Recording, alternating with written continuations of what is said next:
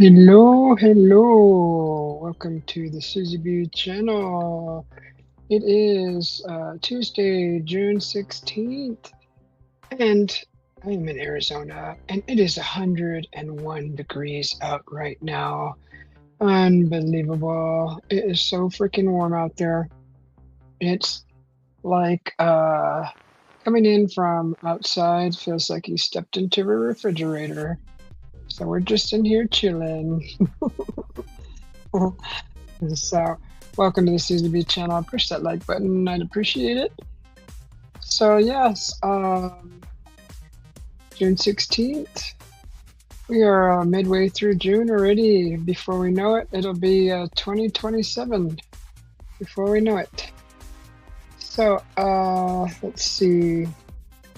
Something new in StreamYard is you're able to export the chat, apparently. I think that's the newest feature that they're offering that I've noticed since I've been on here. I just kind of logged in here and saw an update. So that's pretty much what the update is exporting the chat, which is cool. Not too bad. So hopefully everybody's having a wonderful Tuesday. I'm going to be making me a cup of coffee here in a few minutes. And I am just going to be loading up a site here.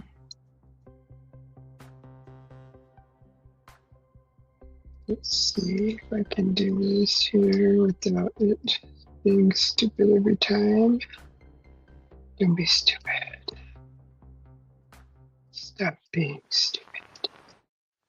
Just let me say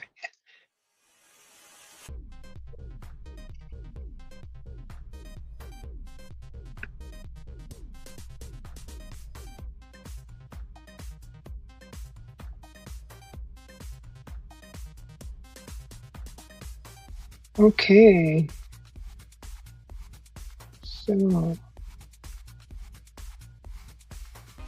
I have I'm going to be doing some cooking tomorrow at midday, and it's going to be something that I've never tried before.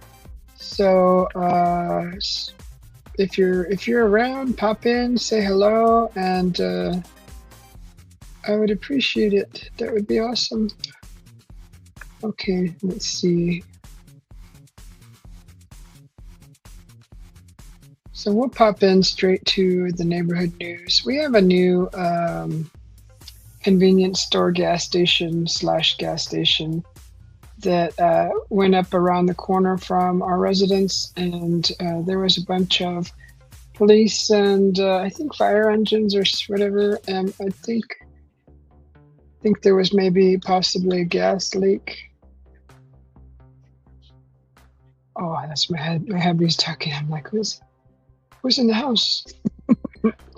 So, anyways, yeah, I just noticed a post here that says, anyone know what's going on at the new Chevron? So nobody's responded, but I think my hubby looked into it somewhere, wherever he found the info. He said gas leak, possibly. Okay, let's see.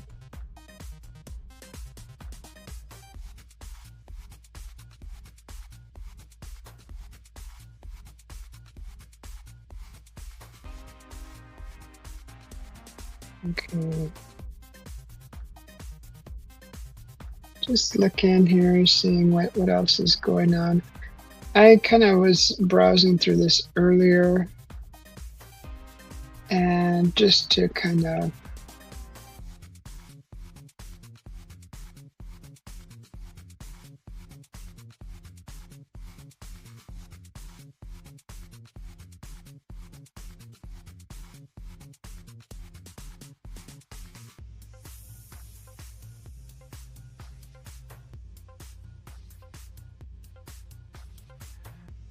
let's see.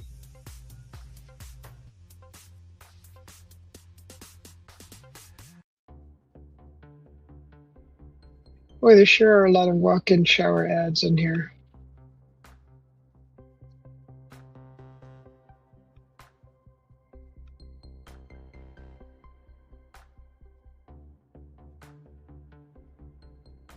I can't believe how many ads are in here.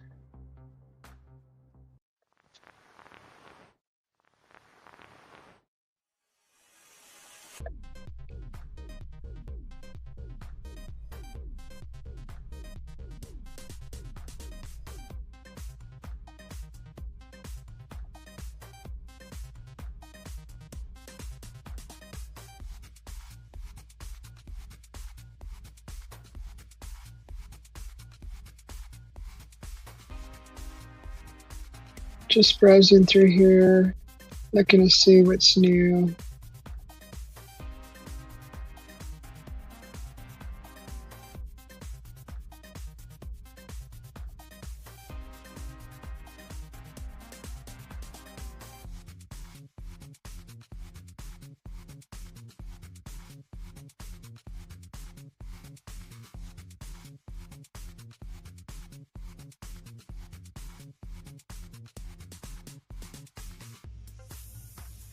So here's something. We just had some lightning here. Gosh, I think last evening I was sitting here and I kept seeing flashes in the sky. This must have been them. So someone was able to record them. But this is what was happening in around Phoenix last evening. Looks like there's a bunch of rain being dumped down over there. This kind of looks like a huge thunderhead. So that's kind of cool. That's kind of cool.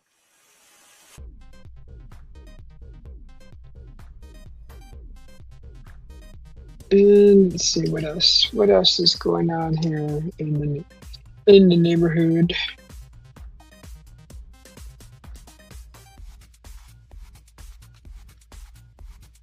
Let's see.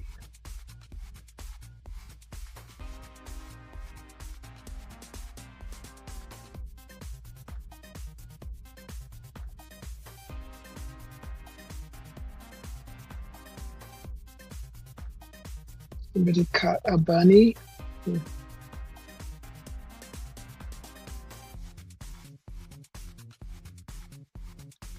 Okay.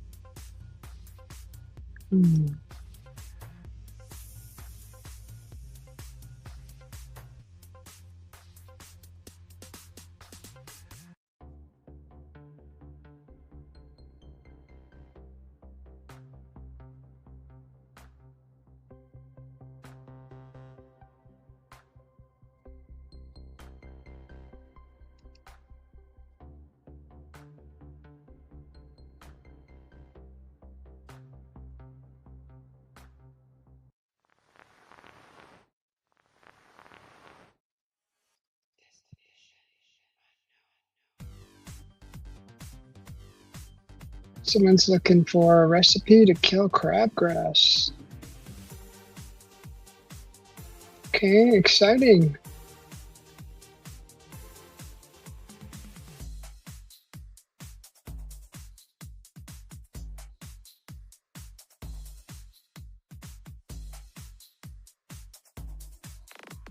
Okay, yeah, we didn't get rain here.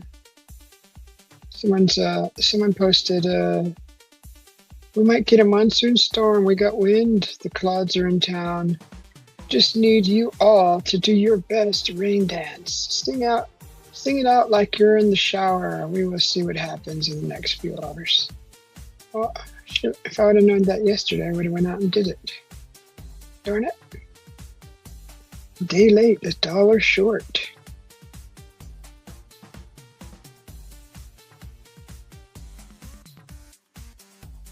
Okay, let's see. What's going on here? Fusion. Oh, there's a Comic-Con? That's funny.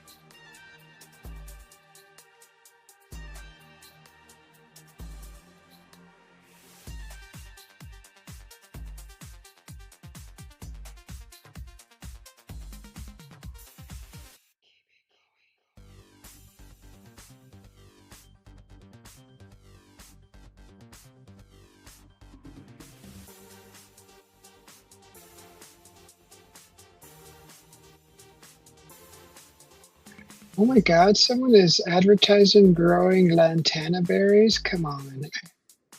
I don't think those were, I don't think those are edible.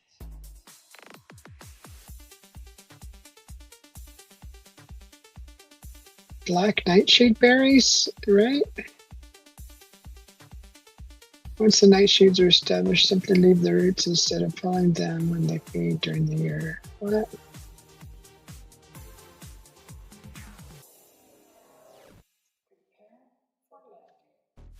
Some are not edible, so be sure before you eat. See the comparison picture. Yeah, I don't know.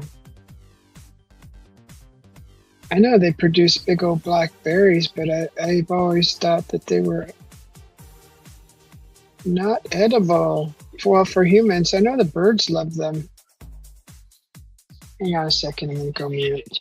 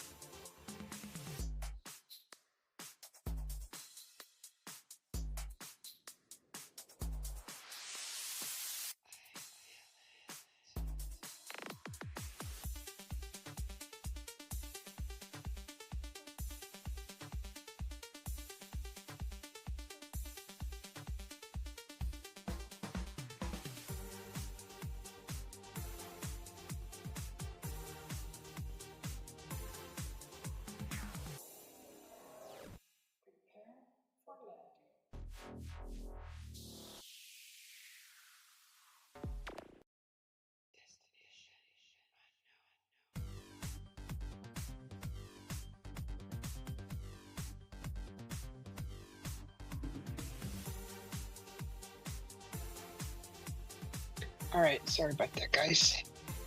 My hubby came in here and was on the phone for a little bit. Hello, Rashid. And then he left me a double moon pine right here. He just put it right in front of me. So thing's sitting here staring at me. Stop looking at me. So yeah, I was just reading this post here that says someone's posting lantana berries, so this calls them nightshade.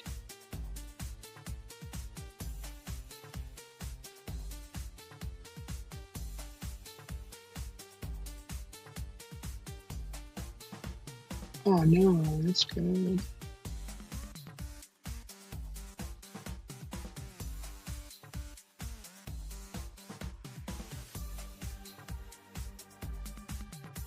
It's really bad. I don't want to see those kind of posts. How you doing, Rashad?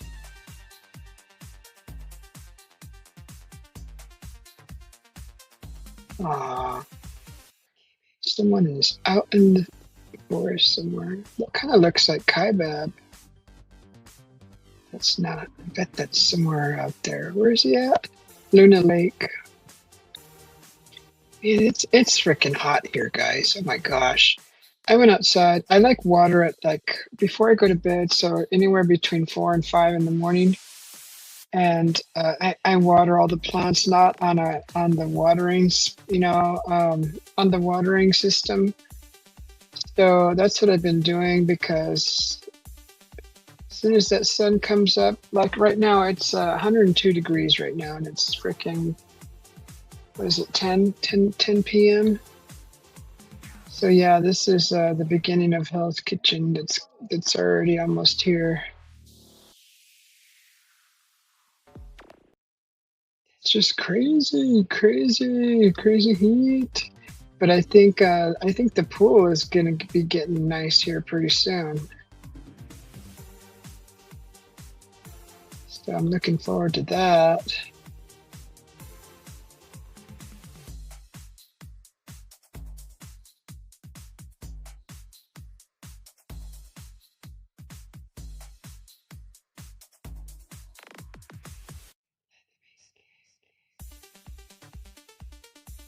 You can't sleep, Rashad? I'm getting ready to make me some coffee.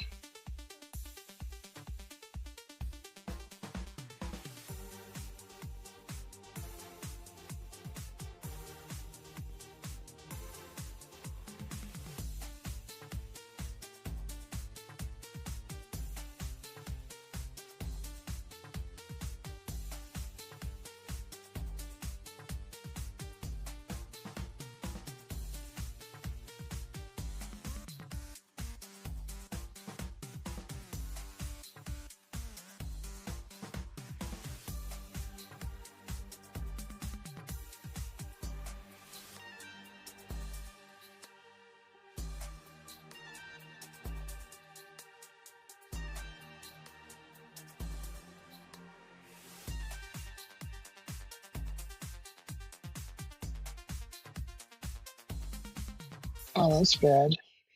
So apparently there's a resident living in a certain, what is it, apartment complex, and they say that they just want to come home and relax, be able to go outside, relax. But they said that there's a smell of marijuana that's just like every freaking day.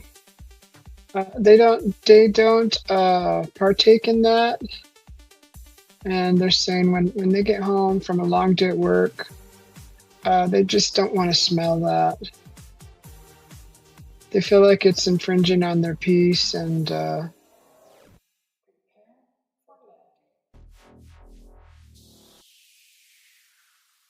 they say they're asking for suggestions as far as approaching management, but they feel like that they may just be talking to the wall. They say they come home, they're trapped in their main room. They can't enjoy the outdoor scenery because everyone's smoking, toking and smoking.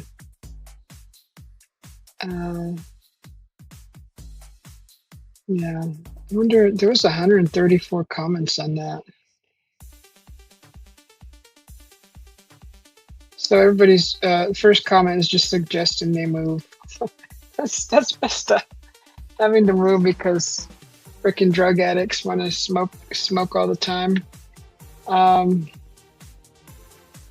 Yeah. Let's see.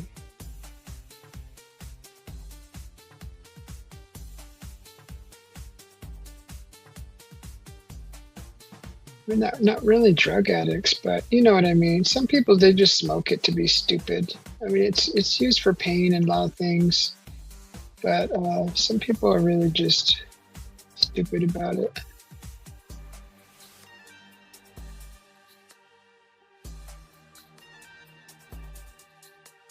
Yeah, it looks like this turns into a big, huge rant by a bunch of other people.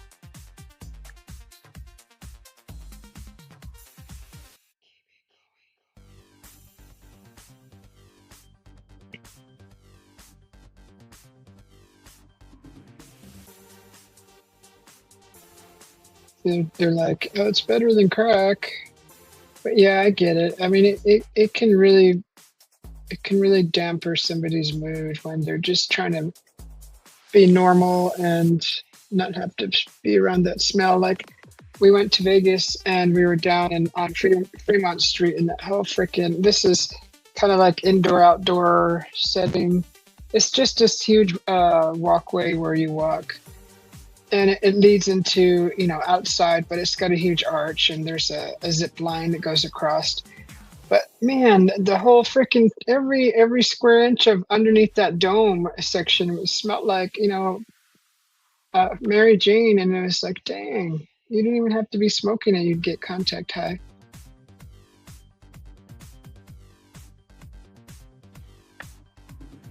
So yeah, I can see where those people are coming from. So I got neighbors that smoke that too, but they don't do it like all freaking day long, where that's all you smell. I would definitely say something.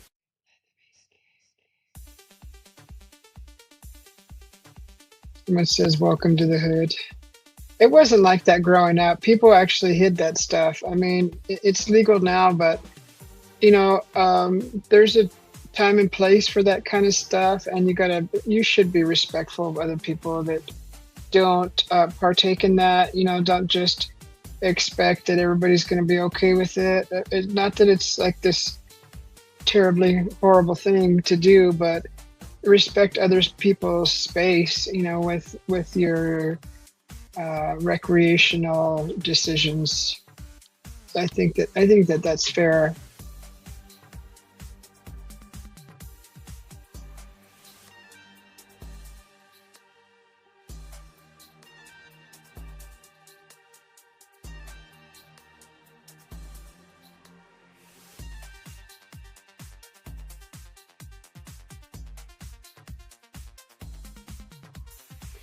I mean, they could at least light incense or something.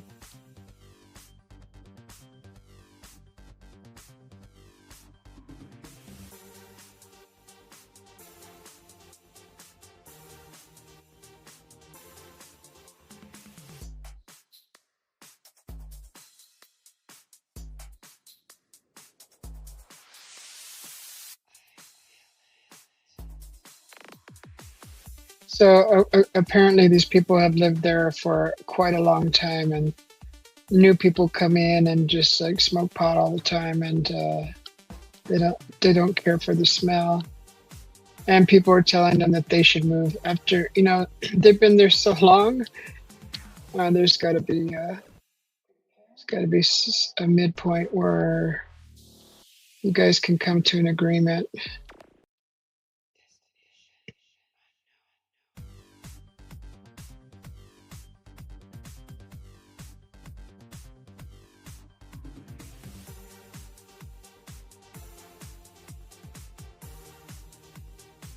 So many scammy posts in here.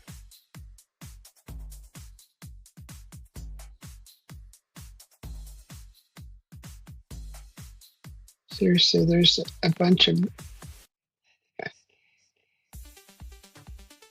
God, I just want to live in a city where there's no trash or garbage. It would be so nice. That's all that there is in here. A bunch of trash and garbage.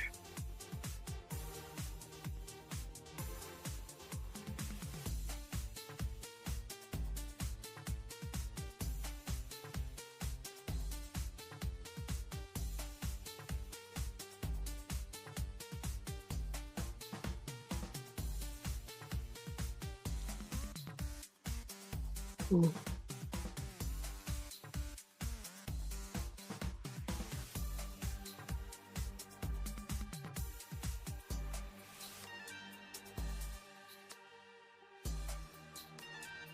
So recently, uh, I've been there's some kind of interesting videos on YouTube about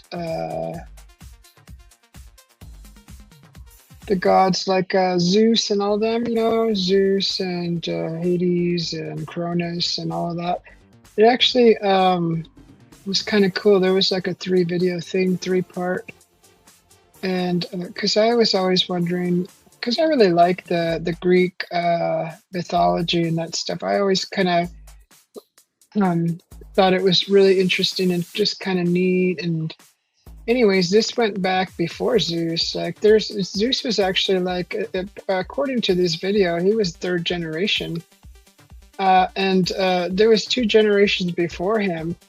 So apparently, there was a big city in the sky. Was it called Mount Olympus or something like that, where the gods lived?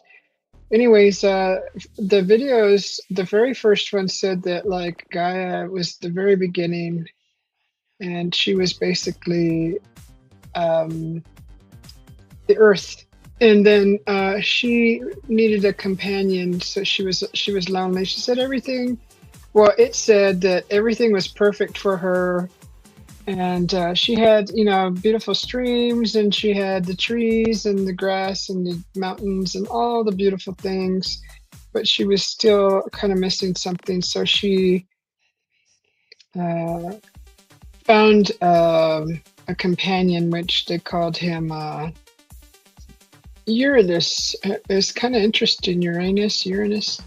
Anyways, he was like kind of like a god of the sky. He was the sky, she was the earth. He was the sky that wrapped around her. With the universe is he was like all of that energy, the whole sky. When we look up at the stars, that's him. Anyways, he became her companion, and together they had children. And those children was the two generations before Zeus. So when they had children, those were called Titans. And when the Titans had children, those were called like gods, right? It kind of went in that order, something to that effect. But of course, Uranus knew that one day one of his sons would try to take over, and so he did kind of like what happened with Zeus, where the father started swallowing the children in fear and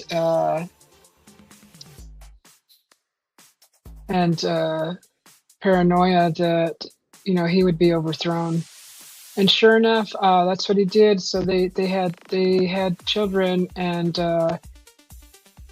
everything was fine until, you know, he got like this kind of feeling that, oh my gosh, you know, one day one of my sons is going to try to take me down, overthrow me. And so what he did was he locked all his children up in the kind of like the way it was described, like in the belly of Gaia, way deep down. They called it Tartarus, and way deep down in her belly. And it was kind of interesting because you hear of Tartaria, right? And then this place was called Tartarus. Anyways, amongst the children there was a Cyclops, and I think Cyclops is very interesting, only because I've dreamt of one, and I just kind of pay attention to specific things like that, especially if you dream about it. Anyways, so the last one, the last son, the mother Gaia, the earth, she fell in grief because all of her children were enclosed and trapped and enslaved down way deep down in her belly. And she devised a plan to overthrow him and free her children. So what she did was she asked the Cyclops to help her forge a weapon that could overthrow Uranus. And she asked all of the children if any one of them would like to help her, and none of them spoke. They all kept their heads down, except for one, which was, gosh, what was his name? I don't think it was Cronus. Was it Cronus?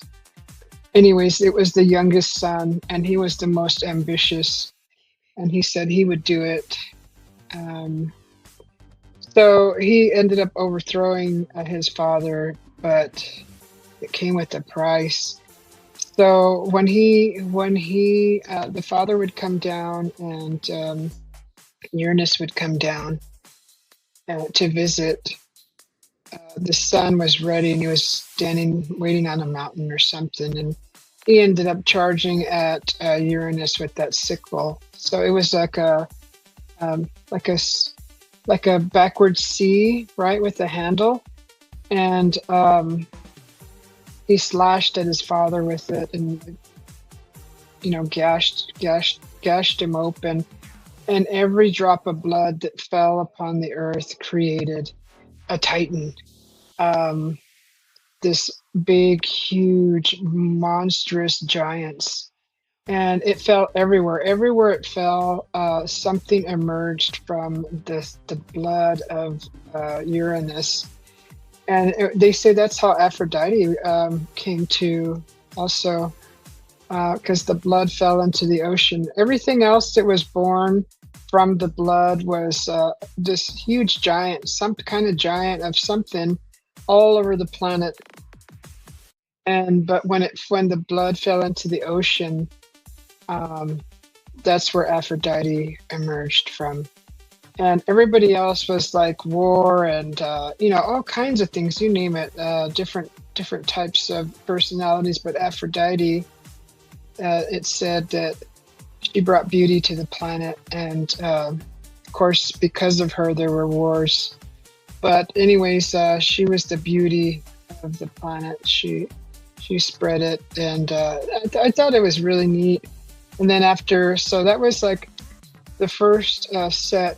I think that they were called Titans. I'm pretty sure they were called Titans. And then the children after. I think his name was Cronus. I think that's what his name was. The son that overthrew the father Uranus, and then when he got older and found a mate, his kids that he had also. His father came down one day and gave him like a kind of like a he told him what was going to happen in the future. He told him that what you've done to me, your son will do to you. So and sure enough, everything was fine. They said that they were in a golden age at that time or something like that. And they said nobody aged. Everybody had everything they needed. Nobody went without anything, and it was just like the perfect time. People, everything was perfect, and nobody went without anything. It was just really interesting. Anyways, after Uranus came down and I believe his name was Cronus, came down and told him that your son will do to you what you've done to me.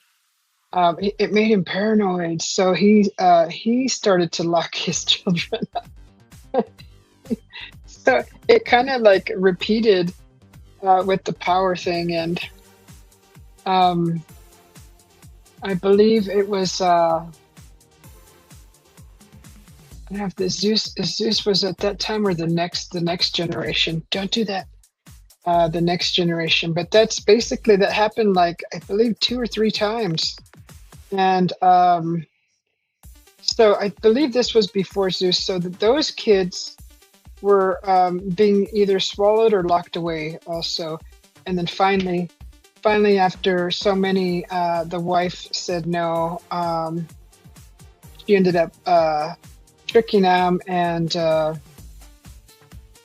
eventually that's where Zeus came from. It was similar to that, because I remember where they said that instead of a baby, him swallowing the baby, she put a rock in its place. And then they hid the baby in a cave. I believe that was Zeus. And anytime he would cry, the warriors nearby would clang their shields and their swords to cover the noise of the baby crying. And but I remember that story. But prior to Zeus, I didn't know any of that stuff, and that's kind of a little bit of the backstory before Zeus, because I've never heard it anywhere actually. Actually, never really tried looking for it, but this kind of was a neat video that showed, kind of gave a little bit of visuals with AI and just to kind of give you an idea, which was really neat. And then it was narrated. So it was just really, really interesting. So apparently before, so it was Zeus, and then you got your gods, and then you're like demigods, and stop it. And I always wondered, what was before them? How were they created? Like, what was the story? But I never really looked into it until recently. It just popped up in my feed, and I was like, oh, I'm gonna watch it. I actually watched it several times, where I should have it memorized by now. But um, it's not. It's actually really exciting. It's a really neat story to see. It explains. It actually says that that they're still trapped down there. There's still a lot of them trapped. A lot of the gods, like when you go into the zodiac, it shows a lot of them went into the stars. And actually, that was a whole separate video that explained the zodiac and all the symbols of the zodiac and how they came to. But actually, in the one of those where it explains like all the different, like the mermaid, the centaur, the griffin, the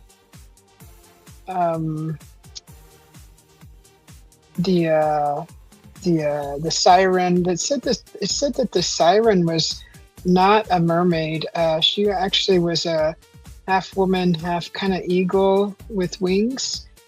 Kind of like an eagle, some kind of bird, like a harpy, kind of like a harpy bird or something like that. But that's a whole separate type of being, the harpy. But it said what kind of bird it was, but I don't remember. Anyway, she had bird feet, she had wings, and the head of a woman. And apparently, they used to perch out on the seashore. By the seashore on rocks, and when a sailor would sail by, they would play music and sing, and they were irresistible. And that's basically what they were meant to do, is just to lure. I guess be irresistible. I don't know, but anyways, the story of the centaur was interesting. I thought. How that child was born from a woman who, her husband was gifted a white bull, and he was supposed to, by the gods, and he was supposed to sacrifice it in honor of them, and instead he kept it and like pranced it around the town, showing it off, and he got spited by the gods, and they made his wife grow lusting with the bull. I don't know if it was a god in disguise, if she actually, where that's going, but it may have been that, because there are stories of gods coming down and being in disguise as like animals and things like that. But anyways, a child came from that, and that child was the centaur, and so apparently the father was embarrassed about how he looked, so he had a master craftsman build like a labyrinth underneath the palace. And they said like every 7 years they would send 7 men and 7 women down there to feed it. And it kind of like, the way that they told the story was like, he didn't ask to be born, he didn't ask. He actually, centaur means of the stars. And they said he never got to see the sky. He was locked down underground. And it kind of made it, it gave a perspective from his side, which was really sad. So but you know, this is all mythology, and but the story was really good. I mean, a lot of it had kind of like a really strong meaning to it, and like a fable, right? There was a kind of a lesson that was taught from these stories. But anyways, I that's kind of what I've been watching. Stop! It's kind of like what I've been watching. My cat keeps shredding my freaking chair. Stop it! Like, I think he's begging for treats because he's like. Anyways, I'm gonna have to go make me some coffee soon. Hey, Turtle Man. You always understood Aphrodite was the daughter of Zeus.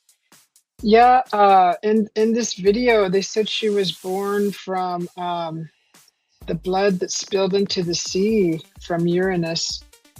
So,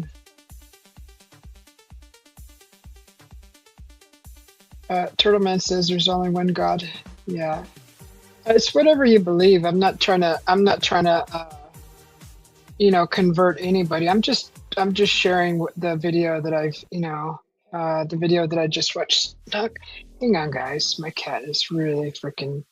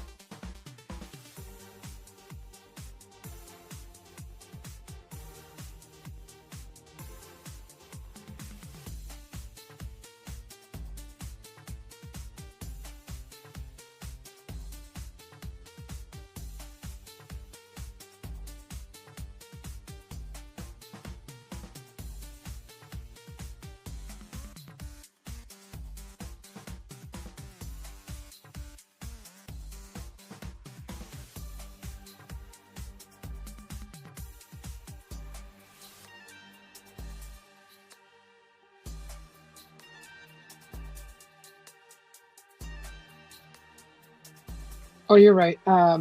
That's the centaur. Sorry, the minotaur. The minotaur is what I was trying to explain. Uh, yeah, it was the minotaur. The story of the minotaur that was the half bull, half man that you hear about in like Greek mythology. That he was lived in a maze underground, right? That was the story. That a total separate video that was explaining like all the so that would have made him like kind of like a demigod, right? I don't know, the demigods. It was basically all the folklore or whatever, the characters that you hear in those like those, you know, those old legendary stories. But yeah, that was not the centaur. The centaur, the half man, half horse. They said those guys. There was one, and he. So apparently they had like a chaotic type of personality, and they would just come in and like break stuff, and they drank a lot of wine, and they would get like unruly and just kind of like a teenager, right? You give a teenager booze, and that's what happens. That's how the centaurs are, basically like that. Anyways, that was interesting. There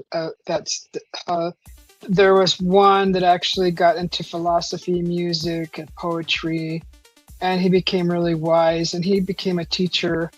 And he accidentally, during a battle, he was on the battlefield, on the battleground during a battle between, I don't know, if there was some kind of battle, and there was arrows flying everywhere. The arrows were tipped with some type of poison, and this centaur, of course, was immortal.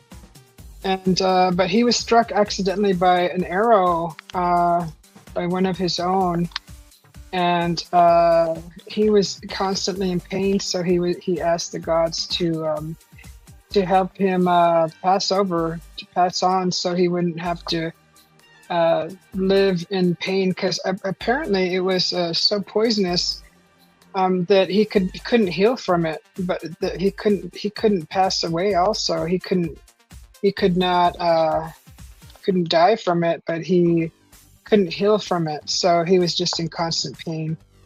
And the story goes is told that that's how he that they helped him. The gods helped him. And anyways, someone who says there's only one God, if you go into the Bible, you'll see that they said there was many. So you can go ahead and research that. That's your challenge. But anyways, so yeah, he got struck by an arrow, and he just was in constant pain. But yeah, I've seen videos lately where they're talking about sirens and mermaids, and all these people are saying, "Oh, the sirens are the ugly ones," and but in these stories, the sirens supposedly they had wings; they didn't have a tail. So they did live on land, and they were usually by the oceans, the ocean sides, and they did have a song too. But most of these beings, they were what is that word? They were mischievous, right? They weren't really, like, not all of them, but some of them, most of them, they were just mischievous. So it was really neat, kind of that video. So I got we were at the market, and I hadn't been in one of these in a long time. As a Winco, and they had a whole section where you can get some coffee. So you basically fill up a bag like this, and they had like probably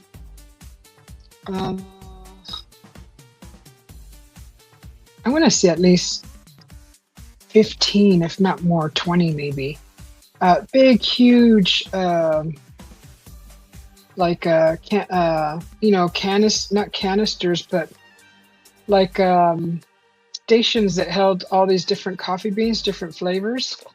And you basically grab one of these bags right here.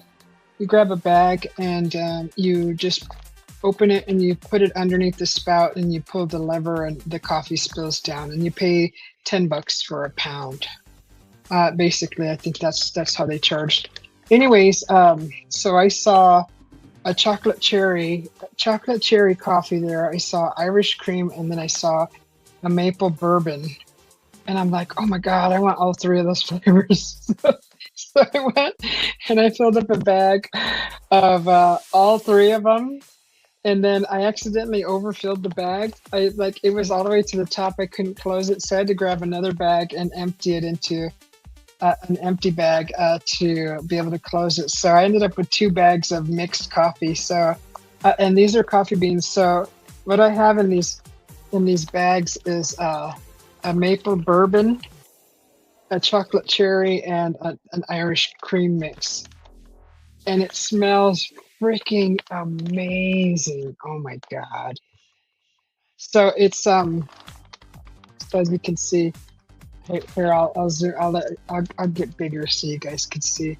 It's just coffee beans, right?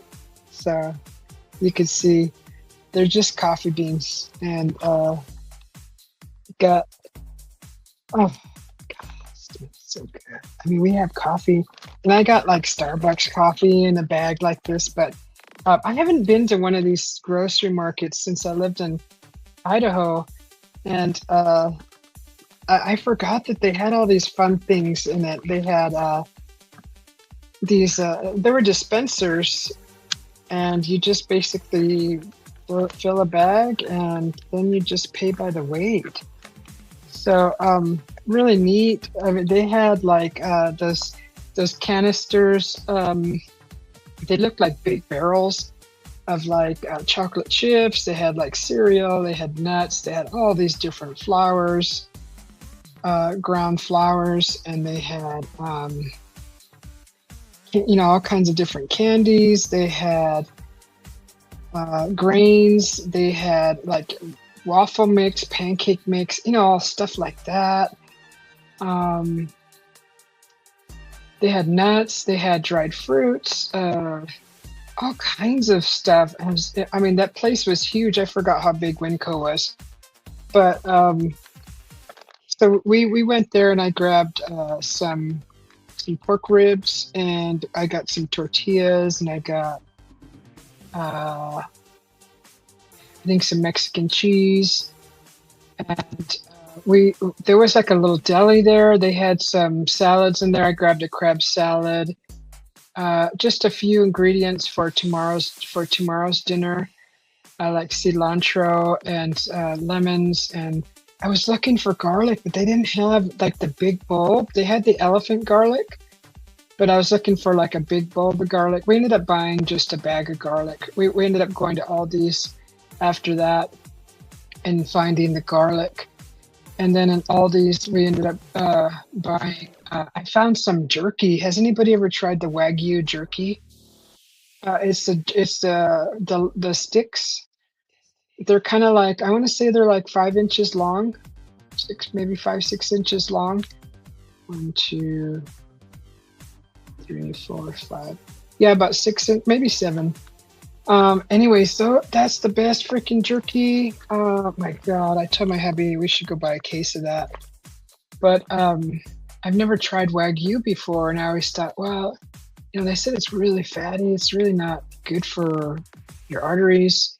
But the jerky, oh my gosh, it was like, I'd chop that up and put that on a salad or put it over nachos. That was so good. But yeah, so I got this coffee. I'm actually gonna ground it down, this blend, and see what it tastes like. Make me a nice iced coffee with it. It smells so good. Oh, you could smell the bourbon. You could smell the Irish cream, and then you get that hint of the chocolate cherry. Let me smell this one. So I try to separate them so that I can just kind of go in and scoop the different flavors at a time. But because I had to dump one into another, see, I could smell more of the cherry in this one. They kind of got blended, mixed together. So that's going to be fun brewing this coffee. I just got to go ground it up. But yeah, that Greek mythology, that was cool because from what I understand, there's still a bunch of stuff. Bunch of titans. Like, if this is true, those poor guys are still down there. Like, actually, some of the story made me sad because, you know, how they were locked up and way down in Tartarus. I mean, if that's true, even if it isn't, I mean, it's still a sad story. But I think, you know, if it is true, they're still stuck down there. And apparently, this big, huge thing came and like almost took out Olympus.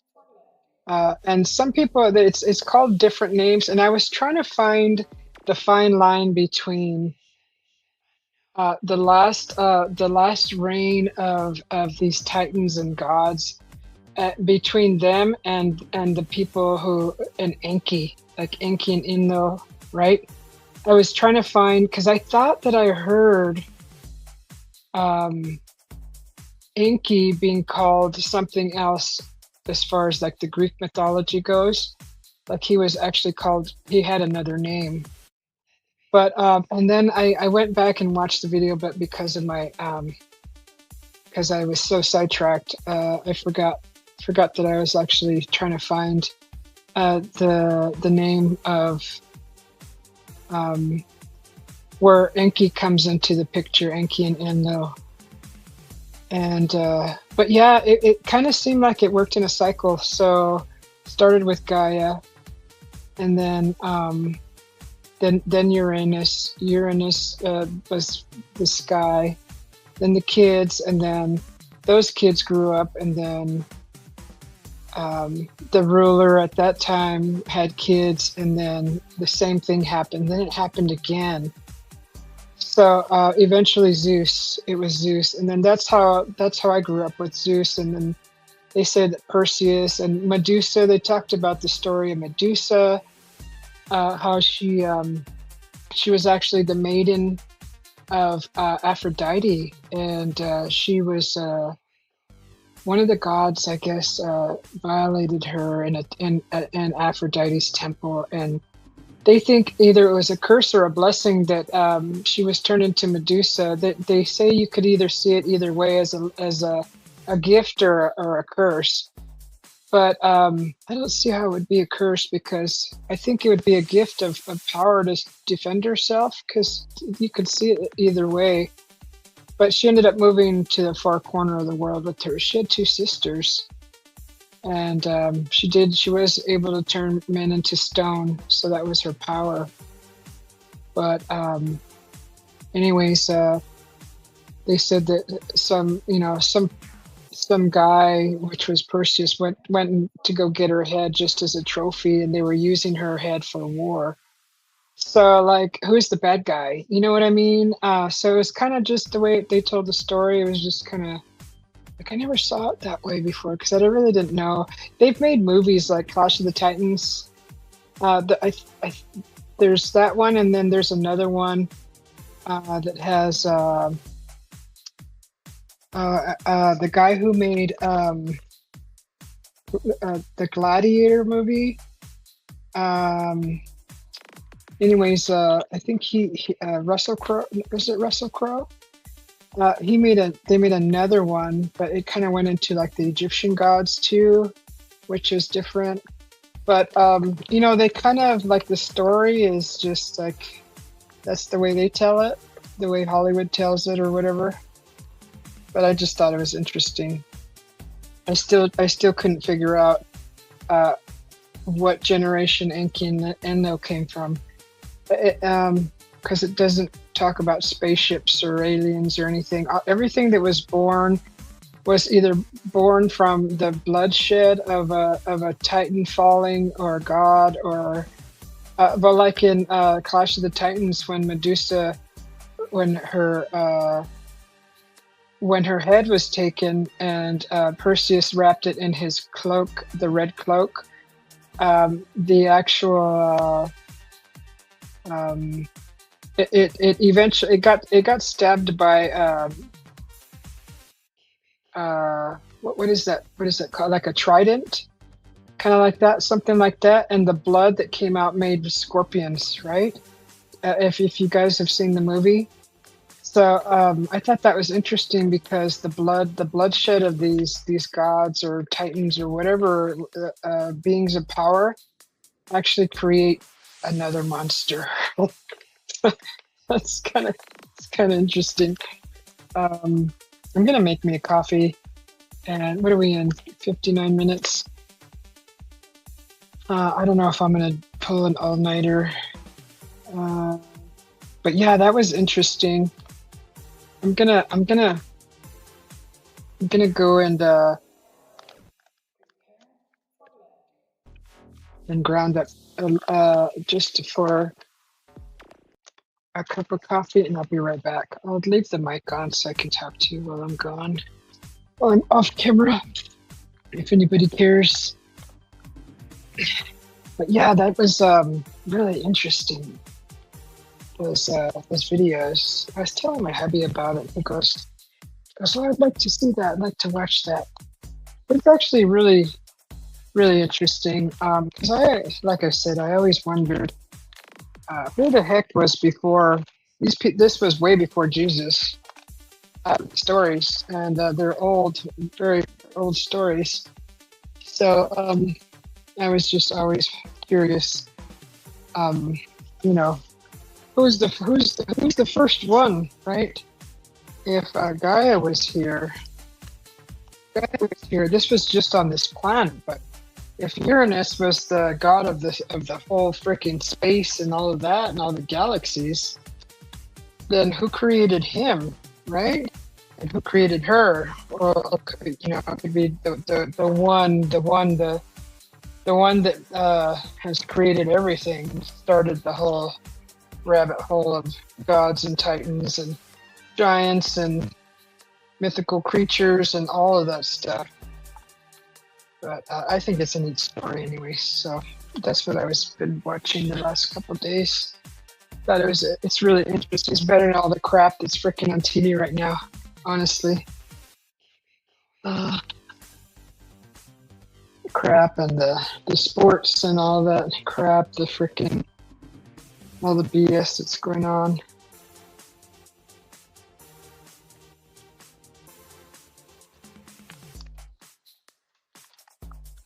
I mean, at least there's like lessons that are taught with these stories that you can learn from, like little teachings and things like that. But Sphinx was another interesting one. Okay, so I've never ground coffee before, so I don't know how much you're supposed to put. Are you supposed to stay under the blades, or can you go above the blade, the coffee blade? I don't know. I'm gonna stay under just to be safe, and then ground this.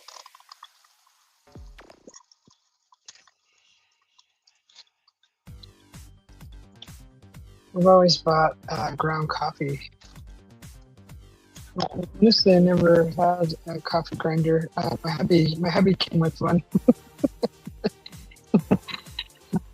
So, how far down do I grind these things? Guess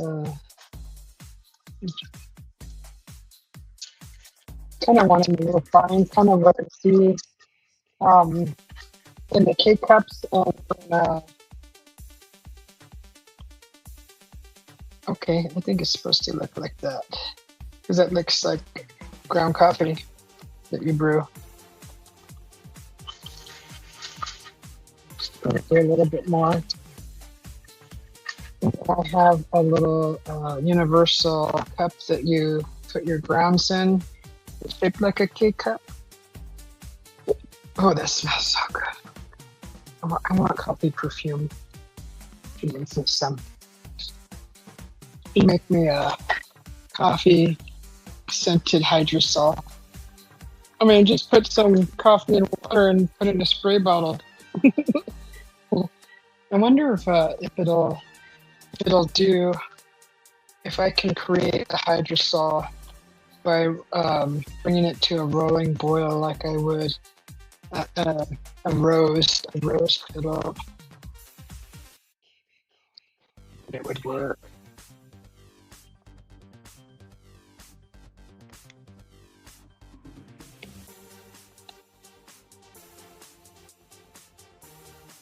So what is all that white stuff in there? Why is there white stuff in here?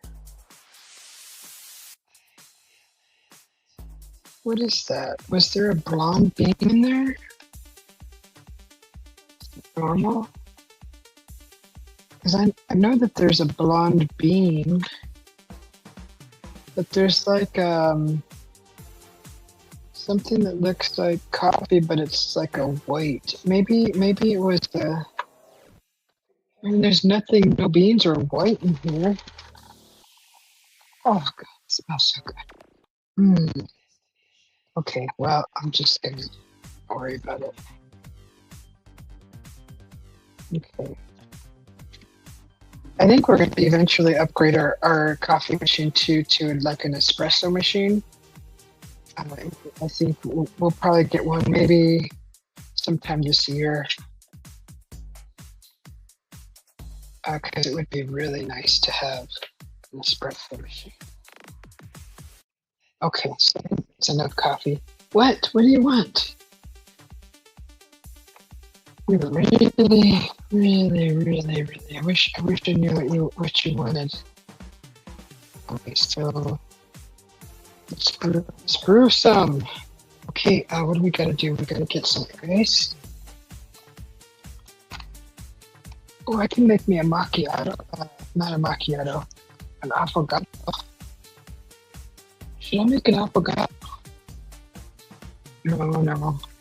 I'm gonna make I'm just gonna make my normal coffee with caramel whipped creams. I gotta whip some milk.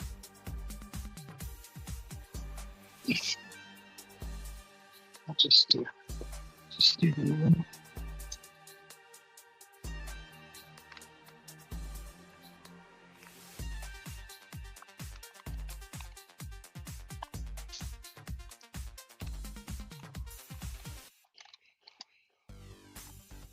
Oh, I also found some, which I can't find anywhere. Found some chicken hearts to feed the cat. I like them too. But I found them at Winco. I was like really surprised. Oh my God, like in all the markets I've been to, I've asked them, the butchers, and like, you guys, even Walmart. I've asked all of them, where's the chicken hearts? We didn't get those.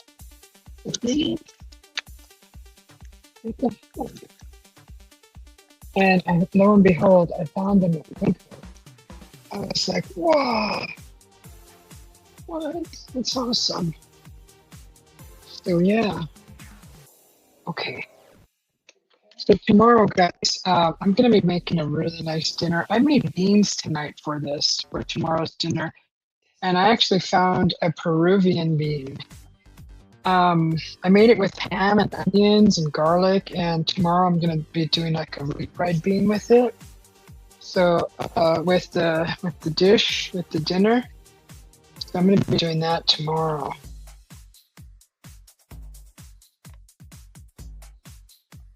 Oh God, the coffee smells so wonderful. Mm. That smell is just like endorphins. It's like the sets off those wonderful mood enhancing endorphins. It smells so good.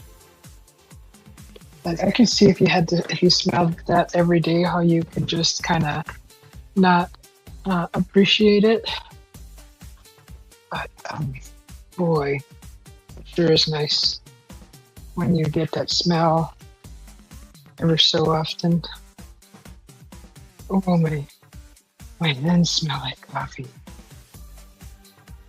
Hi, Miss Kathy. How you doing?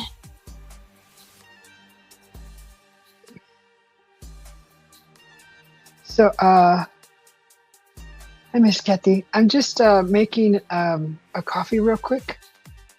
So I'm almost done. I just got to whip some milk and put the coffee together.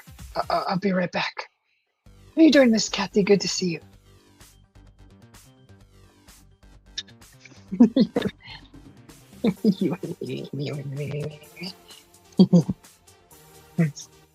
don't even think. Oh yeah, I was like, did you even hear me? Was my mic even on? I was playing with my cat, pressing my foot on his belly, because he's just like all over me. He got food. I don't know if he was begging for some more shrimp. But I gave him some chicken hearts last night.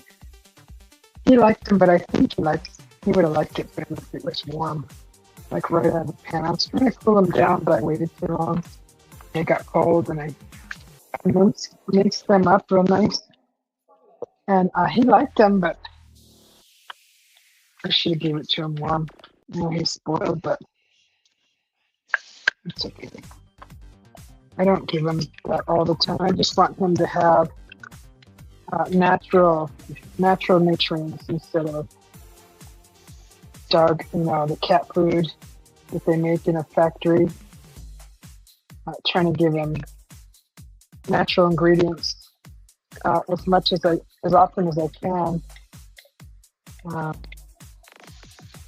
mean, not all the time. At least twice a week, I try to give him some kind of fresh fish or some kind of organ meat. So I found chicken hearts, or a fish, like tuna or a shrimp, or like I said, organ meat for him. Something real. Just steamed, salted, no spices. What? What? What are you begging for? Yeah, that's okay. So I'm whipping up the milk now. Putting the ice in the cup.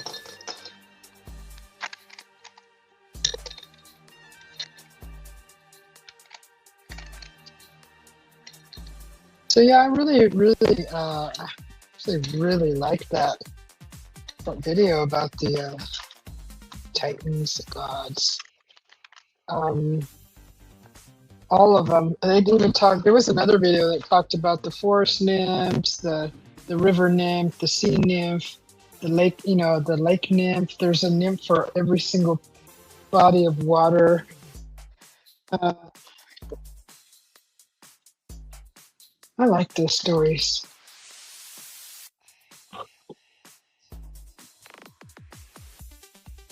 Gnomes, all those neat things. I mean, you go through a neighborhood and everybody has a freaking statue of a gnome on their porch, and you kind of wonder why. Like, are they all freaking in the same club or what? There's a reason for these things. There's a story. What? You got a gnome in my front yard. Someone keeps beating it up. I think it's the cats. I don't know. They keep knocking his head off. I keep saying I'm going to do this, but I want to make a new one with clay. Hopefully he'll last long in this weather. Maybe I'll do that soon. I keep saying it, but I just got to do it. And make a new one. New little gnome. Poor little guy. He's got to keep beat it.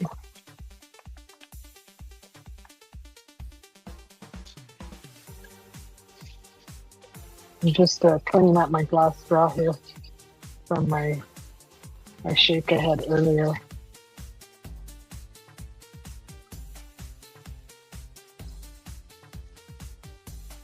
These little straw cleaners are freaking amazing. They do a great job, especially when you have dry shake inside of it. Yeah, it makes it clean really nice.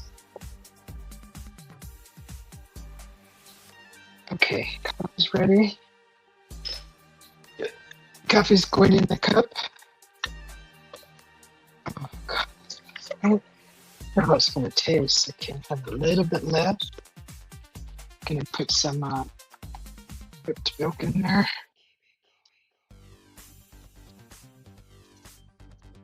There's no sweetener really, not yet. I think I'll pour some caramel chocolate in there. I didn't make any whipped honey coffee. I'm just doing this coffee, caramel, whipped milk, some chocolate caramel.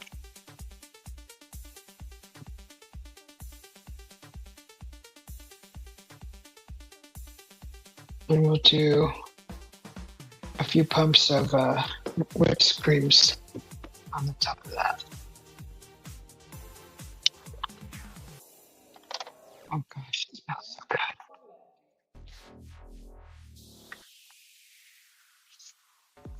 And then we'll finish it off with a little cocoa powder.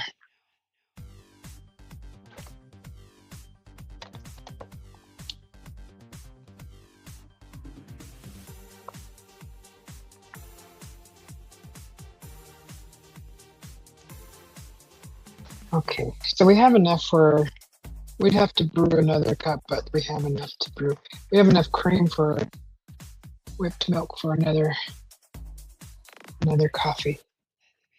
God, it smells so good.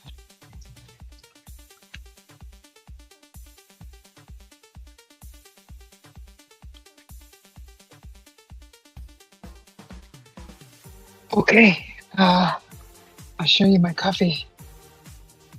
I'll show you. There it is.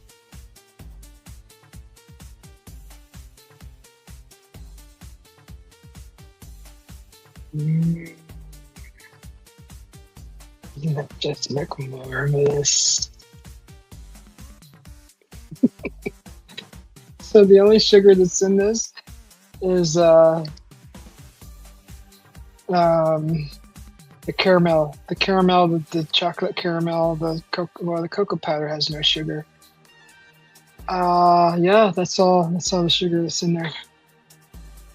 I like it when I run into that syrup, that sweet caramel. It comes up the straw and it sweetens the coffee. So that's enough sugar for me. Hello, Lauren. How you doing? Good to see you. So I'm gonna put the link up if anybody wants to hop up. I'm gonna go on the YouTube side and pin it.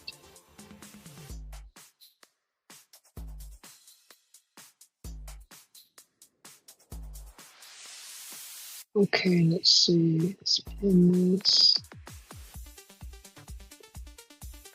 Yeah, so let's try this.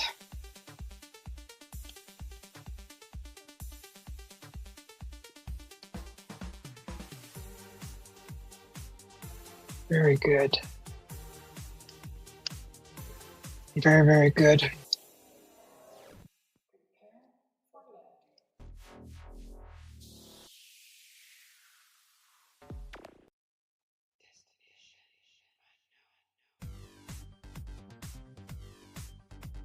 Yeah, that's pretty good. Give it a stir. Let me get the sweetener on there. Just to maybe taste any of those flavors. Oh yeah. That chocolate cherry coffee. Wow, I was like, what? As soon as because I was still kind of on the fence about, buying some coffee beans, like different flavors. But when I saw that chocolate cherry, I ran, I ran to go get a bag to put the coffee beans in. I'm like, oh, that's it. That was the deal breaker right there. That chocolate cherry. And then I saw the Irish cream one. I'm like, ooh, Irish cream coffee with Irish cream liqueur, right? But I can't do that kind of coffee because I didn't separate them. So that's okay. I know where that store is at now.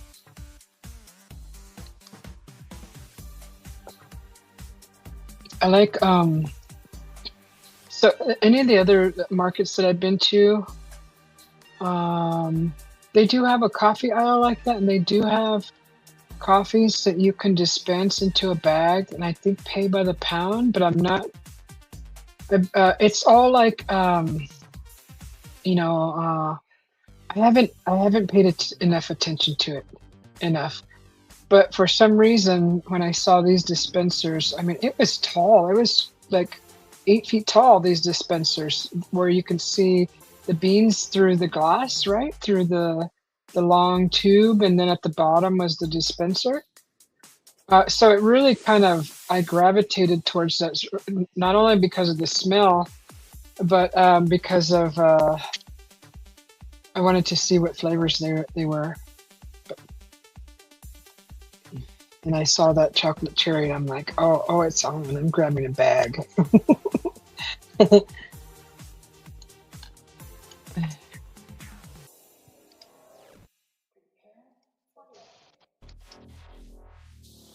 So yeah, that's kind of what I was watching yesterday. I was watching that. I actually watched it several times because I had to go back and like rewatch it to try to absorb it. And of course, I didn't absorb all of it enough to like tell you the full story. You'd have to go find the video and watch it yourself if you're into that stuff. But it was just really cool. I could probably share the channel. I don't know. But I like those the Greek mythology stuff. So let me I don't know, just look at Greek mythology, and I'm sure you'll come across it. It has really nice visuals. They really did a good job at putting together using AI to kind of give you a visual of the story. It's not spot on, but it's pretty close. And if the way that they were telling the story, the description of the visuals The way they looked were really, really good. They were really good, really neat. So it's kind of like watching a movie.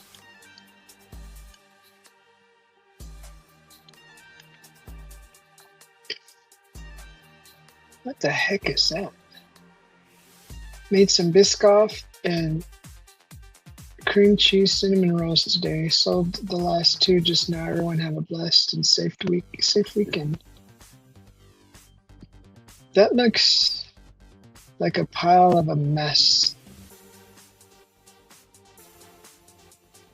Am I saying that right? Biscoff and cream cheese cinnamon rolls.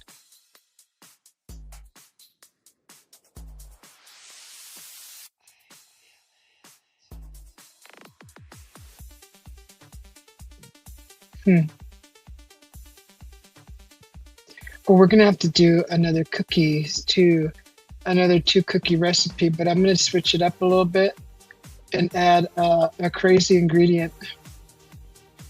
Only because I'd like to see if it'll work.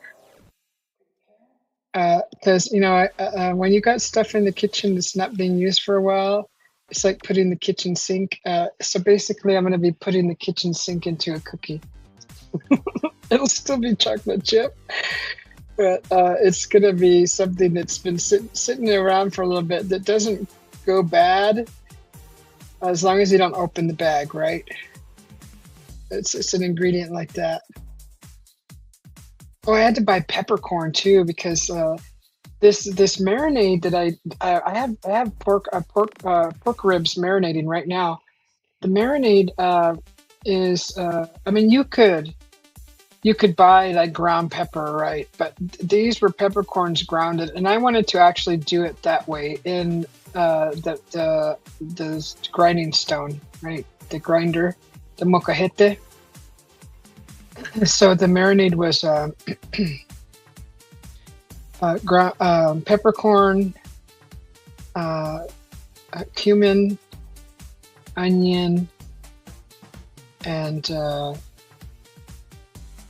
that's it. Salt, lots of salt, like 1.5 tablespoons of salt, and maybe a half a tablespoon of peppercorns or a tablespoon, and then like half a tablespoon of cumin, and then you grind that. And then that goes over the meat. So that's what's sitting over the meat right now. I have several different recipes I want to try that I've seen. I really want to try see how they taste because, like, honestly, a lot of these recipes that I've been trying, I've never tasted these flavors before. So this marinade is something different that I've never even heard of before. And then grinding onion in a mortar and pestle, right? Molcajete. That was interesting. So tomorrow I'm going to be doing it again, but I'm going to be grinding something else because I'm going to be making a side to that because I cooked the beans today. I made some Peruvian beans, which I've never had before. They actually swell up real nice, and they're like a light, almost white. Just a tan, a real light tan bean. They remind me of the butter bean. They're a little smaller than the butter bean, but they're really nice. And I cooked them with onion and garlic and ham. I didn't have a ham hock, is what I usually cook my beans in, but I cooked them with the butt end of a ham, like a whole ham. And it was like the butt end of one. It was just a small piece that we had in the freezer. So I thawed that out and threw that in the pot of beans. So it gave it that ham flavor also. So tomorrow I'll be refrying those. That'll be the side. And then the pork ribs. And then I'm going to be making the other dish. So I'm excited. Well, the marinade is just marinating the meat, but I'm gonna have to I'm gonna have to toast some chilies also, and grind those in the molcajete. So that's gonna be there'll be some more grinding going on tomorrow. We're gonna be grinding. We're gonna never mind. So yeah, we're gonna be doing molcajete again tomorrow. That's gonna be dinner. I actually got I bought flour tortillas this time because I'm like I'm not making flour tortillas. That's like a lot of work, and I'm like the only one that eats them. And then you know, I haven't perfected the recipe yet that I like. So I just bought us a little pack of the smaller flour tortillas.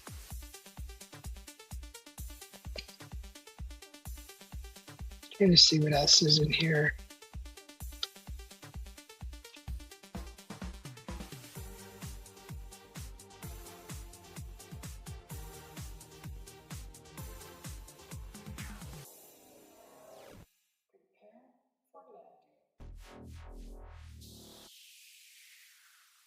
Cactus Red Blockwatch newsletters out. Follow the link.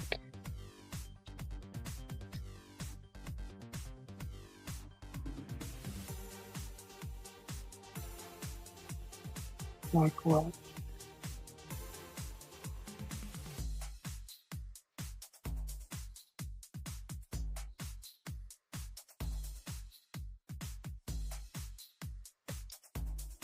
Water Drive. Okay.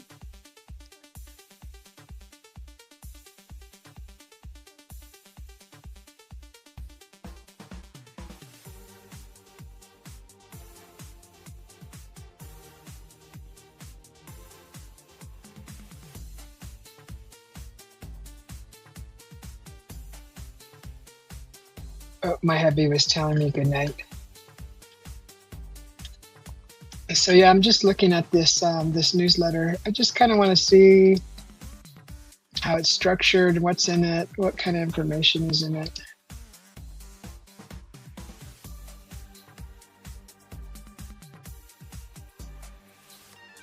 Oh, we were on the way to the market. What we're actually on the way to an eyeglass place. Eyeglasses, right?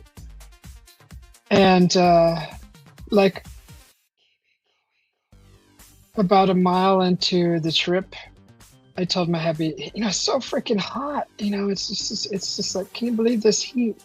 And we were talking about the heat, and I said, I guarantee you, we will see someone jogging in this.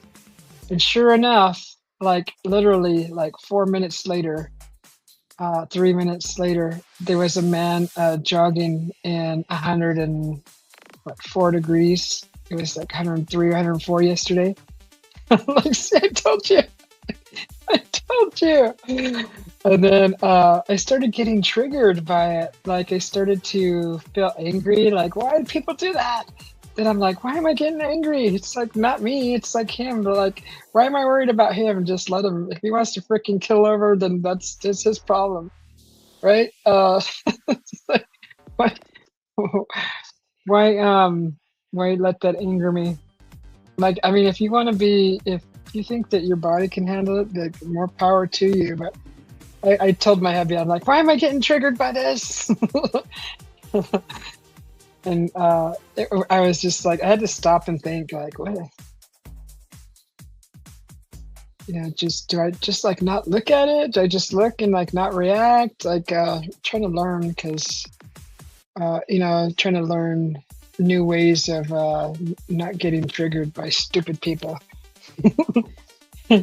Just stupid things that I see in the stupid city with a bunch of freaking people all doing crazy things. You just kind of almost have to have blinders wherever you go, just so you don't like have an opinion about anything. And this is why I don't like living in the city. It's just because there's too many people out doing stupid things. I mean, the people doing good things, it's hard to see them doing it. It's mostly stupid people doing stupid things that do it right out in the open. It's just like, is that on purpose? Are you trying to piss me off?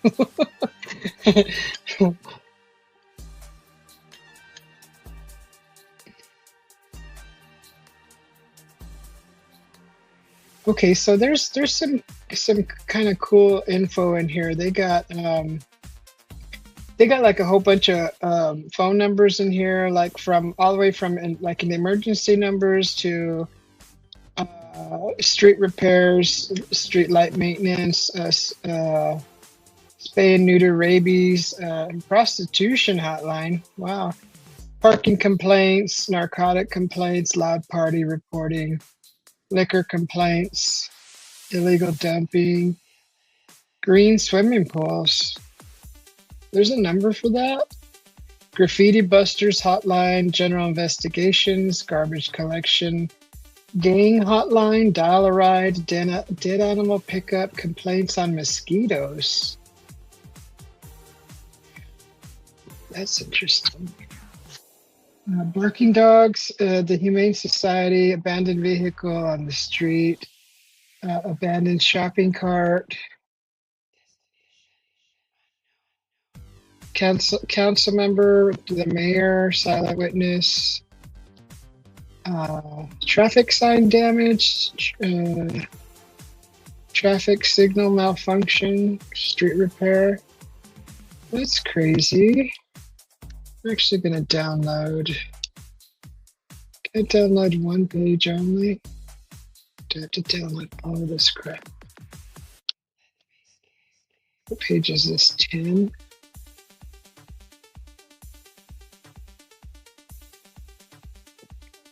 I don't need those numbers. Okay. Or just download the whole thing, I guess. That's the newsletter.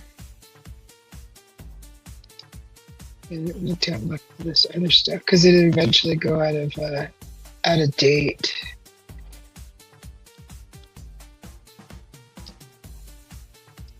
Summer safety.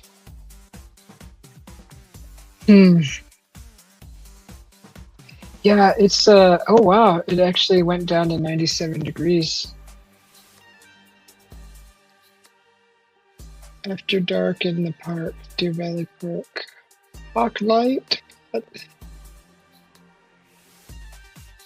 Hawk stands for high intensity activated crosswalk beacon, a traffic control device designed to stop vehicular traffic only when pedestrians need to cross a roadway. There's a hawk light on Dunlap, okay, near Cortez Park School Pool.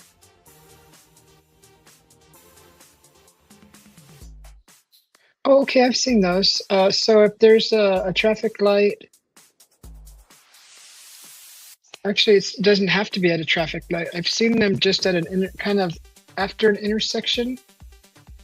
And it's they paint in very bold lines, and there's I think it has to be a traffic light. Anyways, when a pedestrian pushes it to cross, the whole thing lights up like really bright, and it kind of flashes. So like, so bright. So it really gets your attention that people are trying to cross. Okay, here's a flyer on firework laws. I just saw some fireworks too being sold at Winco, and they were like some huge sparklers. I'm like, wow, those are like, those lawn, those incense sticks for your lawn that they make them like extra big and extra fat. Usually, like it'll be like a citronella one where it's for mosquitoes, but that was the size of these sparklers. That was like how big these sparklers were. I was like touching them. I was like, oh. But I in my closet, I have like 5 boxes of sparklers. I'm like, Susie, you don't need these. Just got to go through your sparklers first before you buy new ones. So you just have piles and piles of stuff. So every now and then I'll light a sparkler and go out in the backyard and just kind of wave it around like a little kid, and just to use one every now and then. So this flyer is explaining what's legal and illegal. So the skyrockets are illegal. Firecrackers, explosive, detonates in the air or on the ground. Those are illegal. The reloadable shell devices, Roman candles, shooting flaming balls with explosive report. So those are illegal. Aerial fireworks, so like a potato gun.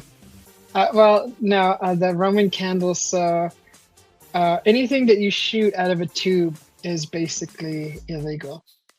Single tube devices with report, like this next one, shoots flaming balls with explosive. Those are illegal. Any display fireworks except licensed permitted public displays.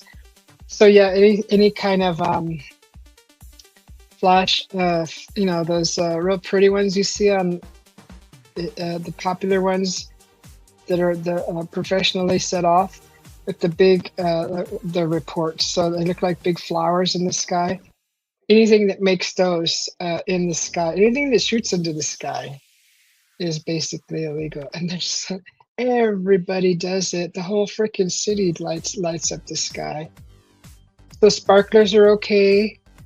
Even the they have like, I haven't seen like the updated version of like, the little snakes where you light one end and this looks like this little charcoal thing grows into a snake and it like twists and turns and lights, but it doesn't really do a whole lot. It just kind of expands. The snakes, those and the spinning ground things, we used to hammer those to the tree and light them up and they would spin in on the tree trunk. We used to do that with those, but those are okay. The sparklers, smoke devices. So smoke balls, we call them smoke bombs, cylindrical smoke, smoke cones, and smoke candles. Those are okay. The novelties like the snakes, the party poppers, the snappers. Even the snappers have been upgraded, I noticed. I noticed the packaging. The snappers, they're like these little... It looks like these little white wrappers that they've wrapped whatever makes them snap inside, and then they're twisted like a Hershey's Kiss, right? Those are the snappers. Those, I've seen an upgrade of those yesterday. And I was just curious what they all look like. I should have opened them and looked at them. Because I haven't seen those in years. Like I haven't done a snapper or one of the snakes. Party poppers. I've done party poppers. The spinning things on the ground emit flame and sparks. Hard flat surface only. Whoops. Okay, so don't hammer those onto a tree, guys. The sparkling wheel devices mounted on a post or a stake. Outdoor use only. Well, yeah, duh. Who would like put that inside the house on the wall? No, don't do that. You'll catch your house on fire. Anyways, fountain style fireworks, cylindrical, square cone, California rocket shaped. Max is 500 grams.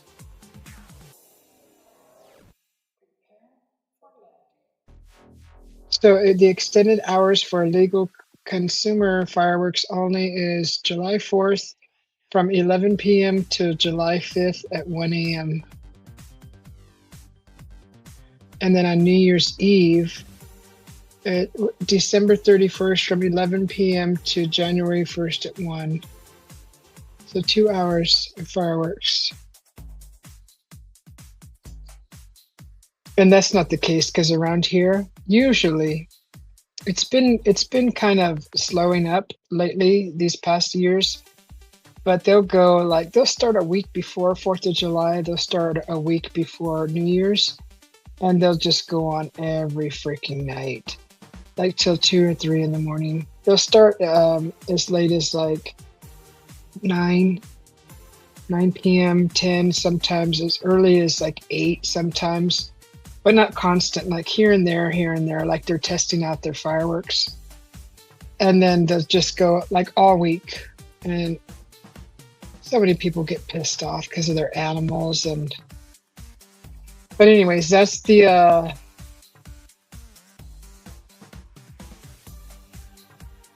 flyer on the legal illegal fireworks.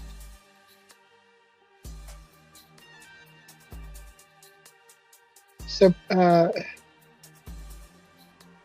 sale dates and use dates are different. Fireworks may be sold earlier than they may legally be used. Okay, this flyer shows the permitted use dates, the dates when residents may actually light fireworks in Phoenix.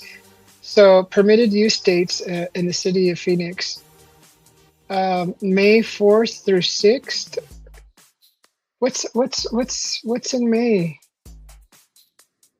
Is there something in May? Is it like I don't know. Does anybody know May 4th and 6th? What goes on in during those days? June 24th through July 6th, and December 26th through January 4th. So I think during permitted dates only. Okay, so those are the months that you can buy them. Permitted use dates. Okay. Permitted hours 8 a.m. to 11 p.m. during permitted dates only. Oh, this is confusing. Fudge. Okay, so permitted use dates May 4th through 6th, June 24th through July 6th, December 26th through January 4th. Permitted hours 8 a.m. to 11 p.m. during permitted dates only. But over here, extended hours, special holidays, exceptions, July 4th and New Year's Eve.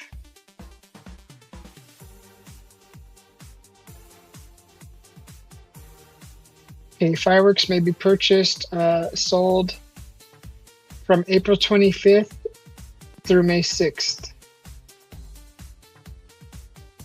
May 20th through July 6th, and December 10th through January 3rd. These are sale dates only. Purchasing fireworks during sale dates does not authorize their use outside of the permitted use dates listed above. Reference. So permitted use dates. So between May 4th and 6th, June 24th through July 6th. See what I'm confused by is it says July 4th. It says like for 2 hours, right after midnight. New Year's Eve for 2 hours, right after midnight.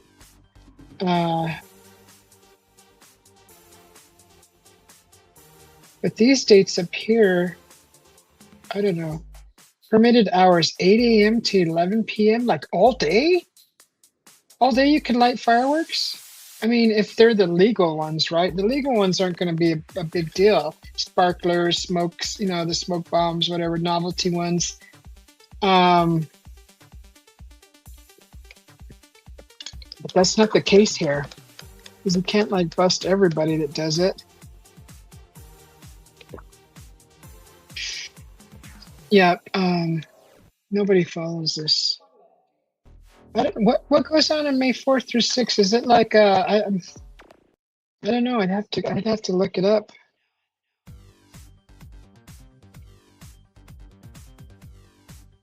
Oh, I just realized that song's been playing over and over and over and over. Okay, I haven't been paying attention to the song. Sorry, guys, if it's driving you nuts. Okay, bulk trash collection.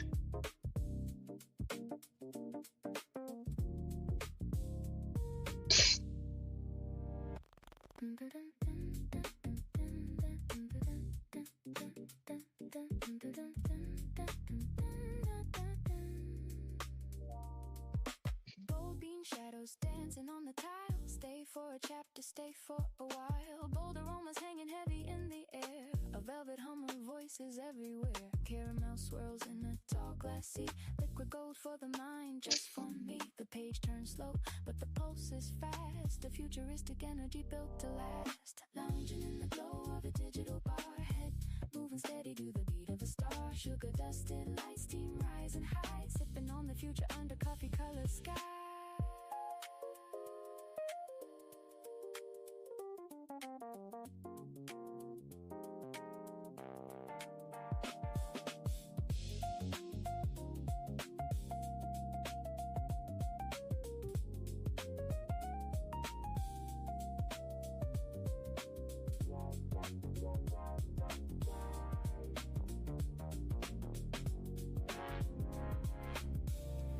Okay, that's who we need to contact.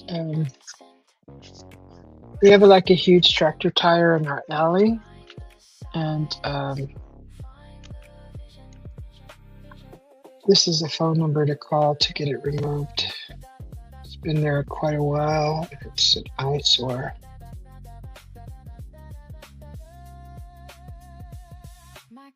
It's the public works number.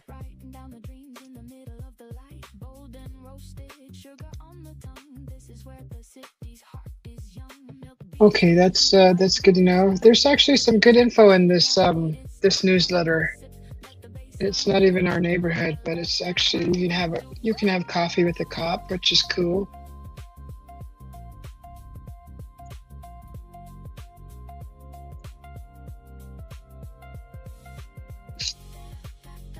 Let's see this.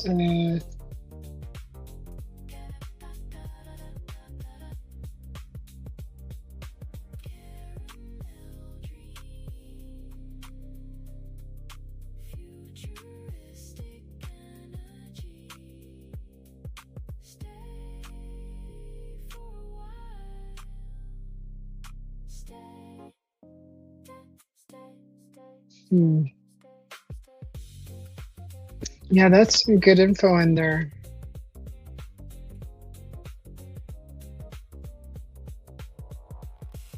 Oh, someone's making what are those cake pops? Does anybody eat cake pops? I think I've had them one time, like probably my whole life. And apparently they're not hard to make. So you make a cake, right? Heck, you can go into any freaking market and buy a cake, and all you do is, you would take the frosting off of it, or if you make your own cake, basically while it's still steaming, throw it in a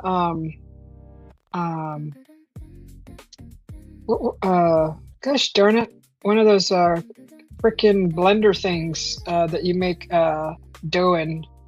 I forgot what the damn thing's called. I don't use it often enough. Anyways, you put the little whipper thing where it whips it around like you're making if you're mixing batter, right, for a cake. Those things. Gosh darn it. The KitchenAid.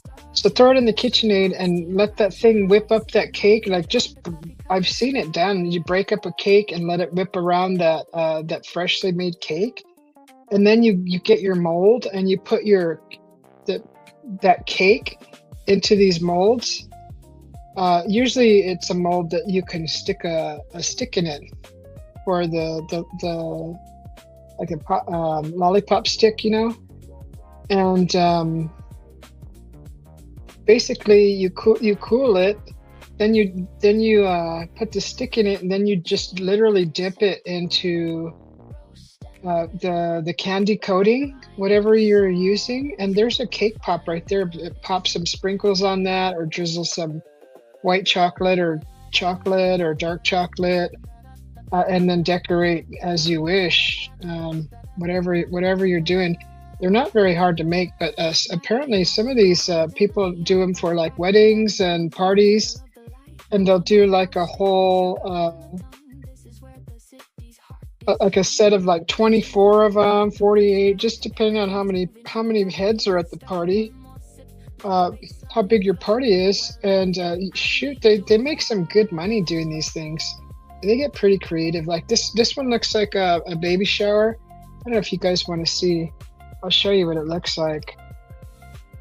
just to give you a visual.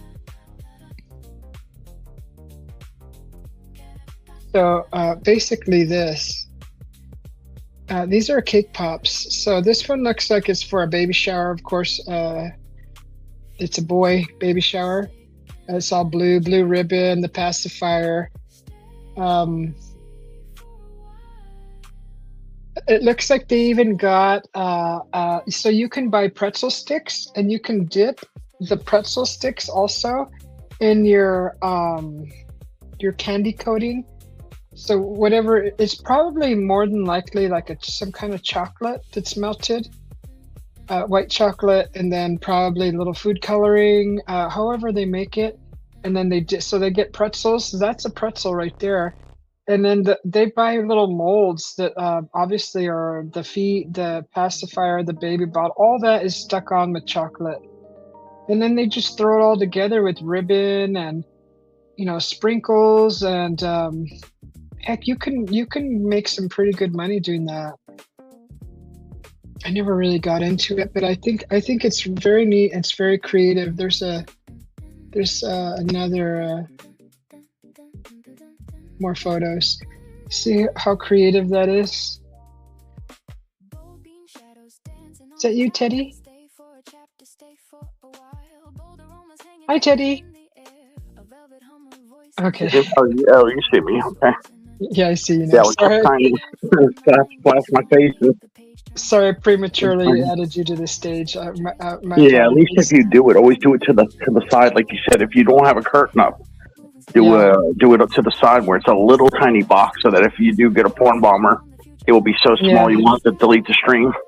I remember your TV on the wall, so I knew it was you right away. That's why I picked you up so fast, because I know you have that TV on the wall. Yeah, try to remember, if you don't put the curtain up, to put somebody over like in the little box there, because like if they porn bomb that little box, the algorithm's not going to see it. You know what I mean? Like you're not going to get in trouble. Yeah, you won't have to delete your stream. I mean, unless it's like a really close up of like a wiener or something. Yeah, and I had to do that. I had some either they were playing a video, but they actually had like some kind of a contraption over their wiener that looked like a cage over it. And I was like, what the hell? This is freaking. Yeah, I have nothing against freaks, okay, but that was very. Yeah, unless they get like their vagina, or unless the penis or vagina gets really close to the camera, it's never going to catch it. It won't catch it, and then you won't have to delete your stream. But if it's like blasted across the screen, you just got to delete it, because you can lose your channel for just one porn bomb. Right. They will definitely yank your monetization. Yeah, actually, yeah, I know. And I have had that happen a few times before, and I had to go back and scrub that section or cut it out. Just I did it so fast, as fast as it allowed me to. Yeah, they're really picky. So yeah, these are cake pops. So they actually used a pretzel stick here and dipped it and drizzled chocolate over it. I don't know if that's, pretty sure that's all chocolate. I'm sure it is some kind of candy coating. But yeah, that's a good money maker right there. How you doing, Teddy? Oh, pretty good. You're doing good? Yeah, I mean, I now know my dates. About when I gotta move. See, what happened was that the landlord gave me a document. Let me see who's down there. Gave you what? There's a few people. Kathy Bates down there. Just see who's down there. Yeah, Kathy was here. Yeah, I am, sir. Roger Dodger. Yeah, I was just seeing who's down in the chat. But yeah, so here's what it is. This first guy, because he doesn't like my roommate because he smokes. He can't stand smokers. And yeah, he can't stand smokers. And so he was going to like pretty much kick us out of here unless we paid $2,000. So he gave me a document dated April 1st. And normally this guy is strict as hell. And like if he gives you a document, he's going to follow it. So I thought we had to rush and move. So then he gave me like an extra month in May. And I told him that was really uncool to do that, And then he basically said now that he'll give me till August before he raises it to $2,000. basically he hiked the rent $250 a month. It's a big hike. Mm-hmm. So, now that he backed off, I don't have to leave now until August because, he's not trying to press the $2,000. Well, we know why, though, right? Yeah, because I know it's only $250, but right now it's so damn tight because my roommate can never pay more than $800, and then I got to carry all the rest, and it's just too much money to carry all that money. And I don't have any kind of part-time job really, so I had one, but unfortunately, the guy sold the property, and then I have not been able to replace it. So, that puts me on a shoestring budget. Yeah, I don't go to the movies. I don't go out. I pretty much just eat and stay home and watch TV. That's all I do. Well, welcome to my life. Yeah. So yeah, that's what sucks, So I am going to try to find some kind of work when I move in August. I'm going to try to find some kind of work because you need some kind of money coming in. You know what I mean? You got to have something coming in. Or you're going to get bored to death. I mean. Yeah, if I could just bring in about at least $800 a month, that would really help me.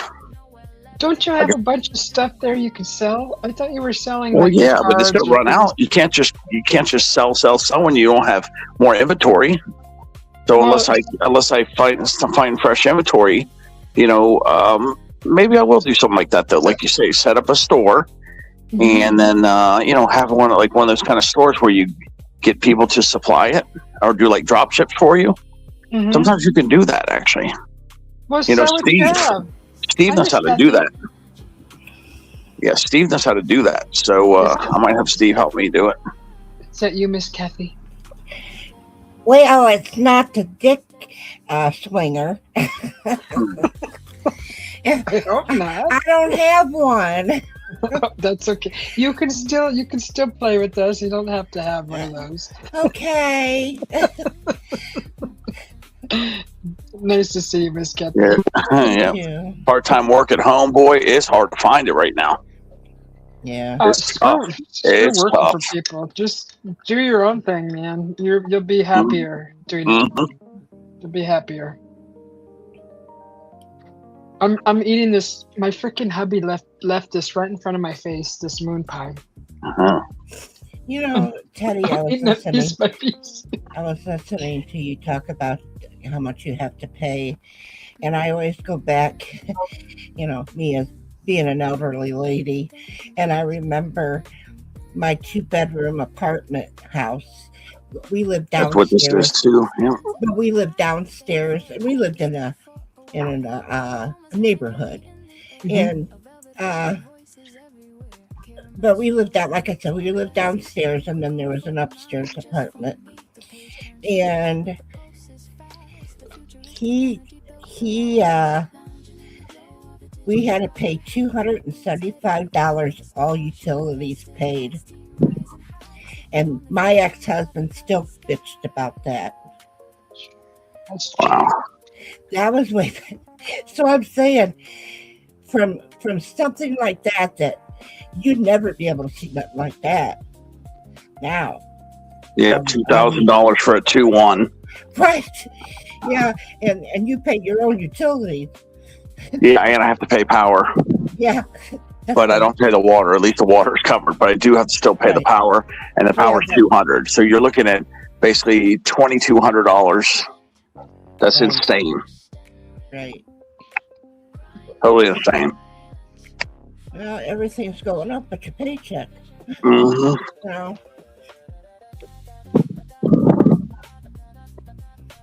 And I remember when I got my job, I was making $140 a week. I thought I was rich. Oh yeah. Oh. 140. What am I going to do with $140? I got to save now, because I was always my dad taught us how to pinch pennies. But my mama and everybody in the family would say, Dad's so tight he squeaks when he walks, and he could he could take a nickel and squeeze $1 out of it. Oh my God. That's because, he was so cheap. And, but, we had, I mean, you think about it, he had the big farm, and he had 5 kids, and, he had animals that we had to feed and stuff like that, Mhm. But it was an experience. And I have to say that I learned a lot, and about holding on to money, Yeah. and so I don't know. Is that just the way the prices are? Like Teddy said, it is Yeah. all, This landlord too, you know what he's doing too, because he knows these apartments you could actually fit 3 or 4 people in here. So what people are doing is you're getting couples in here that have 1 or 2 kids. So they do a kid's bedroom, okay, with 1 or 2 kids in there, and then they have the parents' room, and so you basically have a family of 4 living in one of these. That's what most of the people that are here use this for basically at least 3, if not 4 people living here. So the owner knows that. So then most of the people, because I have 3 schools that are A schools here. You got Cooper City Middle School right in front of me right now. Then you got the high school on the corner, and you got the elementary down the street. But all schools are A schools. So he extorts that fact and tries to put families in here, like small families or families that are kind of roughing it but want good schools. Uh-huh. And that's what he's doing. So he even specifically told me he wants me out of here in August. So, because school starts sometime in August, and then the families are going to want to come move here. Wow. So that's why I have to be out, because he's going to stick a family of 3 or 4 or 5 in here. And that's what he's going to do. At least they have somewhere to go. Yeah, I know, I do, but I'm just saying that. But it's still the point being, you kind of go weasel, And these A schools, whatever, those schools. I just like to say, most of the people that have invented things quit school a long time ago. Right. They didn't finish. They didn't have a 12th grade education. Yeah, you see down in the chat, you guys, look who's down there. Hold on, I'm making me a coffee. Sorry. I'm not seeing the chat. Yeah. You can't see the chat. Who's down there? Right. That's little Joy. That's little Biscuits. Who is it?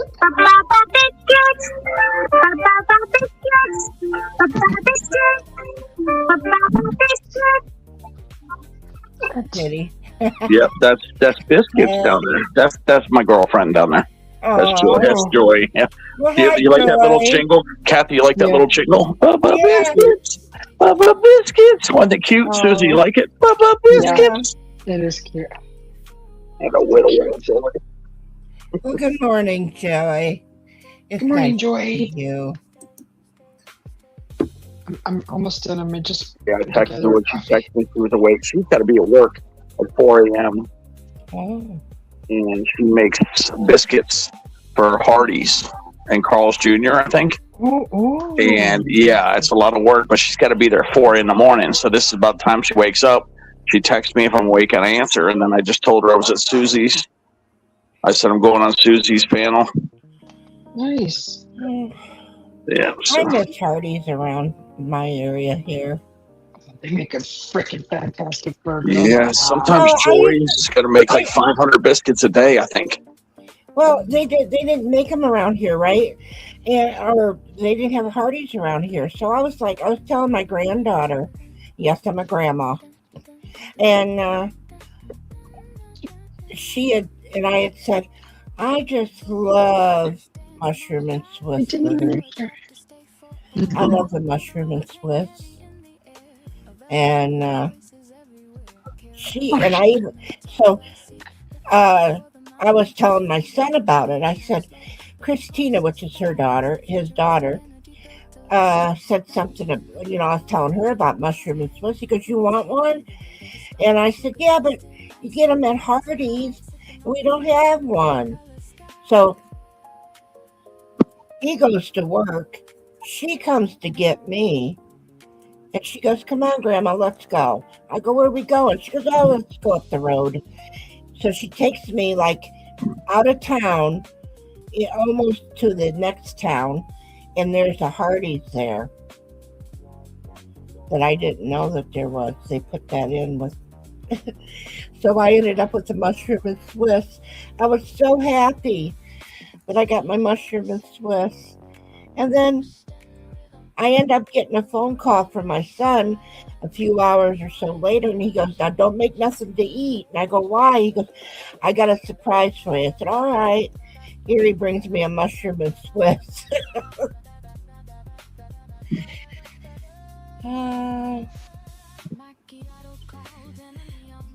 Okay, sorry guys. I'm gonna use the bathroom. Hi, Shadow Soldier. Sorry about that. I told that whole story and you didn't hear it.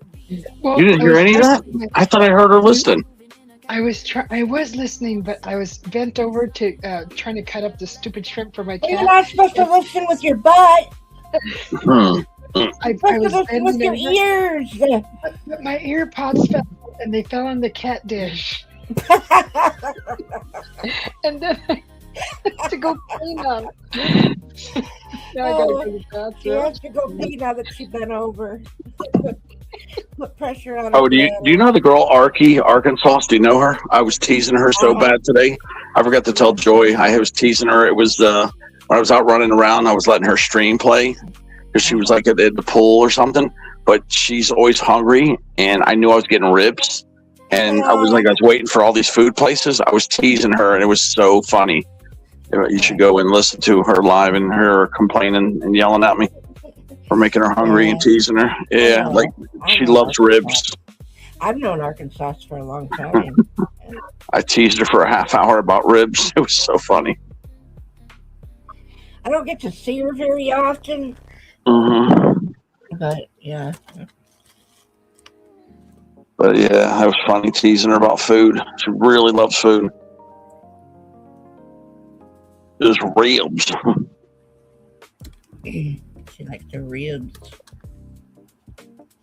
Oh yeah, I think that's one of her favorite foods because she was real mad when she was so hungry. She complaining.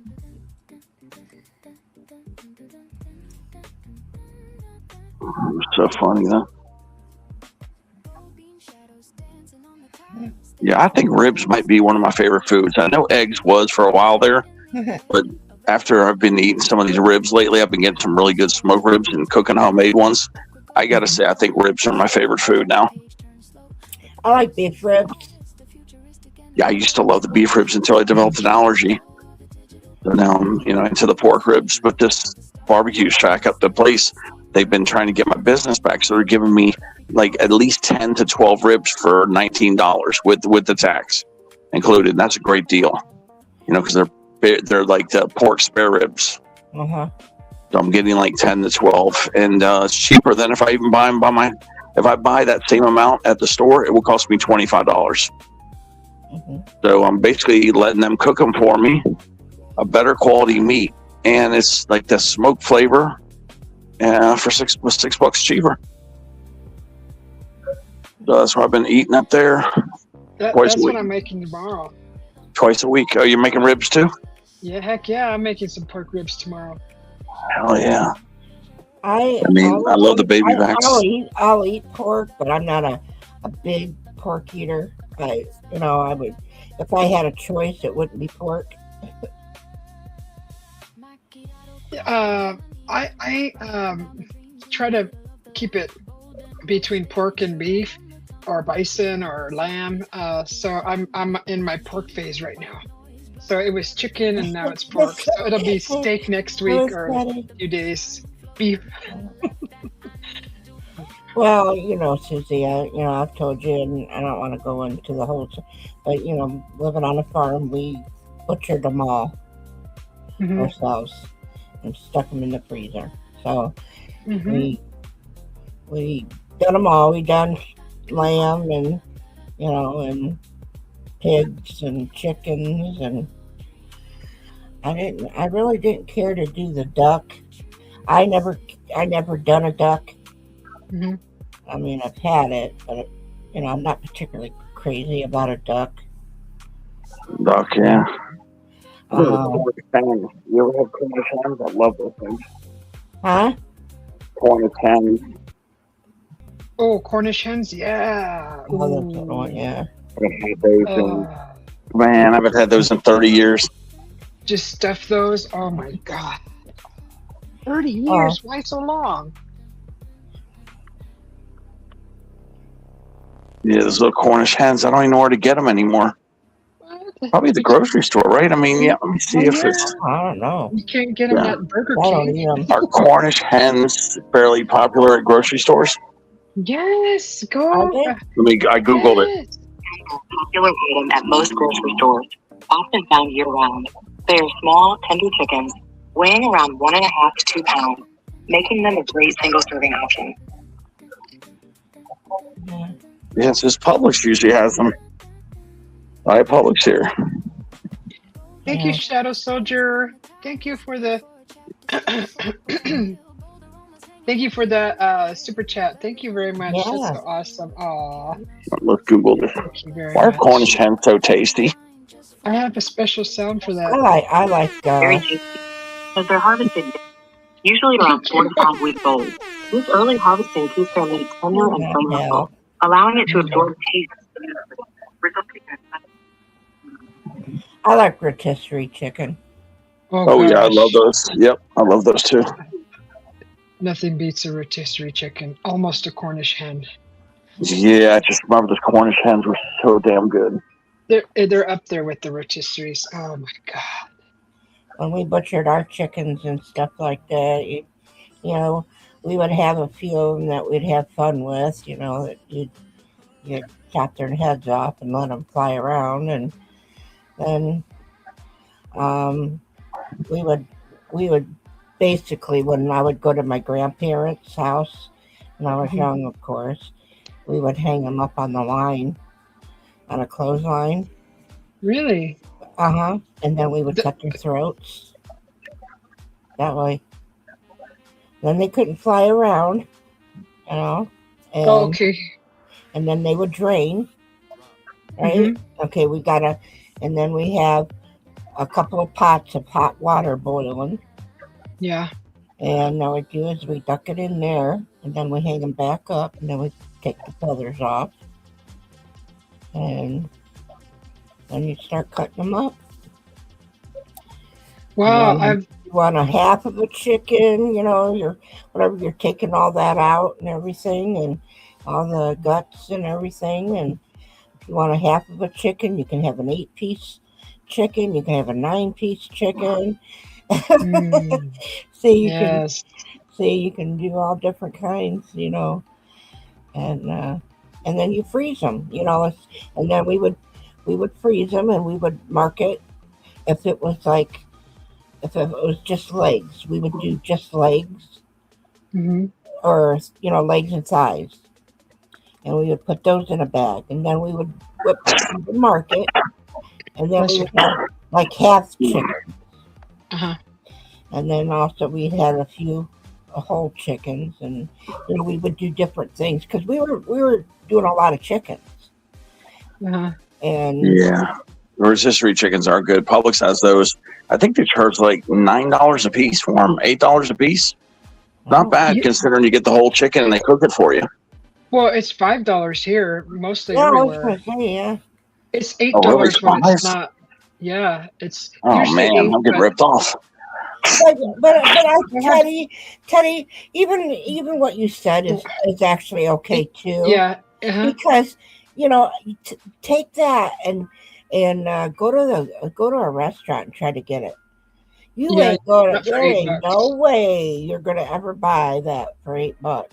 Mm-mm. At Oh, a I know they'll charge you 20 at a restaurant at least. Well, and that you're only going to probably get 2 thighs or something, and maybe a couple scoops of potatoes, and maybe Right. a couple Salad. beans or something. You're done. Right. Yeah, restaurants now, like the upscale restaurants. Oh my God, even the fast foods, you can't get out of there for less than $10. Oh, You know, so most restaurants Yeah. now it's about $25-$30 minimum. oh yeah. Yeah, that's why we cook at home, because like I've shoot, always even liked buying food. an expensive piece of steak is a lot cheaper than buying it in the restaurant and making Yeah, it that's yourself. why I like the restaurant that I'm going to, the Shorty's Barbecue, because they're trying to get my business back. I used to come there twice a week, so I'm going there once a week, and I just started going there. I've only been there 2 or 3 times now, so they've been Mhm. giving me like an extra 4 to 6 ribs, trying to Mhm. pull me back in. So until they cut me back, I'm not going to cook at home anymore. I'm going to get it from there because I'm getting a better deal. Well, heck yeah, whatever you have to do, shoot, Yeah. do what you got to do. Well, eventually they're gonna realize that, hey, he's only gonna come here once a week or whatever, and then they're gonna eventually go back to the skimpy portions where you get 6 ribs for or something like that. You get like 8 ribs normally, You know or what I would maybe do 7. Yeah. if I lived that close to that place? I'd just get a job there and eat for free. It's so funny too because they are hiring cooks there, but remember Oh, I'm gonna be moving soon, so. Yeah. well, whatever. You know, I've worked in places and it just worked out just great. Especially at a restaurant. I had like the finest steaks that would be thrown away because the person was just like, oh, it's overcooked or undercooked, and like, they would cook it again a whole nother piece, and I would get that steak because I was the Let to dishwasher. go box. Yep. And I didn't have food at home, so that I ate at work. So that it worked out fine. It worked out awesome, actually. It worked out really good.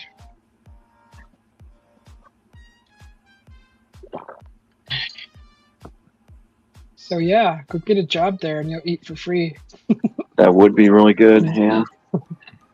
Just tell them you're temporary. Don't tell them anything. He wants me to go work for food. Hey, whatever works. Yeah, that's the only job I've seen that they had there is cook. Yeah. I mean, it can't be that hard to cook barbecue. I mean, think about it. I mean, Not really. Just watch what everybody else is doing. Just follow what they do. Because they really don't let you change up recipes anyways. You can't do your own thing. You got to be consistent in a restaurant. So just do whatever they do. That's what they want, really. I don't know. That's what I learned in a restaurant. Unless they specifically ask you to experiment with a recipe, that you don't touch the recipe. Well, we had one here in town. It was a family restaurant. And my sister and I both worked because that was actually one of my second jobs. I would leave the nursing at the nursing home, and then I would hurry up, come home, get out of my scrubs, and then get into my job to waitress and run to the restaurant.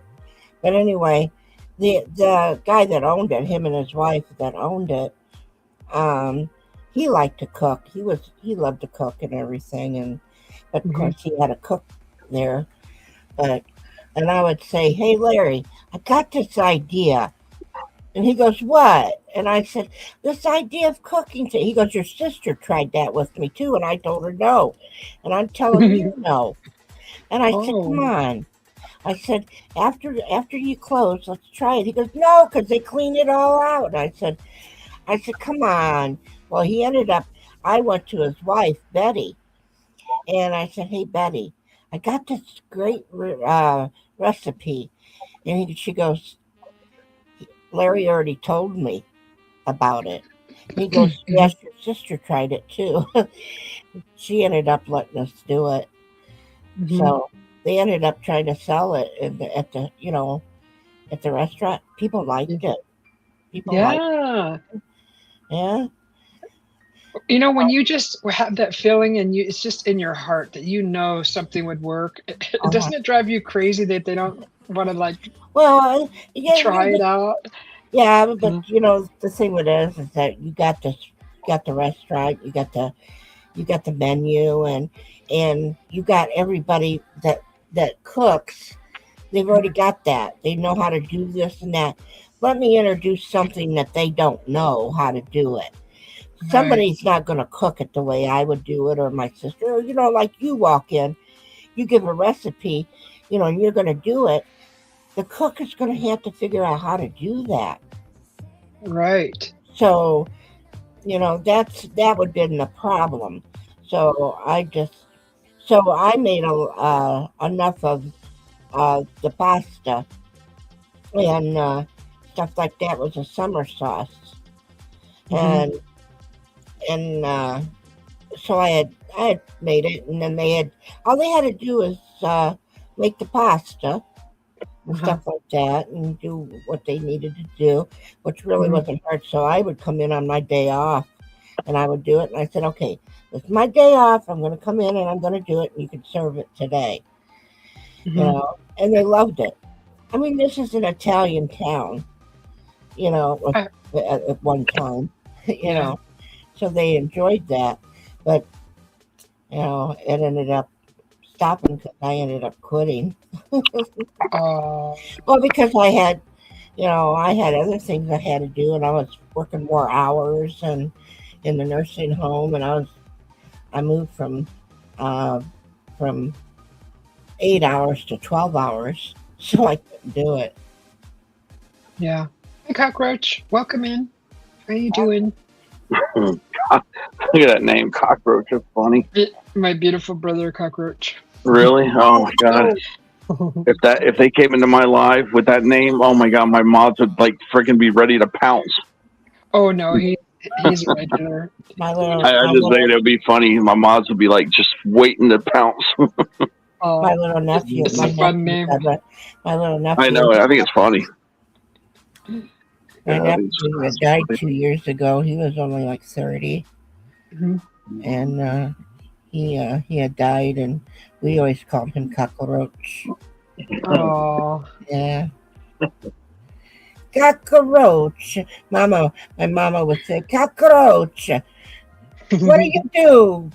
Vinica, cockroach. She would say, and that meant, come here, cockroach. we call him cucarachas. Yeah. Cucarachas. Yeah.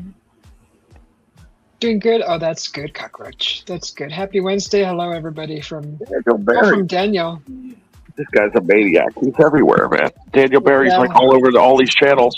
He's all over the place. Yes. I don't know how he finds time for himself. What did Thanks, you Daniel, say? for coming back. Oh, I thought you said Dingleberry. No, Daniel Barry Sports highlights. Oh my God, Dingleberry's all over the place. Oh, funny. Oh, that's your fault, Teddy. I know. You know, it's a Dingleberry. I'm saying Daniel Barry. He's like a mutant ninja turtle. That's funny. Over here on the screen over here, literally, as someone says, I found a ninja turtle. What an interesting coincidence. I'm Kathy looking at it right here. Kathy where it said I says- said she thought I said Dingleberries everywhere. So funny. I can't wait to tell Jimmy C about that one. Oh god, that's funny. Who are you gonna tell? Jimmy C. What do you want to tell Jimmy C about it for? Because he'll laugh his butt off. Is that somebody you guys know? Yeah, it's another channel that Oh. we both go to. I was over there tonight. I just think he'll think that's funny. Of course He you loves. He goes Miss Kathy. He calls her Miss Kathy, but he loves Kathy. So Yeah. I call him McWib. I call him Sam Squanch. yeah, he goes Miss Kathy. He goes well, Miss Kathy. Yeah. I've known him for a long, long time. I just think he'll laugh at that story. I picture him laughing. Yeah. Yeah, because he knows sometimes I mishear things. Yeah, the channel I think is Jimmy C and Friends. He's Yeah. you'll know him. Friends. He had something with a guy named we call Rez, but it's like Rescue Auto or something like that. Yeah, it's Resi. We call Rez, but yeah, they I call him like, Resi. yeah, Rescue Auto or something like that. So long, man. Yeah. Then we got Little biscuit. then we got Andy from Australia. Joy's you start to walk to work, Joy. Okay, we gotta give Joy some. We gotta put Thank some. you. We'll gotta see put you, Joy. some Have a pep- beautiful day. Well, you have a good day at work, honey. Aw. Don't work too hard. Joy's cute little jiggle there. Little Yeah. biscuit. Little biscuit. Yeah. So did you say that she makes the buns for the burgers? The buns? She Those does all buns, or- the biscuits. I don't know if she does any other bread, but I know she does all the biscuits. Hardee's sells biscuits like the bread. Do they have a breakfast sandwich or something? Yeah, it's all Uses fresh biscuits. They don't have any store-bought stuff. It's all freshly made. All the biscuits. Wow. Let's see here. Does Hardee's make all their fresh bread besides biscuits? Uh-huh. Hardee's doesn't make all their bread fresh, but they are known for making their biscuits from scratch in store, using real buttermilk, mixed and rolled by hand. See, she's the one that's got to do all that stuff by hand. Wow, that's thank you for doing that. That's awesome. Yeah. So yeah, that's the only thing they do fresh is the homemade biscuits. So yeah, I guess for breakfast and for lunch, like all their sandwiches mostly that have a biscuit. Uh-huh. Joy makes hundreds and hundreds of them. My little granddaughter Peyton, when I was having You see why she said I'm going to get you? Because I played the biscuits jiggle. I'm gonna get you. Yeah, it makes her blush when I play that little jiggle. It makes her blush. So that's when she always says that. She's going to get me. She's like, "You're embarrassing me. Stop doing that." So like right now, because I'm embarrassing her in front of Kathy and you, Susie. That's why she's saying that. It's a cute little thing. Isn't it cute? Yeah. I've got other channels that even made me give them the jiggle song. Like this Jim and Maria Honeybee. They have it on their channel. And they play it too. Yeah, they play it too. Thank you for that second super chat, Shadow Soldier. Woohoo! Thank you. I will go buy some chocolate. Even when Joey's not there, they play that. They play the biscuit song. They love it that much. Thank you, Shadow Soldier.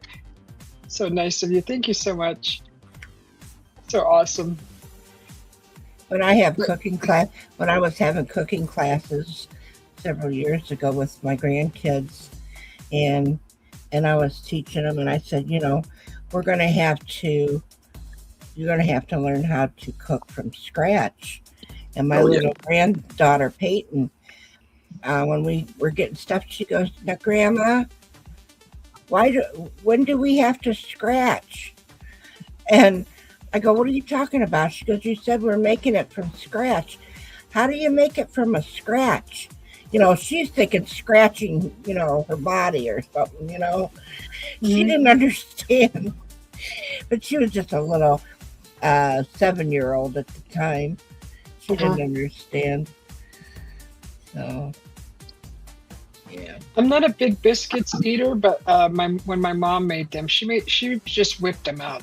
Apparently they're not very difficult, but no, they're not. I guess you can't. You could screw it up though if you don't really know what you're doing. But she made it look so easy, and she would make biscuits for the gravy, biscuits and gravy kind of thing. Yeah. This hostage. Yeah, I like it. She made it look so easy. I used to love my biscuits and gravy. Then when he had gotten remarried, and he had said that he had liked biscuits and gravy. Now this is my son. My boys had told me this, that when she had made biscuits and gravy, he took a bite and he said, "I don't like it." And she goes, "What's wrong?" He goes, "Don't taste like mine." He told her that it didn't taste like mine. Oh. Yeah. Oh. So, yeah. And then he did tell her, he goes, maybe you need to call her and ask her how she cooked. Because, and I'm thinking, and I'm sitting here and I'm feeling bad for Yeah. her because, when my boys were telling me.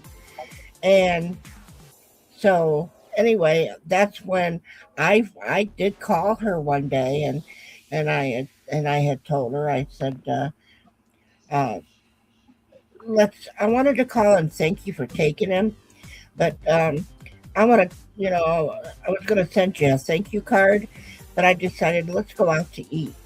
I'll take you out to eat for a thank you for taking him. And then she mentioned that he said that. And I was going to talk to her about it. And I said, if you ever want to know something, all you have to do is call me, because I know the kids like it. I said, but don't forget, you are you. If he don't like you, show him the door. That's what I told her. So, and I didn't get mad because he had an affair and got pregnant and everything with her. Yeah. Oh. Yeah. Didn't bother me a bit. Her and I, here we are years later. We're still friends. We're friends. Oh, that's nice. They're divorced. She got divorced from him, of course. But yeah. Well, the thing of it is that when she got divorced from him and everything, and her and I were talking, I called her because I had heard that she was getting divorced from him. And I said, now you got 3 kids of his, and I've got my kids with him. I said, we as mothers, we got to make sure that the kids stick together and, don't forget each other. And she said, yeah. So that's what we did. We kept in contact. And then there wasn't a problem. Like if those kids wanted to come over here, they weren't going to hurt mom's feelings. Or if my kids wanted to go over there, I wasn't going to hurt my feelings. So anyway. Yeah. Well, that's good. You could still be friends after that. Yeah.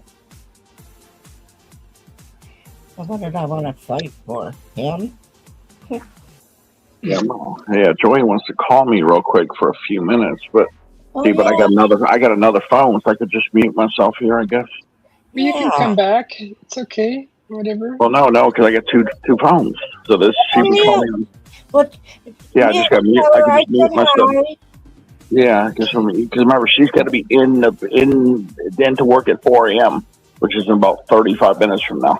Well, then talk to her. She wants to talk to you. You don't have to explain to us. They're very very punctual there. Stop telling us about it and talk to her. Okay. Get out of here. Please. All right, I'll mute myself. I'll be right here. Oh, jeez, he's going to tell he's going to mute him. So.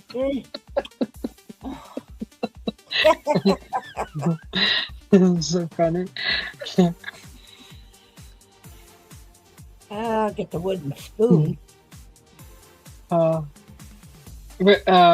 Did you make? Have you made any? What did you cook yesterday? Did you make anything fun for dinner, Miss Kathy? No. Yeah. Oh, let me see. I had made potato soup. I love my potato soup though. Ooh. But anyway, and I was sitting here, and that was Friday, or was it Saturday? No, it was Saturday. I made it. Well, but I was talking to Mike, and then my grandson had come out and everything, and I'm telling you, my glasses fell in my potato soup. Really? Yeah, they said it wasn't their fault. When you're looking down at your potato soup and it's they just my glasses. Yeah, jeez. Oh shit.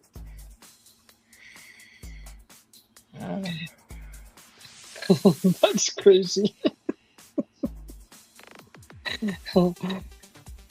Did it splash all over your shirt and stuff? Yeah.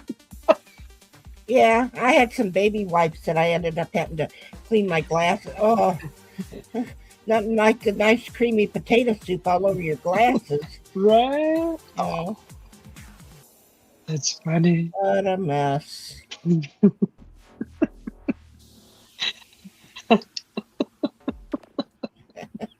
What do you put in your potato soup? Do you use cream, a heavy whipping cream Yeah. for the? You do? Okay. Well, you gotta. I just like to bake the potatoes, and Mhm. I don't like to boil. I like to bake it to taste better.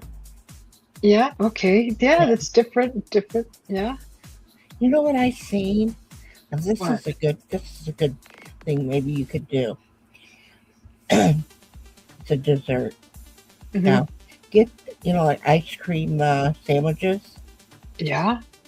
Okay, not ice cream sandwiches. What the fuck am I talking? Ice cream cones. Those. Oh. The ice cream. Okay. Yeah. All right. You set them on a uh,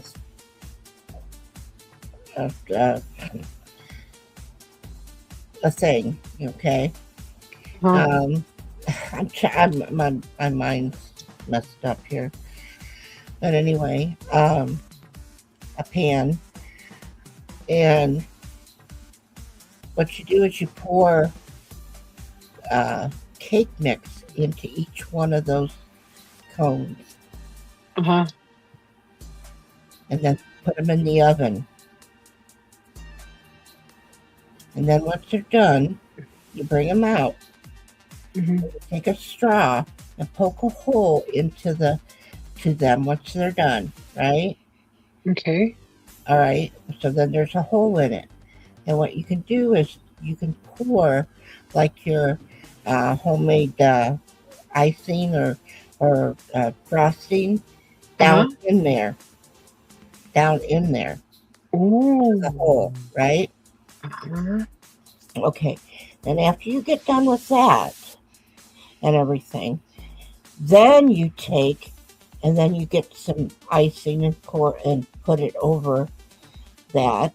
And then you get like the Cool Whip or whatever, and you can squirt it until it goes around to where it looks like it's got that whipped cream on top of it. Uh-huh. And then you put sprinkles on it. It'll Wow. look like an ice cream cone Yeah. in the But cake, with cake. but it's cake. Oh my God. Can you imagine that in a waffle cone? Well, but see, That would be so much bigger. Okay, now if you would like say if you wanted, like get a pan and use foil, right? Get foil and put it across the pan, but use those cones to poke a hole in it so they don't move when they're in the oven baking for your cake to bake that's in the cone, because you don't want them to tip. Okay, right. So the foil will, those will go down into the foil, not all the way, but just, a little bit at the bottom, Does it won't burn the cone if you bake the cake in it? No. Because it's only, there are only little bits of cake mix in it, right? Yeah, okay. Yeah. You're not going to fill it completely full. You gotta like leave room for other for the raising. icing. Yeah. And the raising also. Oh, that's right. Right. So you gotta have to do it like maybe just a little tad over half. Like when you got that cone, put it up to just a little bit over where it spreads out on the cone, and put it there. Yeah. And then it'll raise, and then all you have to do is fill it with your other stuff. That sounds amazing. I can imagine taking a bite into that, how soft it would be, and then that creamy filling. But also think about it, then your cone will be crunchy still. Yeah. Oh. because when you bite into it, then it'll have that little crunch from the cone, but then the cake will still be soft inside. You you Oh make my that, gosh, should I try? Should I try try that, making a show out of that? huh? Should I try making a show out of that? Why not? I I would love to try it. yeah, That sounds amazing. Like I would make like four maybe, just for me and right, my hubby, and right. like a small batch, and then any cake mix in, right? Anything, whatever you Whatever cake fancy. mix you would like, Mm-hmm. whatever you like. If you want chocolate, vanilla, um, swirl or what I don't know. That sounds so good. Yeah, and then you're gonna make your What are those called? A cake, I don't cake know, cone, I ice don't know, cream cake cone, I don't but there's know. no ice cream. Well, it's an ice cream cone, so ice cream cake cone. Yeah, I don't know. Well, it can be ice cream cake. So cake cone. Yeah, Kathy's cake cone. Call it Kathy's cake cone. yeah. Um, Mm. That sounds amazing. I know there's so many. You can do so many things with sweets. I love all kinds of different sweets. I don't eat them all the time. I appreciate them. uh-huh, The way they look, the artistry that goes into it, uh-huh. and the taste above all. But I don't go and taste test every single dessert all the time. I appreciate them, and I respect the sugar and what it does to you. So I don't abuse the sugar. I have coffee for dessert, so it's just like I don't do those all the time. But I really appreciate a beautiful, delicious dessert, especially if it's creamy, like those freaking cream pies in Williams here in Oh, Arizona. Miss Kathy, did you see when I went into that restaurant and they had I think it was a caramel cream pie or no, it was a raspberry chocolate cream pie because they didn't have cherry. They were out of cherry chocolate cream pie. mhm, That was so amazing. I wanted to bring like three of those home with us, but it wouldn't have made it. Like uh-huh. it would have been sitting there. Just I would have had to freeze it or something, but it's not the same. Not fresh. That place is 3 hours away too. I want to go over there and grab one of those pies. Just sit and have a pie. That's like the best pie. The cream, it's a thick cream filling too. It's very creamy and it's almost like a whipped cream cheese, almost like a whipped. But it's very rich. It's rich, but it's light and it's not overly sweet. It's got sweetness to it, depending Mhm. on what you get. It's amazing. Every bite is like heaven. It's just so good. I seen this one thing, and I was like, well, what? How is that? Yeah, because we used to make that when I was young, kind of, but it was regular dough that we had. But Uh-huh. anyway, somebody was showing, that those croissants, the thing the roll, that comes that you can Yeah, buy. All right. yeah. Well, you fry up the sausage, and when the sausage is done, then you take it, you roll it into the croissant, each one, right? And then Uh-huh. what you do is that you put like cinnamon and like a Maple syrup, syrup, yeah, syrup. yeah, any kind of syrup, and you put it in the oven and bake it. And it'll come out and it'll taste kind of like you have a French toast around a sausage. So, like a breakfast Yeah, sandwich. yeah. But we used to do that when I was young, you know, Oh, and that was and I was like, when I seen that, I was like, I never really thought about a croissant. Mm-hmm. You know? Yeah, and that's so light and buttery, and Yeah, and oh, it's already cut, yeah, so you know, it's, maybe you should try that. that sounds fun too. And I There's can make number my hubby two. a breakfast sandwich, like an egg McMuffin almost, but in a croissant. But that's perfect. Simple sausage and syrup, maple Yeah. syrup and Well, you cinnamon. gotta cook the sausage first, of course, and Right, then you right. put the sausage in it, and then you bake it. What if you use a sausage link? Would that be better? Yeah, that's what you would use, the sausage link, Okay, because okay, sausage link. you're rolling that in the croissants. The Oh my croissants rolling god. around it. Oh my gosh. Hmm.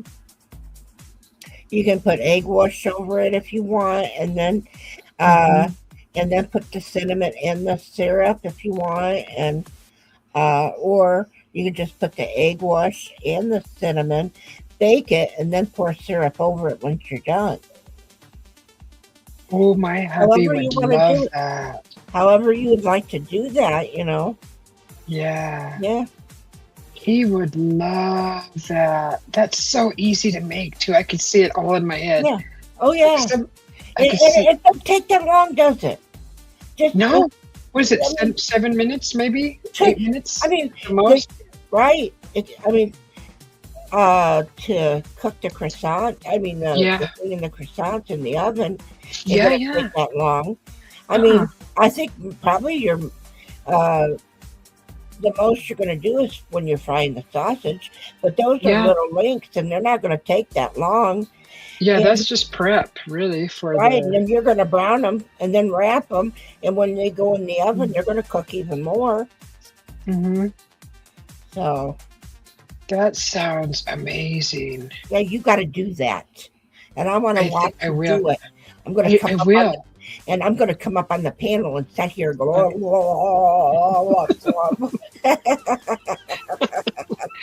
That's so cute. That sounds wonderful. My hubby Yeah, would really like that. yeah. Well, if He you do, loves croissants. He loves. yeah. But and if you just do it, just let me know how he likes it. If you, Yeah, I mean, it I'm gonna would be a write that short down. video, that's for sure, in a way. Yeah. But and you know what? And actually, to tell you the truth, it wouldn't be bad because it would be so simple for you to show somebody that how what a simple job, a simple thing to make for the Hmm. family. And each one, if you got kids, you know, Uh-huh. it would be so Yeah. simple, for mama or daddy, whoever, whoever's making them. I don't Yeah. really assume that it's going to be a mother, but I'm just saying, if Or y- y- whoever's going to make it, if you got right. kids, those would be the here, and it's not going to be a big deal. Yeah, maybe even someone that's like doesn't really know how to cook, but but likes to learn. That would be Right, a perfect recipe. Something simple, just a canned croissants, unroll it, and right. then I mean, get your anybody can pretty sausage. much fry sausage links, Yeah. and anybody can wrap them, Oh, and can and, the and, smells. it, and if they don't put nothing else on them and just put them in the oven the way they are, maybe pour some syrup over it because we know that the maple syrup is good over the sausage too. Oh my God. I could see that. I could see all that in my head like a movie. Uh huh. That sounds really good. Hmm. That's what I was saying is that we used to do it with regular dough that we would make, at, Hmm. at home, and we would That's do hard to that. make, that croissant dough with all the butter you got to roll into it. But we just did regular dough, Oh yeah. kind of like You a can pigs in a blanket. you can make it with regular dough then, huh? Well, we did that. We did that when we were young, but I'm thinking that then when, and I know that the croissants are they taste good. Those ones that's in that tube, those Hmm. are good. Yeah. Yeah, But you can also do regular dough, like I said, because we didn't have it, but we also made it sweeter. We had to make it a little bit sweeter. The dough? Yeah. So Oh, kind of like rolled, you know, put that, like I that sounds said, amazing. and syrup and. Oh my God. I'm getting like dozens of other possibilities to throw in that croissant. Well, isn't that something though? I used to have a male roommate when I lived in Idaho, and he used to wrap those in hot dogs and make them for his daughter. Yeah, pigs He in a would wrap a blanket. hot dog in there, Yeah. and I'm like, "What's that? I've never seen that." Because I mean, I grew up with Mexican traditional foods. Mhm. I've never seen a hot dog wrapped croissant. Like a croissant wrapped hot dog. Mhm. I was like, wow, and it was really good. Dip it in mustard or however you wanted to eat it. Mhm. But I was like, wow, I learned a lot of different things. Not a whole bunch, but like I'm trying a lot of new things, and this is definitely something new I've never tried before. If That's you get those the pastas that look like little tubes, just small tubes, not the Mhm. manicotti, but there's ones that are smaller. right. Put some cheese into those little tubes and lay them down in your pan, and Uh-huh. then put the sauce over it, and then put some cheese and whatever you want to put on top of it, and then bake it. Will Cheese Whiz work? No. You can just from the can it has a little spot, and you can just literally squeeze it. Are you crazy? Oh, oh, I'm just, what kind of cheese, that's Miss Kathy? blasphemy. Oh, Are you you know gonna fit okay, shredded cheese in there, like little cheese sticks, mozzarella? those Mm. little what do you call those cheese things that you can just peel them open and eat them? Cheese sticks, like the cheese sticks, right? Yeah, you can use those Uh-huh. if you wanted to buy all of them, or you can get like a chunk of cheese and cut them into little squares. It's whatever Okay. kind of cheese that you like. And I suggest it ain't Cheese Whiz. Okay. I got it. Holy moly. Forget about the whole thing. Don't do it. We used to go through cans of that when I lived up on the mountain, and my neighbor, we'd go over there. She'd have crackers, and we'd bring Cheese Whiz, and we'd eat Cheese Whiz and crackers all for hours, drinking. What do you want, puppy? Oh, the cat made it in here. I closed my door because he bugs me. Let me shoo him out again because he made his way in here. You pushed open the door. Wait till I tell Mike about that damn Cheese Whiz story. Oh, tell nobody. Okay. I promise I won't tell Mike about the Cheese Whiz. He's probably already heard about it. He's got his little spies, his little minions running around. Well, if he's still in bed, he ain't gonna hurt. He hadn't heard about it. Oh, my God. Roger Blair will tell him because he's a big mouth. Oh yeah, Rashad. Yeah. Rashad's not Roger sleeping, huh, Dodger. Rashad? Well, because the first thing I thought of was like the easiest way to squeeze cheese into a little pasta tube. Well, I'm talking about it looks like a manicotti, but it's smaller. A smaller version. Yeah, but there's, like I said, but you still be able to push like a piece of cheese down in there, like you slice them into a long little square, and then you put them in there like that, and then you put the sauce over it, and like I said, you can put your garlic, you can, sprinkle garlic and whatever else you want on it. Ooh, I could see that in a white sauce, like an Alfredo sauce with the You can more do cheese that. on top. because my hubby loves a creamy sauce, a white sauce. Right. That's would be perfect for that. And use the white cheese. Yeah, Yeah. some mozzarella or any other kind of white cheese. You can add some flavors. Mozzarella. Mozzarella. Mozzarella. Oh, I like that. What did I just do recently? Oh my God, I was watching a video earlier before I went live, and it was a guy who was trying all the ramen recipes, and I saw him do that lasagna ramen, and he said it was good. He did it, he used manicotti, not manicotti, ricotta, and everything, the sauce, everything, the layers of cheese, but he used layers of dry lasagna and did the layers of, cheese and the sauce. And did he put meat in there? I don't remember seeing meat. He may have, but I don't remember. But he made just a little small loaf of it, and he tasted it in the end, and he said he gave it a thumbs up. He was surprised. And I was actually gonna tell you if you wanted to put like some sausage on over it, with the sauce or whatever, or pepperoni. I'm not a big pepperoni eater.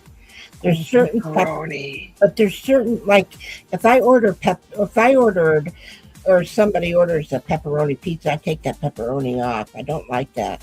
But like when my son would go to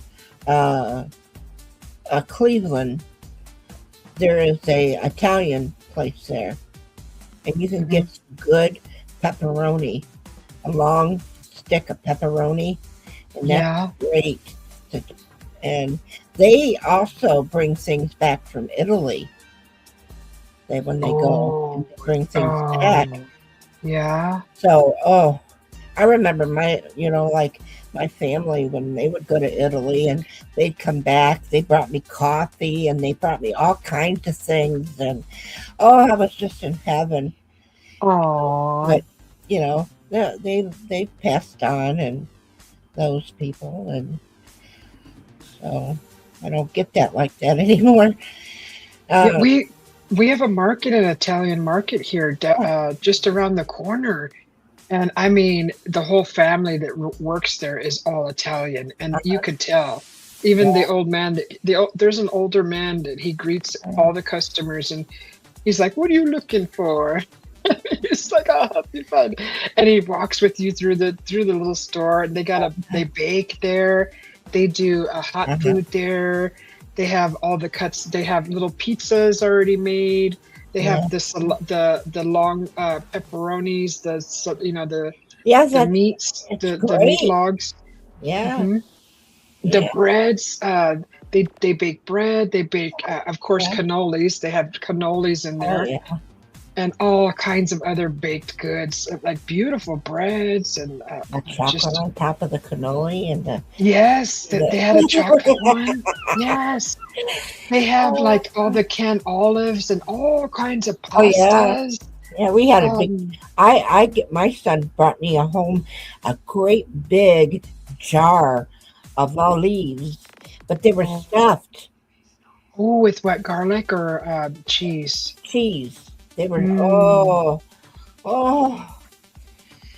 yeah. Yes, I love olives. I love all different kinds of olives. They were delicious. That's where I found those black spaghettis. Yeah. Remember I made that black and white spaghetti? Oh, that was so freaking good. Oh, that was so good. I was like, "What's that? It's black spaghetti. We got to try it."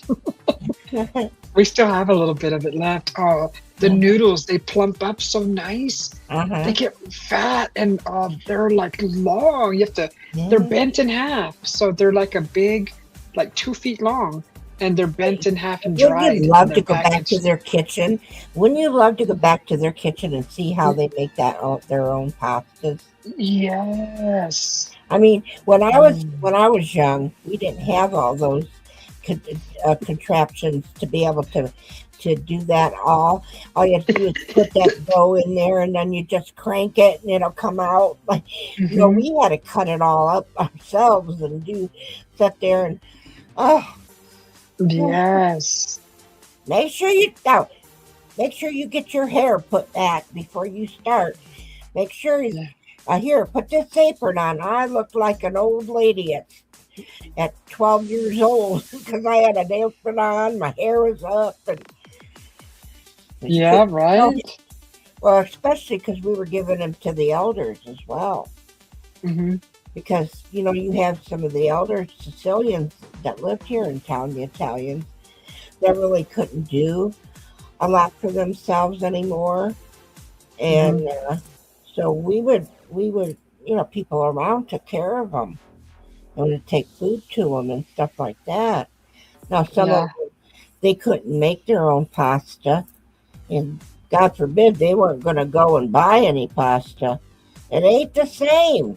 I might as well not eat. Yeah, we know you're giving the Sicilian guilt trip is what you're doing. You could have took a couple of those moldy bills that you got in your purse and go and buy a box of pasta at the store, but no, I'm not doing it because that's not right. That's not real pasta. I'll just sit here and starve. That old lady was a guilt trip.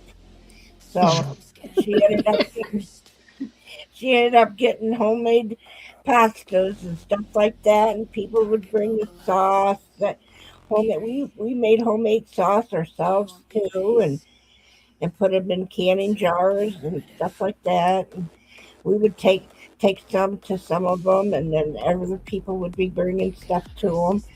Well, they ended up with a kitchen full of food. They could have ate all winter.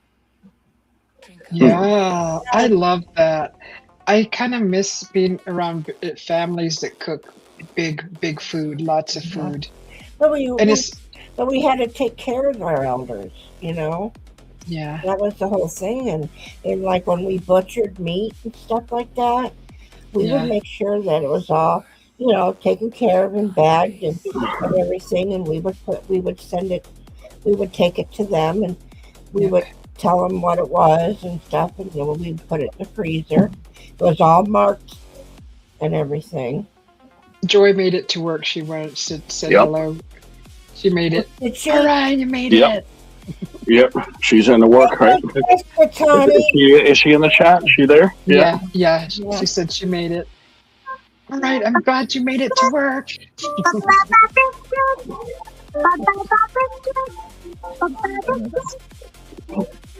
I was boring Susie with my stories. No, you were not.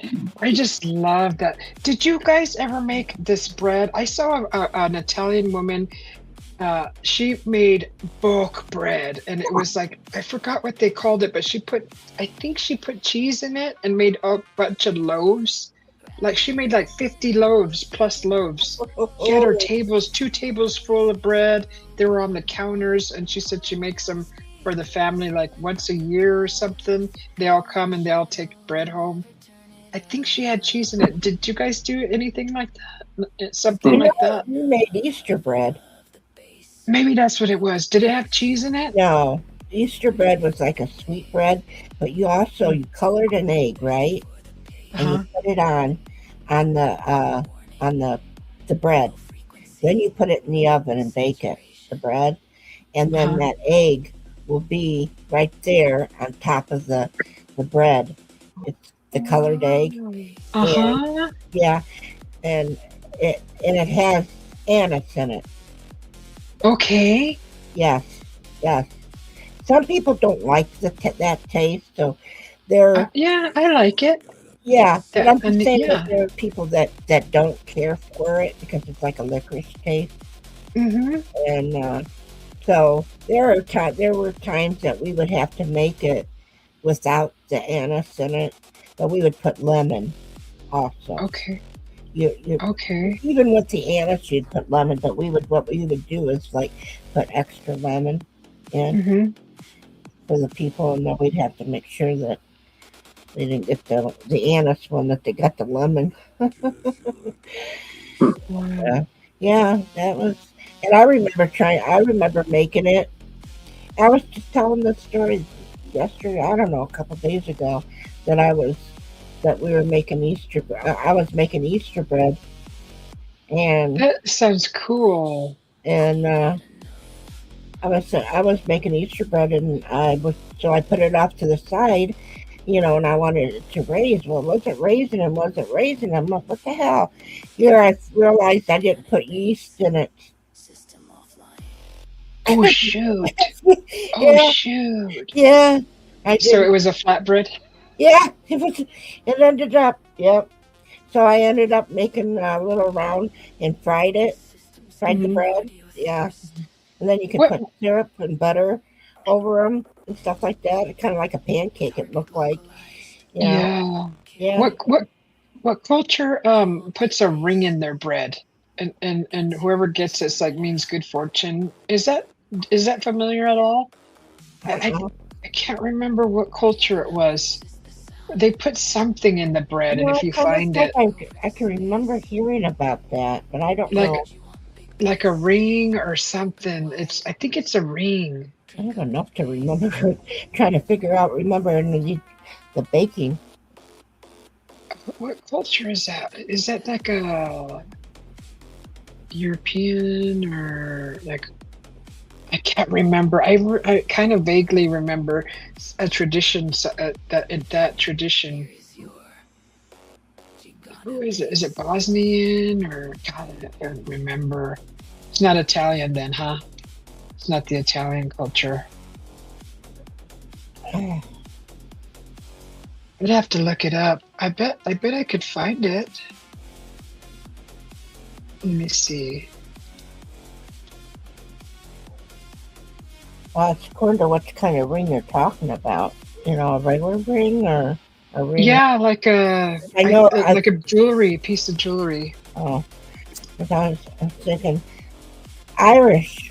Now look up Irish and see if the Irish do the ring. Okay, let me see. I'm asking what culture does that. Oh, Oh, what is the Irish ring cake? The tradition of baking a ring inside bread spans several distinct cultures, most notably in Ireland, Spain, and Mexico. Okay, depending on the culture, it's done as a fun fortune telling game or a religious celebration.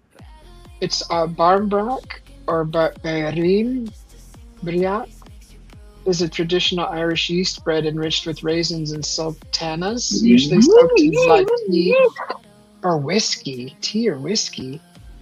Tradition, or it's baked for Halloween, ancient Celtic festival of Samhain. Oh, a clean ring was baked directly into the dough. Whoever found the slice with the ring was destined to be married within the year. Oh, oh yeah. other trinkets were also included, like coin for wealth or a piece of cloth for poverty. Okay, that was the Celtic tradition. There's a Spanish and Latin American one Oh, called Rosca de Reyes. Bread is also known as the Three Kings bread. Sweet brioche style bread formed into an oval or ring shape and decorated with candied fruits to represent jewels of a crown. Jewels on a crown. Okay. So there's three different cultures that do it. But you were spot on with the Scottish no, the Irish. Ireland, sorry. Uh, Irish Armbrock. Yeah, I thought I had seen that somewhere a while back ago, and I'm like, that's kind of cool.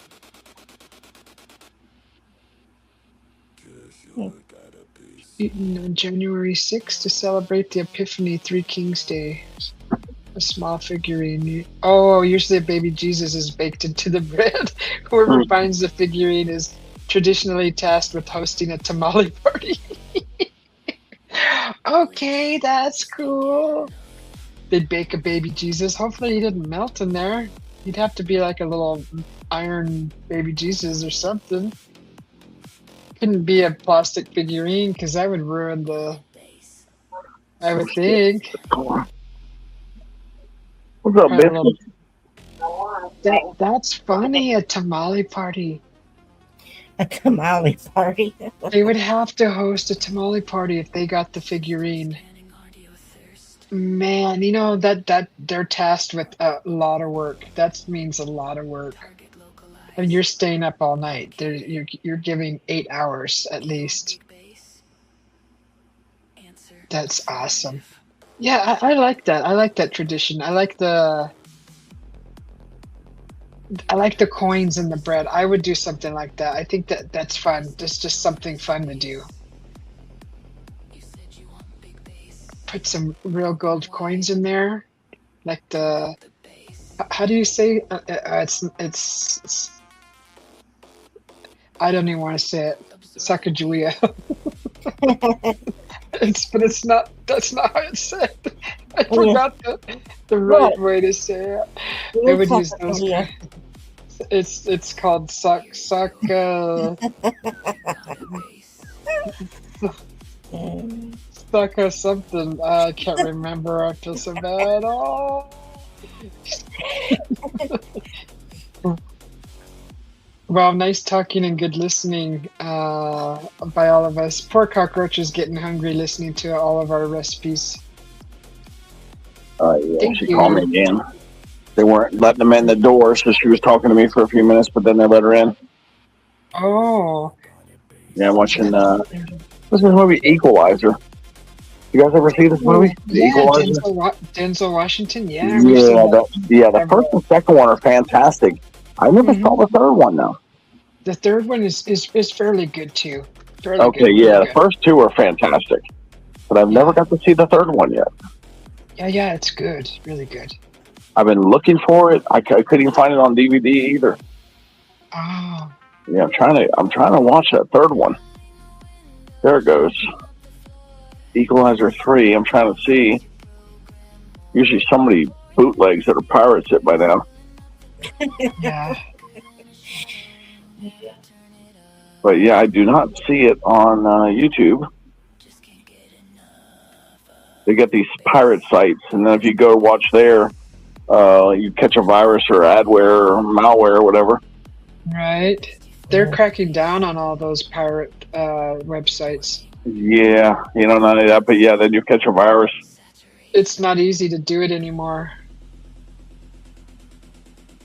Yeah, because this movie's older. I thought it would be easy to, get this movie by now. But, it's 3 years old. But I've not been able to capitalize on it. I have not been able to watch this movie. Did you get it, though? You said you finally got it, or? No, the third one. No, the third one I have not seen yet. Yeah, do you have Netflix? That's the thing. I don't have that, but Mom does. So I'll get to see it in 2 months. You can use her account at your location. You can sign in from your location. Yeah. No, I tried to do that before with my friend Gina, and it did not. I couldn't get it to work. I don't know what happened. So I don't know if it's a problem that was with her account or what happened there, but I was unable to use it. So I don't know if I have a problem. Like say, my son has it, and then I got 3 grandkids that are on it as well. When I log into Netflix, and his, but it's got his name and it's got the 3 grandkids. I just click on one of them and I watch whatever I want to watch. I mean, if it's going to be a bad one, I'll do it on my son's because I don't want it to be shown that, that my 12-year-old grandson's watching something with nudity on it because then he'd get grounded. Wait a minute, that's a good. What does that mean? Yeah, why does it say YouTube featured?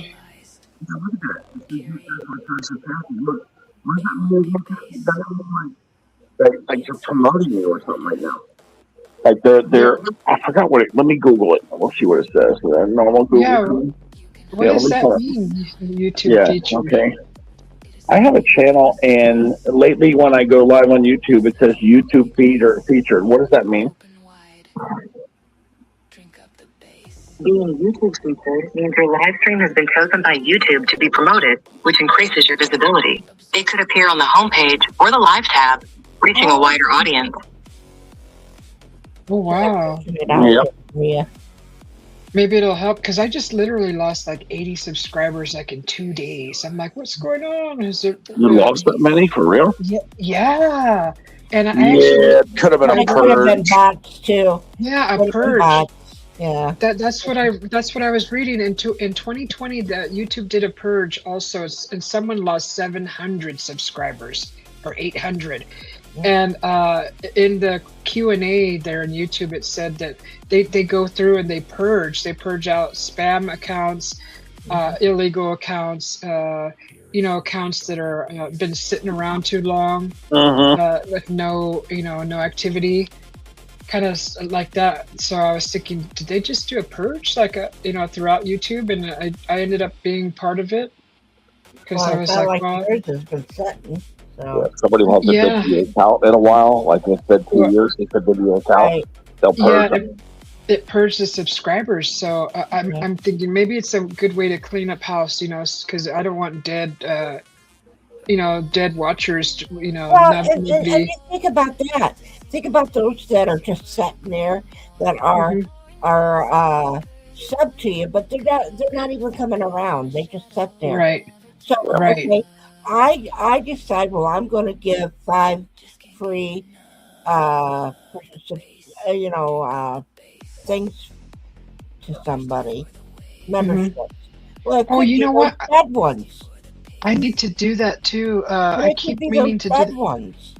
Right, You know? and it like the last time I gave memberships, it was people that I've never even seen before. So I think it chooses people who pop in maybe once in a blue moon, and it just picks up their name. It just So, it just picks up the names of whoever's on your sub list. yeah, right. And like some of them were not even familiar. I was like, I've never seen this Yeah. person before. But I'm actually going to do that now. And let's see, membership. Then we'll do 5 now and see. Because it's towards the end of the month, almost mid-month, almost. Mhm. So we'll see who got it. Well, that would be kind of like, okay, I show up on yours, and Teddy decides, well, I'm going to sub to Kathy, right? Like, Mhm. say, all right, well, here we are, 26, 27. If I decide I want to go back and start doing live streams again, and I Mhm. end up getting that membership, then Yeah. somebody's going to give Teddy a membership, and he hadn't been in I haven't seen Teddy for a freaking year. Yeah.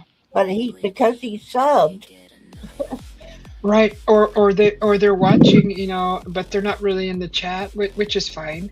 well, It picks up those people too. well, So, it can, but they're not active in your show. mhm. This is why I think it's a good idea to remove all the mods, and then just leave the people who are the regulars, and see who's actively visiting your But they're channel. still sub to you. Right. But a lot of people will take it personal that you don't trust them, and they will come back to your channel. I've done that before, and I lost That's their like 15, problem. 20. I lost Well, 15, 20 people, though. that's their problem. I know, but It's not your see, problem. wrenches are trust. That's what people don't realize. When you give somebody that you're basically saying, I trust you to help me with my channel. So when you take it away, that's like, I don't trust you anymore. That's just how people take it. Well, Just I saying that understand that. it hurt my channel when I did it.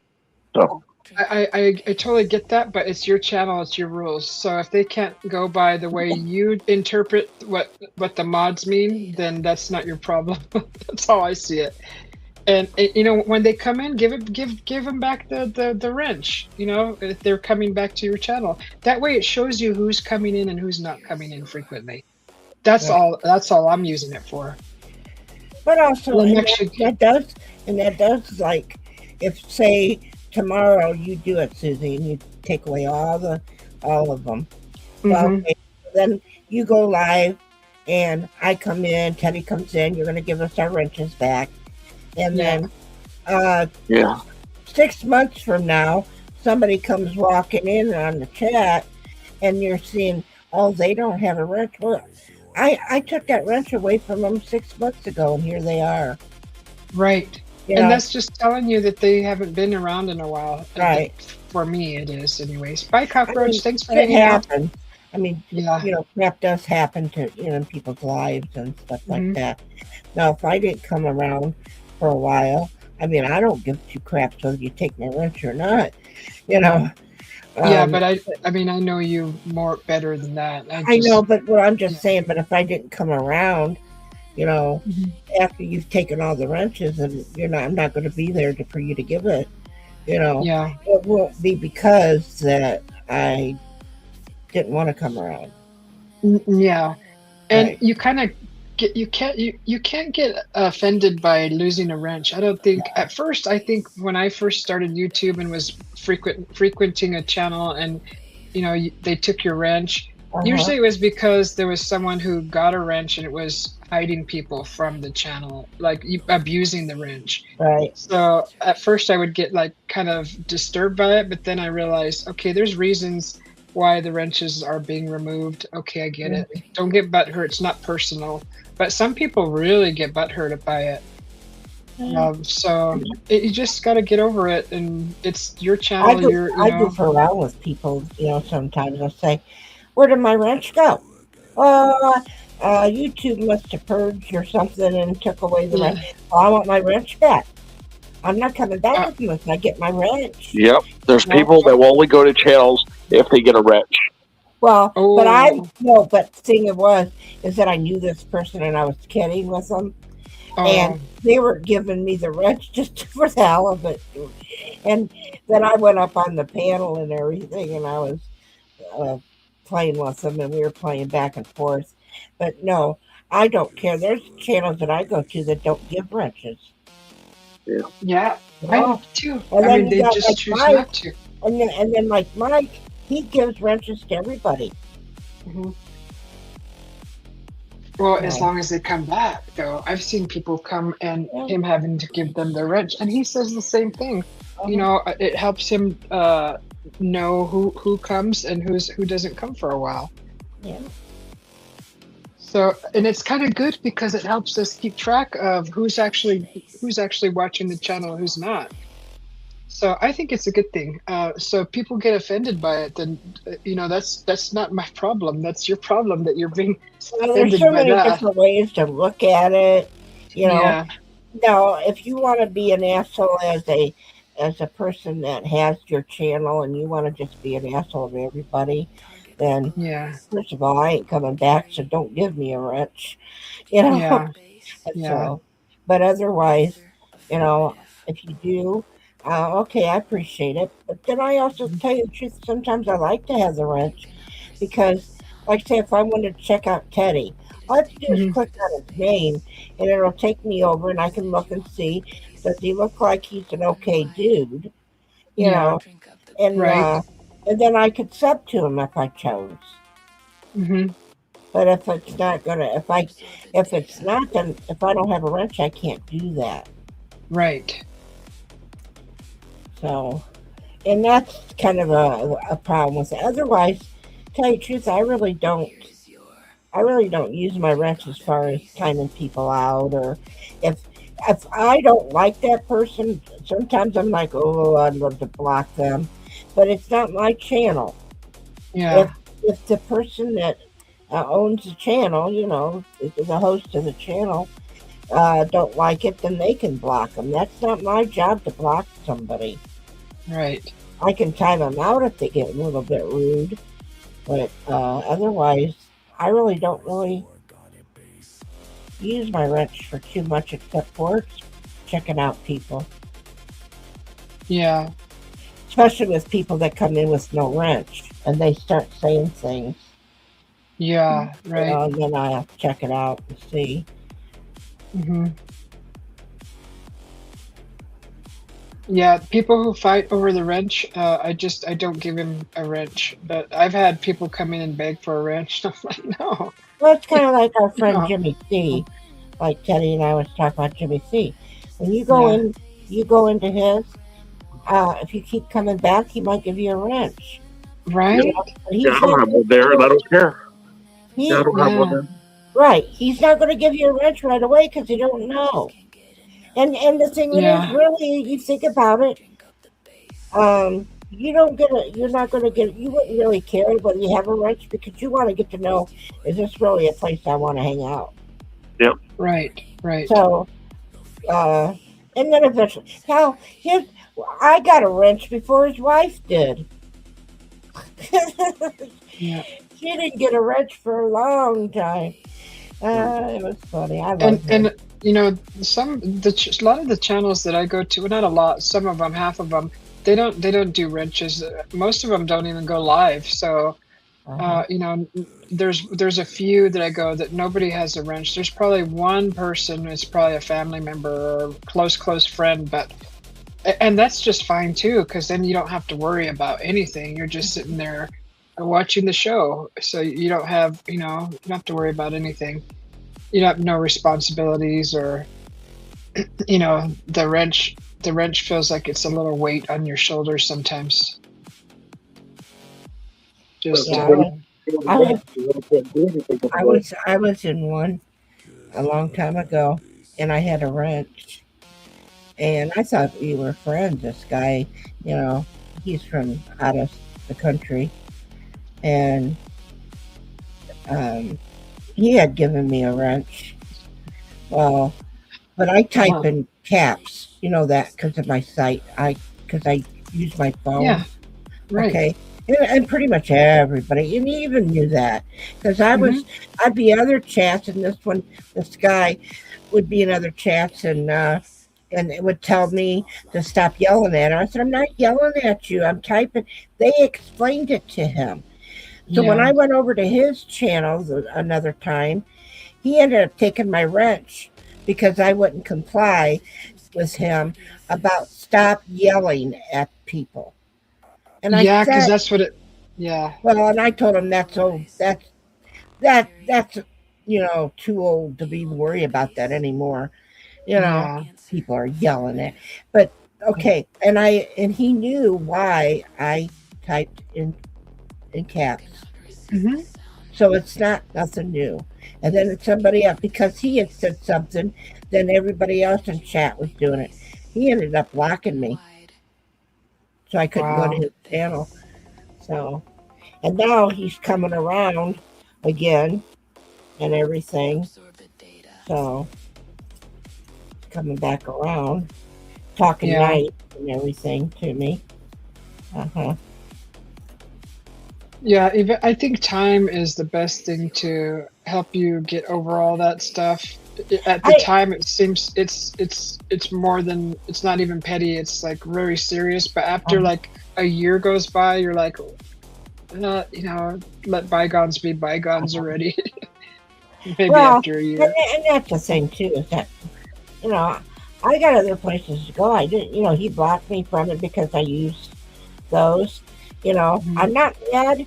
It's funny kind of because he already knew about it, but Hmm. but uh, I don't care. You can block me. I got other places to go.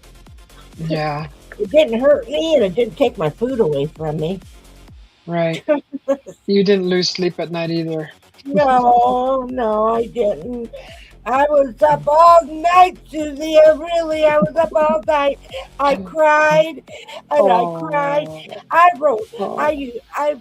I used 2 rolls of toilet paper because I didn't give a shit. You flooded your house, didn't you? Yeah. Oh, bullshit. Mhm. So yeah, no, he comes around, and I type in the chats and stuff like that where he's at, and I'm still doing it. And even Yeah. Jimmy, somebody had said something to me the other day about what are you yelling at me for? And Jimmy had told him we encourage people to type in caps because he has a hard time seeing the chat sometimes. So Mhm. Mhm.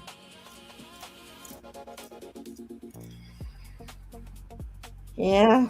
So when are you gonna cook again? Tomorrow, I plan on going live and doing. I'm gonna be doing some ribs, red ribs. They're marinating right now, and I made some Peruvian beans, and I'm gonna be refrying those, and I'm gonna make another. What? Peruvian? Yeah, Peruvian. They're these beans right here. I actually have them in front of me, but so they're called. Let's see. So they're called peruanos, Peruvian beans. It says it right here. But Did you ever get anything that people know about? Well, because I'm trying something I've never tried before, and I've never tried these beans, and I cooked them already. They're cooked. I cooked them with ham, onion, and garlic in a pot, and so they're made already. Well, everything is good with garlic. They're really good, Miss Kathy. I tried a few, and they plumped up really nice, like a butter bean. Really? They're very similar to a butter bean, and they're very meaty and yummy. They're like a almost white, but they're off white because I soaked them first, and the water that I threw out was kind of yellowish, like a slight yellow color. Yeah, you gotta soak your beans. Yeah, I soaked them, and then I did I learned a trick where you flash boil them for 10 minutes, and then throw that water, and then put the water that you want, and then start cooking them. That way you don't have to let them soak all night. Because I thought I was going to do the show yesterday, but my hubby had made me some chicken curry, coconut curry chicken, and I ate that instead. So I'm doing this dinner today, because he said exactly what I thought he was going to say when I had all the stuff ready to be made. He goes, "What about the chicken I made you?" And I was like, "I ate it." He goes, "Oh, okay." And he's like all happy. So I had that twice for dinner the past 2 days. But so yeah, I wanted to just let him know I appreciated the dinner he cooked for me. It was very delicious. So I finally finished that. So I'm going to be doing this meal later on today when I wake up. So it's all ready to be made. The meat's being marinated now. I got to still cook the chilies. I'm putting a guajillo chili and a ancho. It's a smoked chili. So, and hopefully I have tomato. Hopefully I don't have to run to the store. But I'll be cooking that and then making a sauce and then putting that sauce over the ribs and then cooking it in a cast iron pan. Well, while you're at the store, get the sausage links and get the croissants, croissant stuff. Yeah. Yes, that's a good idea. Maybe I will go to the store when I get up. It's so freaking hot outside. I don't want to have the groceries delivered either. I want to be able to pick it myself. Maybe I'll go early. Try to go early. But yeah, that's what I'm making tomorrow, and it's a secret what the other side I'm making. It's something I've never tried before, and I bought the ingredients to make it. So that's the surprise with this dish. Yeah. It didn't look very hard, difficult to create, so I think I could pull it off. Hi, Philip. Welcome in. Jack and the Peruvian beanstalk. Delicious is good. Good to see you. How you doing? Never heard of those kind of beans, though. Yeah. So I need to take a road trip too and go get some more of the Anasazi beans that I had, but I ate them all already. It was just a little 1 pound bag like this, but I should have grabbed like 3 bags. But I was like, oh, I can always come back because they had literally a table full of them, and I can't find those anywhere else here in the city. They're called Anasazi beans, and they look like a painted horse. You know, a paint that breed of horse. Yeah. That's the design on these beans. It has like a paint design. It's like splotchy red and white, like a maroon and white bean. Instead of a zebra, it's a red and white. Yeah, it's a red and white like a paint. Yeah, and they're really good too. They're nutty and they have a slight sweet flavor to them, and they make a great boiled bean, refried bean. So I need to go back and get. Now it's freaking so dang hot though. I waited too long. If it cools down, I'm gonna go for sure. If it gets down to at least 80s, I'm gonna go. We'll That's see. pretty good when you have to say go down to 80. Yeah, because it was 100 when I started the show. It was 102 degrees still when I started. It's barely 95 right now. It's been dropping. You're nutty and sweet too, says Philip. You're so funny. Good to see you. How you doing, Philip? Good to see you. Thanks for popping in. Yeah, the Peruvian bean, I got black beans too because I was all out of black beans. So, and I saw these and I'm like, ooh, I'm going to get these and try them because I like to try new things that I've never tried before. Like my mom never cooked these. We were simply pinto beans growing up. She rarely cooked black beans. It was always a Well, we pinto had bean. black beans. We had pinto and limas and Yeah, and the lentils. Oh But yeah. I really wanted to try these, and I'm glad I got them because they are very good, and they do expand quite a bit when they're cooked. They're really good, really really good. I can't wait to Daddy, try them. are you not talking to us? He's probably watching the movie. How Or dare did him? he find it? Did he find his movie? How dare him? Oh,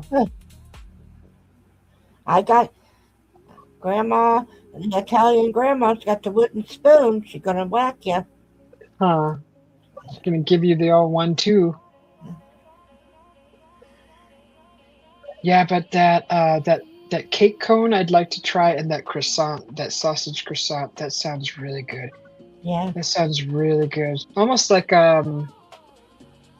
waffles and sausage, or a maple flavored sausage, Uh-huh. like that. Yeah. You could almost buy the maple flavored sausages and just skip the maple syrup, but you still, I think, need the. Do you put the syrup inside with it or after it's done? You said just drizzle it on top. Put it over it, and then and put it in the oven. Oh, so you let it cook with the maple syrup Yeah. on top of that? Yeah. Oh my gosh. Well, I put like the cinnamon on top, and then I put the syrup over it, and then I put it in the oven. On top of the egg wash? Yeah, you can egg wash it, and I know some people didn't, but I have done the egg wash too. But Yeah. like I said, you don't have to if you don't want it. But I'm doing good. yeah, Yeah. and then you put the cinnamon over the egg wash, Uh-huh. and then you put the syrup. You sprinkle the syrup over it and everything, and then you put it in the oven. It's just so simple. It sounds so good. Uh-huh. And if you don't like cinnamon, that's okay too. But it's almost kind of like a French toast. Yeah, French toast. Yeah. Yes. And wouldn't that be just thinking about that? Can you now? I wonder if you would do a French toast and wrap the sausage, stick it on the sausage, but it's not going to wrap. The bread's not going to wrap around it. If you dip it in the egg and then wrap it and then put it in the oven, you mean? Or If you make French no. toast, you know how to make French toast. Yeah. But Okay. that's not in the oven though. That's on the pan. Right, but that's what I was saying. I wonder if you could take the French toast. Oh, You you'd know, have be- to.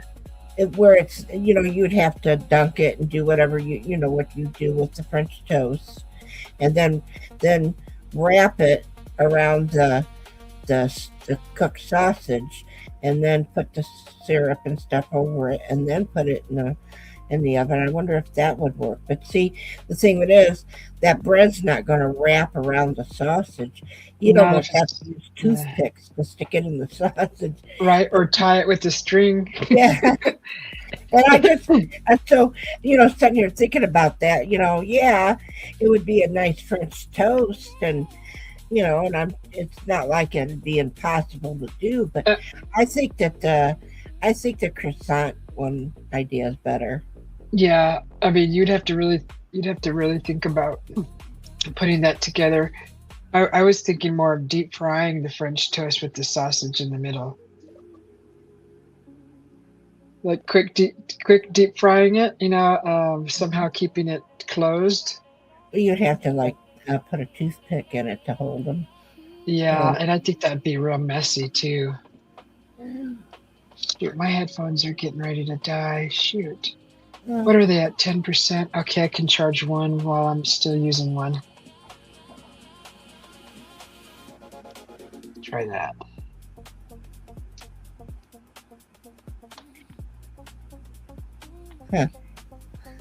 Can you hear me? Yeah, I can still hear you. Just gonna raise the volume. Yeah. Yeah, that sounds like a really neat recipe. Yeah. I fell asleep just now. I woke up because it switched to a different TV program that was real loud. I I was freaking got wondering if you fell asleep. blasted with the damn TV. I Yeah. was wondering if you fell asleep, but Susie said maybe you were watching a movie. Yeah, I did. I fell asleep for about 15 minutes, I think. Little catnap. Yeah. That's all The right. TV started blaring. Now I feel, Susie, I feel really bad.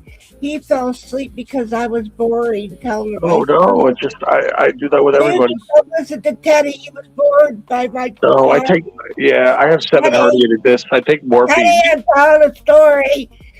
The morphine kicks ass. Jeez. You must be building a tolerance if you woke up from that. Yeah, that's what I'm saying. This morphine is really strong. I really like the oxy better, but there's some kind of shortage of oxy in the area, so I got to go with this morphine crap. Yeah. This morphine just all you want to do is just lay there. It really Oh, just yeah. kills you. Yeah, it really just You can't takes really all the do life out of you. anything. Well, that's nice that the morphine helps. I couldn't. The morphine wouldn't do nothing for me. They gave me as high dose as they could. The doctor come in and said, "Giving you as high as we can get, and it's still not working for you." So Yeah, the oxy. I would get a little sleepy for about 20 minutes, and then I would, that'd be okay. But this morphine just puts you down hard. they had to get me Percocet, and when I went home, they said, "Here's some Percocet for the pain." I said, "All right." I took one. I'm telling you, I thought I was going on a trip, and I was feeling good. I couldn't wait for the next one to take. Mhm. So, and when it was time, bing, bing, bing, I was right on that second Percocet. And I'm like, oh, yeah, I'm ready for the third one now. And I wouldn't care whether I was in pain or not. I was waiting for the third one. And by the time the third one, I said, nope. And then I called the doctor and I said, no way am I taking it. I said, it feels too good. I could get addicted, and I Yeah. said, you can have them back, or I'm flushing them. Yeah, So- that's literally the weight of the world taken off your shoulders. I mean, Right. who wouldn't want to be in that state? So I told him, I said, I'll just take some aspirin or something like that. I don't care for Tylenol too much because it can mess with your liver. Well, yeah, it destroys the too much. organs. Yeah. So, I mean, it's okay taken in moderation, but if you're Mhm. going to do it because you're in pain, I mean, I had surgery, right? So if you're going to need it to take, if they're telling me, that I'm telling them the Percocet, I'm going to get addicted to it. Tylenol, a Tylenol. How much Tylenol am I gonna have to take, to take the pain away? Hmm. So, and see, with me, I have high tolerance for pain. So, Yeah. where it could be practically killing somebody else, I'm just now feeling it or something. Hmm. And so, yeah, they have that wrote down when I went in. They go, well, I see that you can't. You have a high tolerance for pain. They said we can't give you morphine because it don't work on you. Super potent.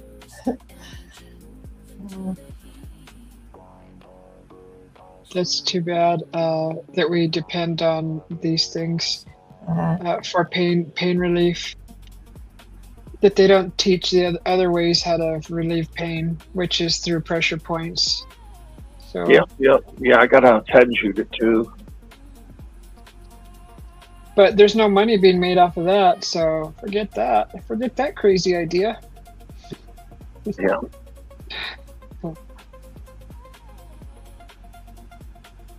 What did I just hear? I saw a video, which I don't know the validity of it, but they said in China they've already found a cure for diabetes 1 and 2, have already done the trials and everything, and apparently the patient who went through the trials did it for a year and they're now diabetes free, and they were saying in the video that.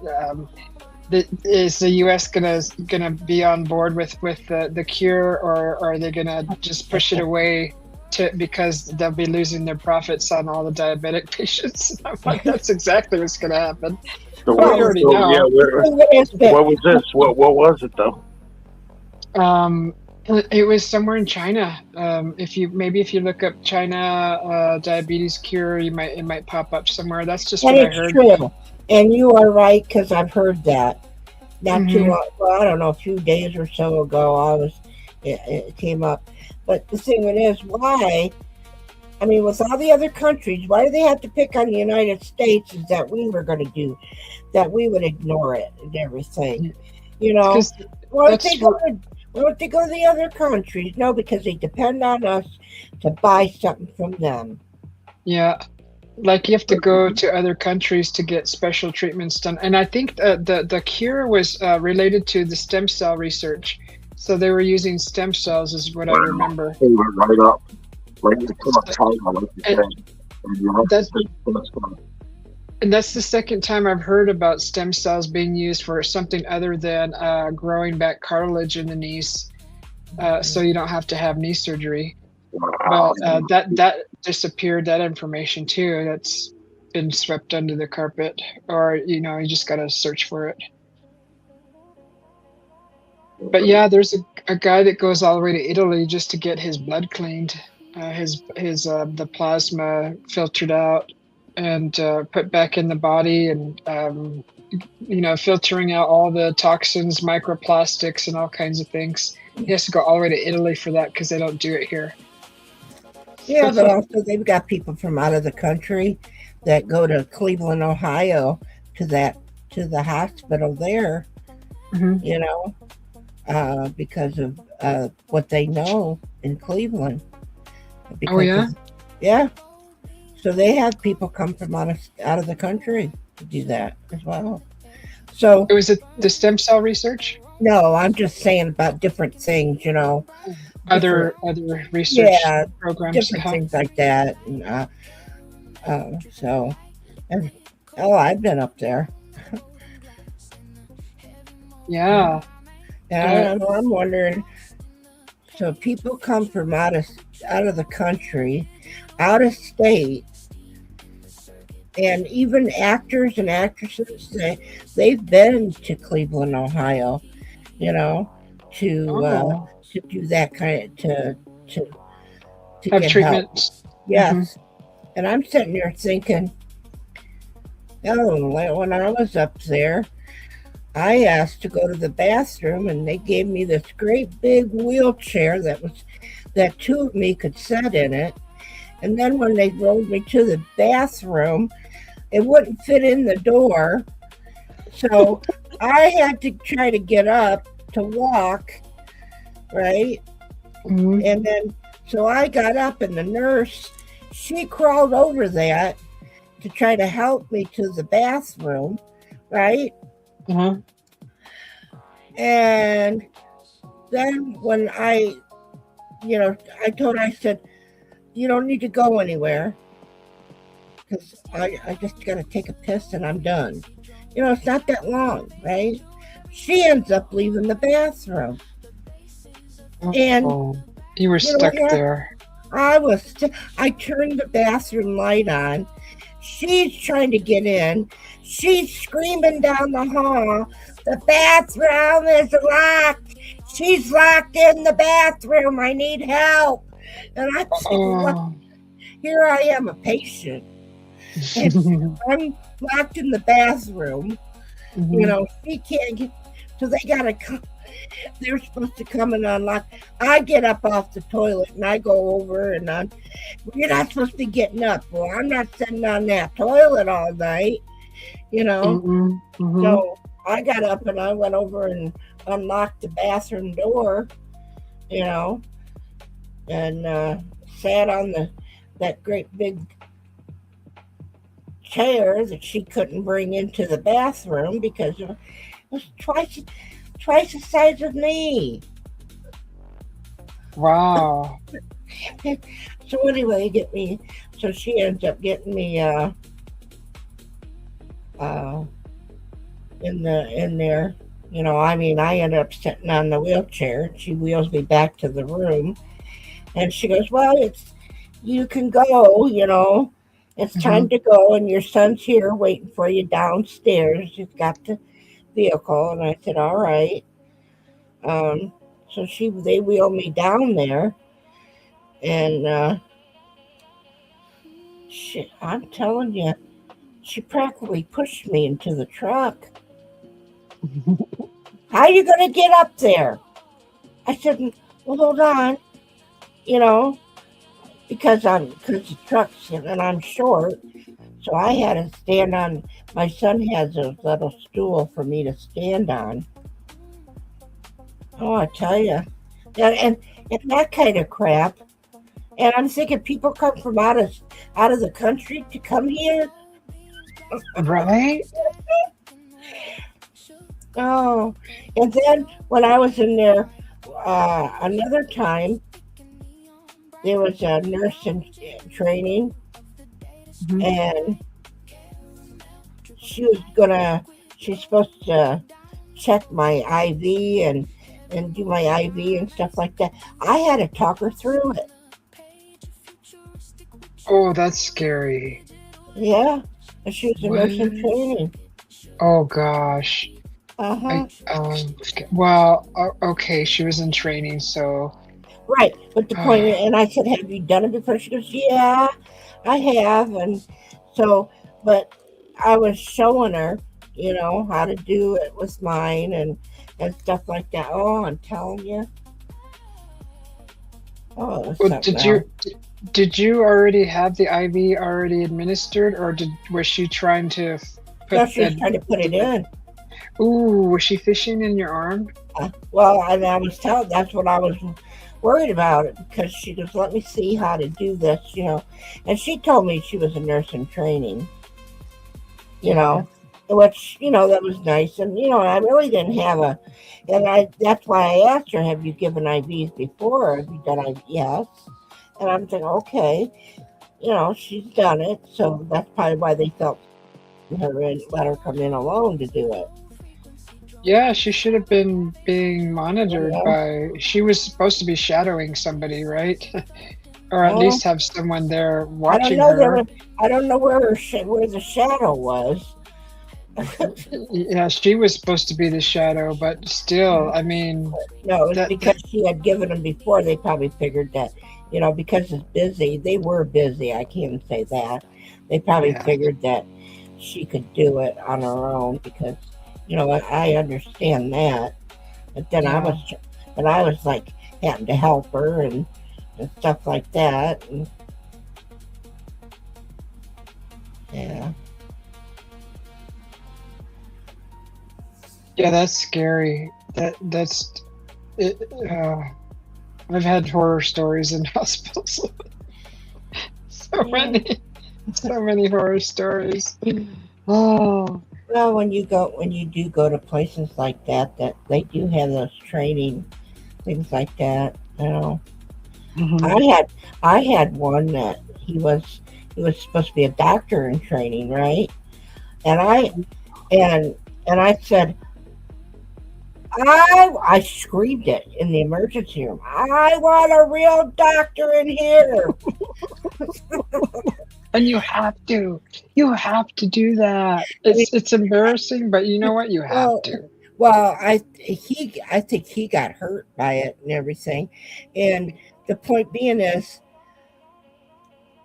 he was a doctor in training, but if I'm going to pay for somebody to tell me what's wrong, I want a doctor. Yeah, I got to at pay. least a qualified one. Uh, I know. man. I know how you feel. Oh my gosh. You know, I've fired a few nurses in my time dealing with my parents being hospitalized, and I've actually fired a few nurses. They're like, "You can't fire me." Yes, I can. You don't have to go. No, you can refuse them to come to your room. Yeah, I just say you're fired. Yeah. They're like all confused. What? You can't do that. I just did. Get out. Yeah. Yeah, you And can everybody's fire like, "What?" you can fire them for taking care of you. Yeah, yeah. That's basically what I mean. But I I've just say had you're. I've had a couple of them tell me, I don't want you coming here anymore. I said, all right. Then Gosh. yeah, a few days later they're asking where I'm at Mm, because they don't like the ones that replaced me. yeah. I mean, I can see a lot. The nurses go through a lot with patients, but you know what? Us patients go through a lot with the unqualified staff. Uh-huh. So it works both ways. I've seen videos too where the nurses are like, "I'm quitting my job. I'm being treated so bad," and you know, I understand. There's some really difficult people out there, but gosh darn it, if you can't even freaking put an IV in my arm, then you know, you probably should go back to school or go train some more. You know, just get out of here. Oh, that Don't is be. your training. That was your training. But you know, it leaves horrible, big, huge bruises in your arm, and it looks literally like very bad. It looks really bad. I've seen it. They've Well, done it to my I have to mom. say that I did have a nice size that lasted for a long time, and then when I Yeah, did, they blow your vein. yeah, that didn't happen though. I have Ah, to say, but with her poking and prodding and everything, you know, I did have some bruise, and then when I did finally get out, and hell, I went to my regular doctor. She goes, "Looks like you had your IV in." Huh? I said, yeah. "Yeah," and I told her. She goes, "Really?" I said, "Yeah." I said, I said, at least she did it, you know, and I really wasn't really bitchy about it or anything. Yeah. Well, you can understand if they're new, and you kind of feel for them too. They're probably nervous as heck. Yeah, They're you know, they don't want to hurt you. They're really not trying to, but right, they have to get that needle in there somehow, and then they have to right, go in. So right. I can see that. I can totally see that. Well, But the after thing the it is fifth that I have eye, rolling veins. I have rolling veins, so it can be hard hmm to get it. yeah, So that was one of the reasons why, even qualified nurses, ones that's been nurses for a long time, can mhm. have a hard time getting in my vein. Oh, okay, yeah, So yeah. right, You're one of the scary patients right, for them. Yeah, right. So I you could know that see. right. So I'm just saying is that, and I could understand, how hard. So that's what I was trying to explain to her. I was even feeling, okay, right there's my vein. I could Mhm. feel it. Okay, poke it right there. Poke it right there. Well, you were helping out tremendously. Uh-huh, uh-huh, And just think about the people who don't know. You uh-huh. know, you have at least some kind Yeah, of background, but some people are just like they put all their trust into that phlebotomist right there, and You know what, there's though? But the thing that is, though, is that because she learned that maybe that was, her learning that day, and she probably used it for somebody else another time. Well, maybe it was okay that she didn't have a shadow, that she wouldn't have learned that right. if she had a shadow, because I wouldn't have had to say nothing. So, because if she would have just had trouble, the nurse probably would have said, "Here, give it here. I'll do it. I'll show you this, and that's it." Otherwise, she learned hands-on. Here's a lady with the rolling veins, and what can we do? What can I do? And she learned that. So it might have been a best thing that happened to her. Yeah. Maybe not quite as best with me with all the bruises on my arm, but Right. it didn't kill me. So Yeah. That's the most important part. yeah. Teddy, did you go back to sleep? Teddy! Teddy bear, are you there? Our teddy bear.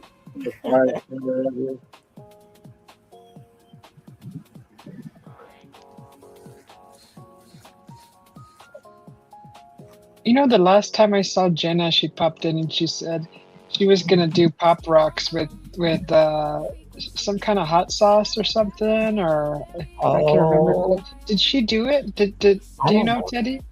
I Do you don't know? I don't know actually.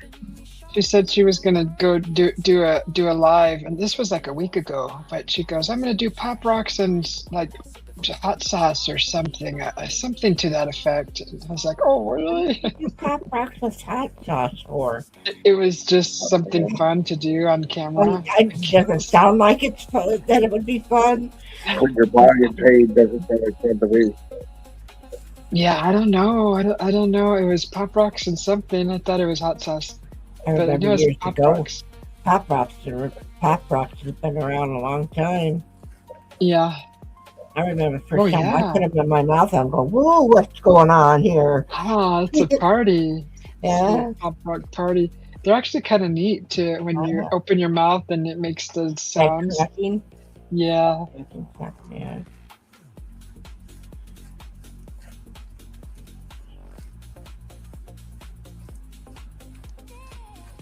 What time We is were- it there? It's almost to 1:54 a.m. Oh. What are you up so late for? I'm always up late. I usually go to bed around 4. Oh. Yeah, I don't sleep. I don't go to bed at normal hours. Me I've either. always been like this, though. Yeah, me too. Yeah. Yeah. I mean, if I'm tired, I'll go to bed at midnight. That's rare that I'm tired, but I don't really.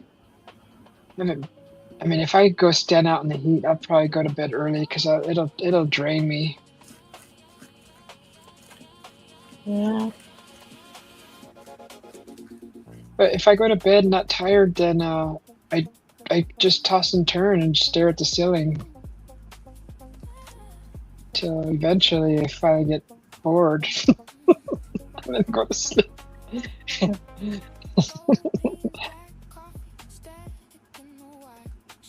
Yeah.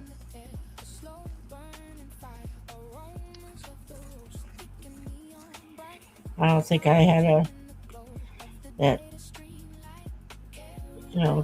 from a kid working on a farm and having farmer's hours, and stuff like that. And then, growing older and then getting married and, you got the kids and then there goes those hours, and, just working.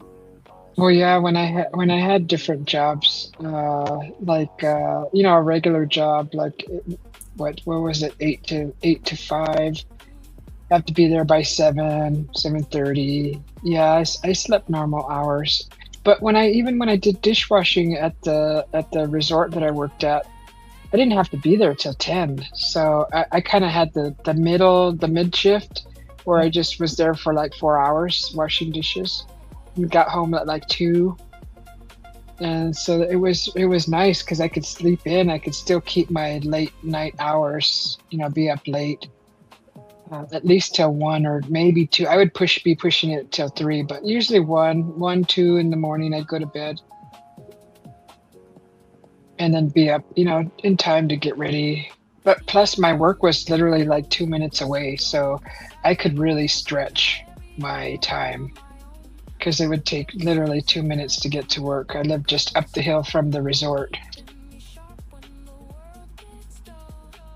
If I walked, it would take 10 minutes, but I usually just drove to work on a quad. I had a 4-wheeler. I just take my 4-wheeler to work.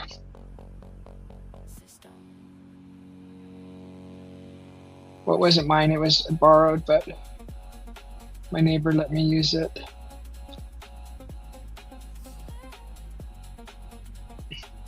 But yeah, I could really stretch it, my getting ready time, because I hated that, having to, get up and just, you knew you had to be somewhere and you're just like, it was a dishwashing job. It wasn't the best in the world, but it paid the bills, so Yeah. you have to do it. Teddy, where do you live at?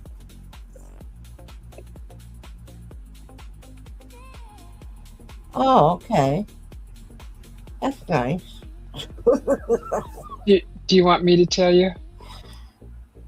Or do you want him to tell you? Well, you can tell me if you don't He's- mind. He's in Florida. Oh, he did mention that, didn't he, at one? Yeah, Oh, because his channel name is Florida Claimers Ted. Yeah. But yeah, he's in Florida. I think he did talk about Florida earlier. Yeah.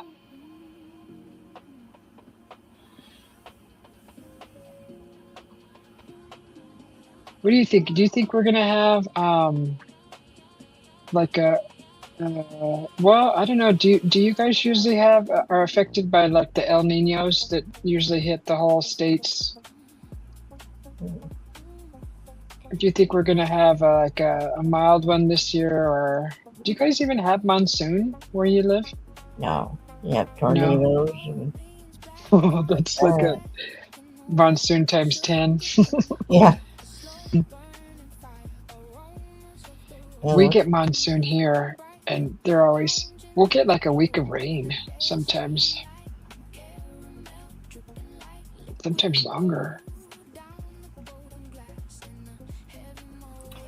I think every state has their something, Yeah. There's Uh-huh. something. There's people that live in Tornado Alley. Mm-hmm. Mm-hmm. So. As far as I know, we're not in it, but I knew that they were talking about putting us in it. But Wow. Yeah, I heard that El Nino is going to be really big this year. So, I mean, you never know. These are all predictions, so that's Yeah. all they are well, until it happens.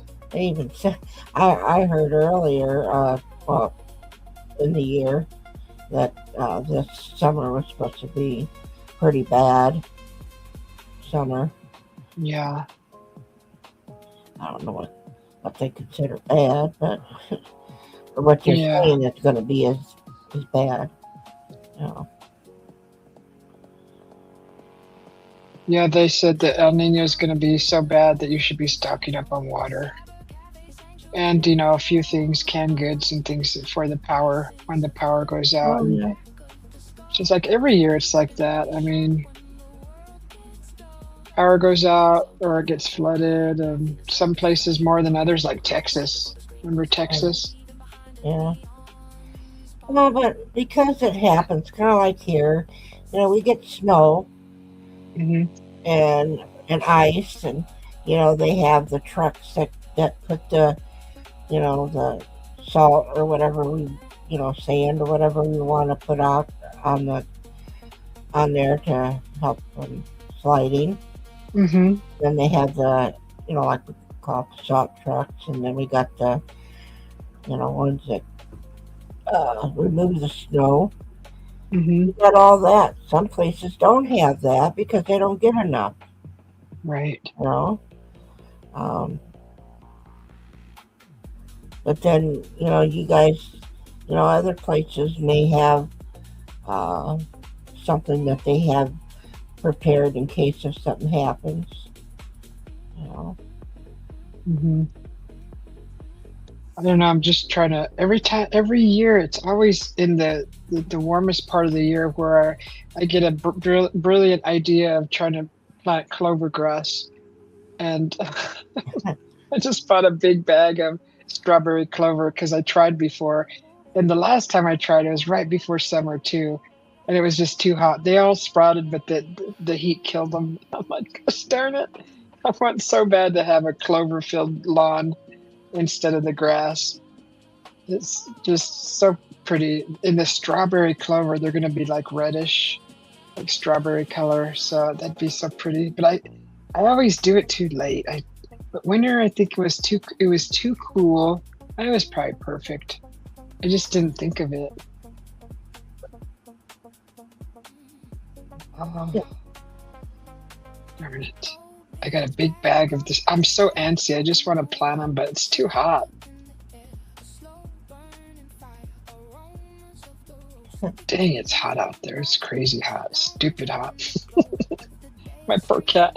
He loves coming inside. He's in here. He doesn't like being inside, but in this heat, he'll come right in. He runs in.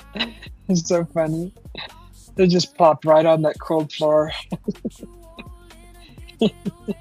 He'll stay there all day. Funny.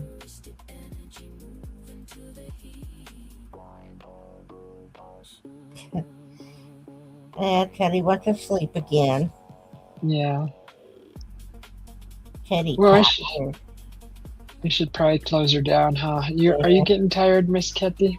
I'll go do something else. I'm thinking about getting up and want to make me a cup of coffee. Oh, I already had 2 cups. And did you catch what kind of coffees I got? I found at a Winco market. No, So I didn't. we had to go to the glass eyeglass store, and I got an eye exam and everything. Because the last eye exam I got, they didn't give us paperwork when we left, and the people that we just saw said that's illegal. They were supposed to give you at least a form saying that you went in for an exam, and then some places you have to request the exam paperwork. But anyways, we didn't get nothing. They said that's illegal. So we're like, oh, well, we're not going to them again. So anyways, after that, we went to Winco, which was literally across the parking lot. And they had a coffee section with coffees. And I found a honey bourbon coffee. And I got Irish cream and a chocolate cherry coffee. And I put them all together in a bag. Oh, And so they're all mixed. So that's what I had tonight. I had 2 of those 3 variety coffees: the Irish cream, chocolate cherry, and the honey bourbon. And that was a really good honey bourbon. combination. Honey bourbon coffee. Have you ever heard of it? No.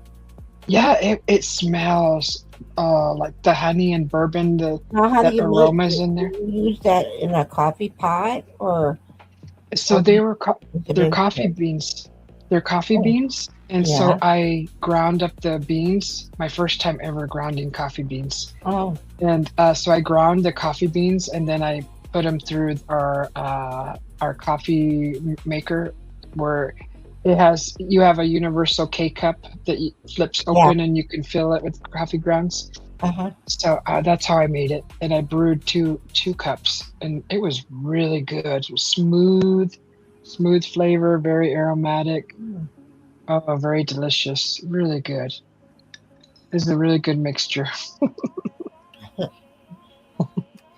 I, Because I know, didn't want. But to me, I have to say that, like I've told you before, I wasn't much of a coffee drinker until I had to really work and get that coffee. So I always loved tea. Yeah. I have, but so I really didn't get into the whole lot of. I like the cappuccinos and stuff like that. And my mother, she'd go, I want a cup. I want a hot cup of cappuccino. Oh yeah. It's the flavor. That's why it's like dessert. Like there's no Yeah. way that you're gonna run off to work after a cappuccino. There's no way. Well, that's the whole thing is that I wasn't going to work on a cappuccino. That's for sure. No, Those no. cappuccinos were for when I had a day off. Right? That's a relaxing kind of drink. Yeah. That's not really a get up and go drink. My Or, you know, mama would say, "What are you going to do today?" I'm not going to do nothing today. She's Yeah. used to me up, yeah, with my OCD. You know, even if I Mhm. cleaned something 2 days ago or whatever, I'm going to clean it again because it doesn't look like it was clean enough or something. You know, and then Yeah. every once in a while, I'd sit down and I would make that, and I'd give her a cappuccino. She goes, "Oh," and I would sit and I'd have cappuccino with her in the living room, and we Mhm. would sit and watch the soaps together because she Yeah. loved watching Young and the Restless and As the World Turns and Oh my Guiding Light. god. Yeah. 3 hours of soaps. Oh my It's hard gosh. for me to sit for 3 hours. Yeah. But the thing of it is, I would sit there and then I would say, "Ma," I said, "I'm going to get up and I'm going to go make something. You tell me what happens when I come back, okay?" And she, Mhm. "Okay, all right." So I would get something going, and if I put it in the oven or whatever, then I would come back and I would sit down, and during a commercial, she'd tell me that bitch did this and said this, and that bitch did this and thinks she's gonna get him, you know. And she would call, she would cuss about those bitches and whores and Oh, oh, I tell you. yeah, But I I would grew up take that listening. time with my mom, Yeah. with My that. mom did the Mexican soaps. Yeah. And my sisters did exactly all those that you're talking about. I Uh-huh. was like, they didn't want to be disturbed. Right. Don't bother them when they're watching the soaps. My gosh. They'd miss something. They would miss something. Yeah, a lot of times though, sometimes I would just sit there and mom would be watching and I go, "I'm gonna go sit out on the front porch, drink Mhm. some coffee." "Okay. You don't want to sit and watch soaps?" "Nah, I don't really want to watch them today or whatever, because then, Yeah. I can catch them going in and out of all the rooms at the nursing home because they're all yelling at the TV or something, Yeah. ladies and stuff like that, uh, and I could catch what was going on here and there, Yeah. and so Yeah, and then after that we went over to Aldi's and I found a freaking amazing beef jerky. It's Wagyu beef I've jerky. heard of that. If you can get your hands on some, get it and try it. It is amazing. Like I told my hubby I want a case of it, but I said don't buy that much. But I would appreciate maybe 2 or 3 more packages of it because you only get like 8 in a bag, and they're the sticks. They're the stick. Oh my God, Miss Kathy, they're so soft, and the flavor. I had to look at the ingredients. It had a really good flavor, and they were like oily and not overly oily like the Slim Jims, Yeah. but they were soft, and the flavor was just amazing. Oh my gosh, I have 2 left in the bag we bought, so I gotta save it for later. Gotta savor it. Yeah. Maybe if I take one bite, I can put the rest back, Oh and then my I'll come God. back and take another bite some other time. And I know. I can't just take a bite. Not those. I know, but those are that's, like see, those. that's Oh, what I'm saying. It's like you're trying to savor it, but you know damn well you just can't stop. It's kind of like you can't yeah. stop and you can't stop it. Yeah. They're so good. Oh my gosh. I told my hubby, you know what? I think I will try the Wagyu steak now because I was kind of afraid to try that meat because they said it's so fatty, it's so bad for you. But I'm not gonna eat it every day.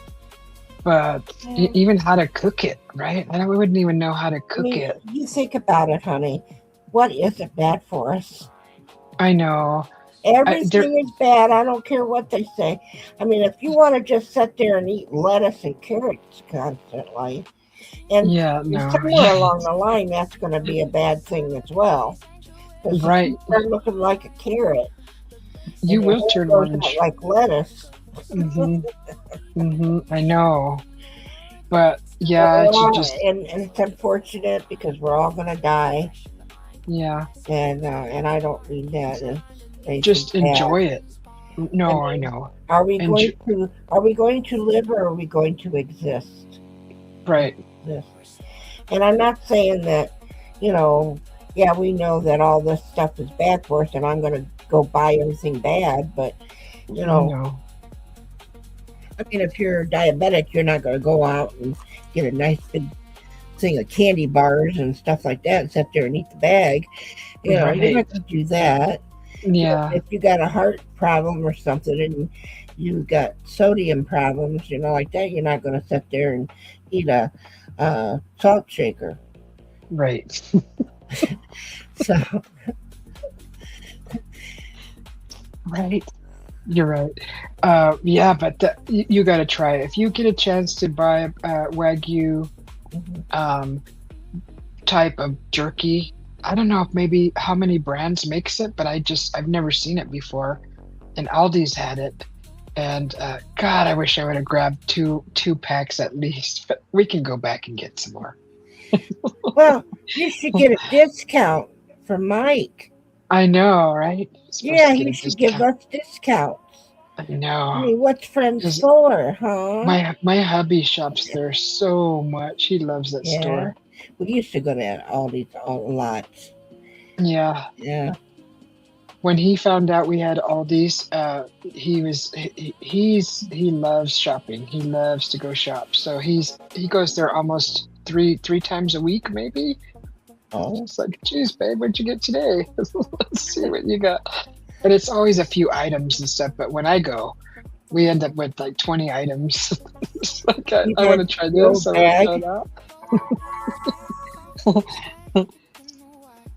But yeah, that's I've never seen. Well, I don't go shopping, so I don't. Maybe other stores carry it, but I saw it and I'm like, oh, let's try this. Let's give it. Oh, I love it. It's so good. Oh, if I go hiking, that's what I want to take with me is Wagyu jerky. Oh my God, I'd be so happy. It's like a meal. Oh, just 3 bags of that. That's my meal. 3 bags. 2 bags.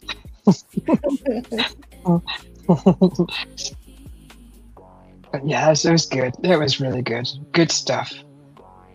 Yeah. They had some kind of cheese that was called bread cheese. Have you ever heard of it? No. Me either. It's like really hard. It's a block of cheese, a small block, but it's really hard, like kind of like Parmesan. But we haven't opened it yet. But it says bread cheese, and I'm like, do you just put that on bread, or like literally, or like? So we got it, but we haven't opened it yet. We haven't tried it. Never heard of it. But I just thought maybe you had heard of it. You've heard of it, or No. okay, yeah. They have a bunch of different things in there I've never seen before or heard of. The cheeses, they have a huge variety of cheeses. The cheese section, huge, like all kinds of different stuff. Oh yeah, yeah. I never heard of bread cheese either. I wouldn't even know how to eat it. Just slice it and put it in your mouth. I googled it. Oh, you did? What does it Yeah. say? It says, what kind of cheese is bread cheese? Bread cheese, sometimes called, I don't even know how to say that word, Justelophia, is a dense, squeaky cheese that originates in Scandinavia. Its signature caramelized crust is made by baking the cheese curds until they are gently toasted. It's like if you made the world's best grilled cheese, but without any bread. Oh, that sounds wonderful. Cheese curds has that waxy texture when you bite it. Yeah. Okay. That gives me an idea of how it's gonna, the texture. Okay, I'm excited now. Yeah, you'll have to taste it. Let me know. Yeah. So it's like a grilled cheese sandwich without the bread, huh? It's funny. What are you putting the cheese on the outside, cheese inside, then grill it? What do you make? I made a grilled cheese. Where's the bread? There is no bread. It's just grilled cheese. All right. Yeah. All right, Miss Kathy. I'll let you go. I'm gonna probably, I should get to bed so I can get that cooked at a decent hour today. All right, honey. I'm gonna shoot for 3 my time. I'm gonna shoot for that hour. Yeah. So you're gonna be cooking tonight then, or? Yeah. All right. I'm gonna make ribs and refried beans, Peruvian beans, and then I'm gonna make another dish. Surprise! You gotta see the Peruvian beans cooked. Yeah, they're cooked already. I gotta go put them away. I still haven't put them away yet. All right, I'll let you go. Patty, wake up. Thank you, Miss Kathy, for hanging out with me tonight. You too, and I enjoyed it. I really did. Me too. I'm gonna hang her up, Teddy. So you sleep well. Yeah. All right. Yeah, I gotta go to bed. Goodbye. Okay. Good night. Go to sleep. Teddy. Oh, you left. You took off. He fell off. All right. Okay, I'll we'll see see you, you, Miss Kathy. Love ya. Love you too, honey. Okay, bye-bye. Ooh. All right, guys. I don't even hear the music anymore. What happened? I had to switch. Is it still there?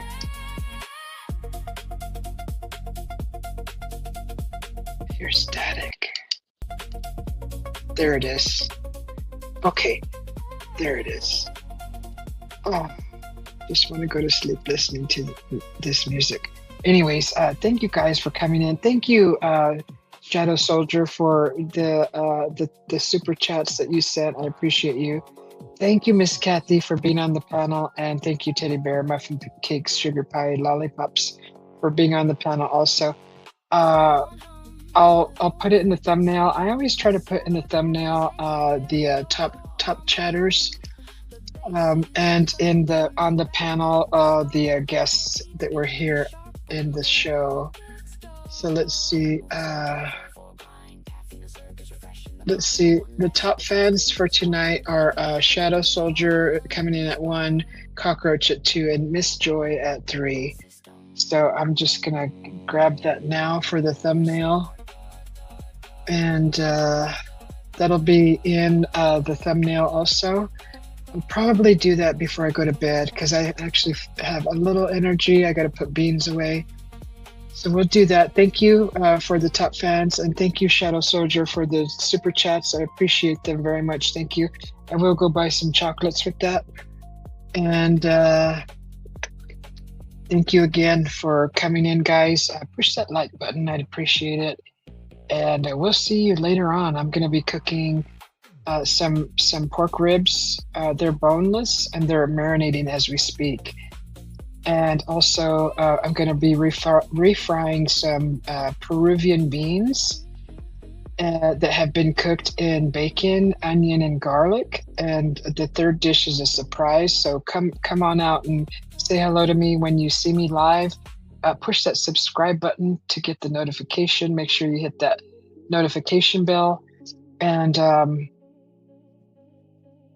come cook in the kitchen with me and learn something. This is this dish that I'm making. The ribs are actually something new that I've never made before. It's a new type of marinade that I'm trying, and I've never actually cooked a Peruvian bean.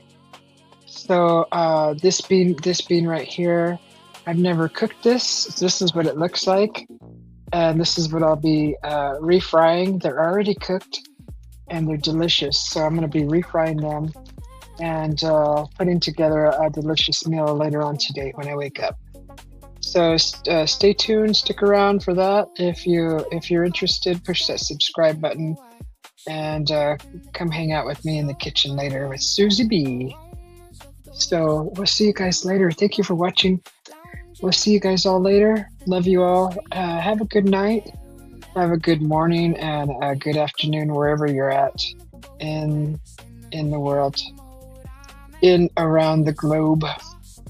So we'll see you guys later. Have some coffee. I enjoyed 2 cups of wonderful coffee, and hopefully you will too. So we'll see you guys. Have a beautiful hump day. All right. Bye, guys.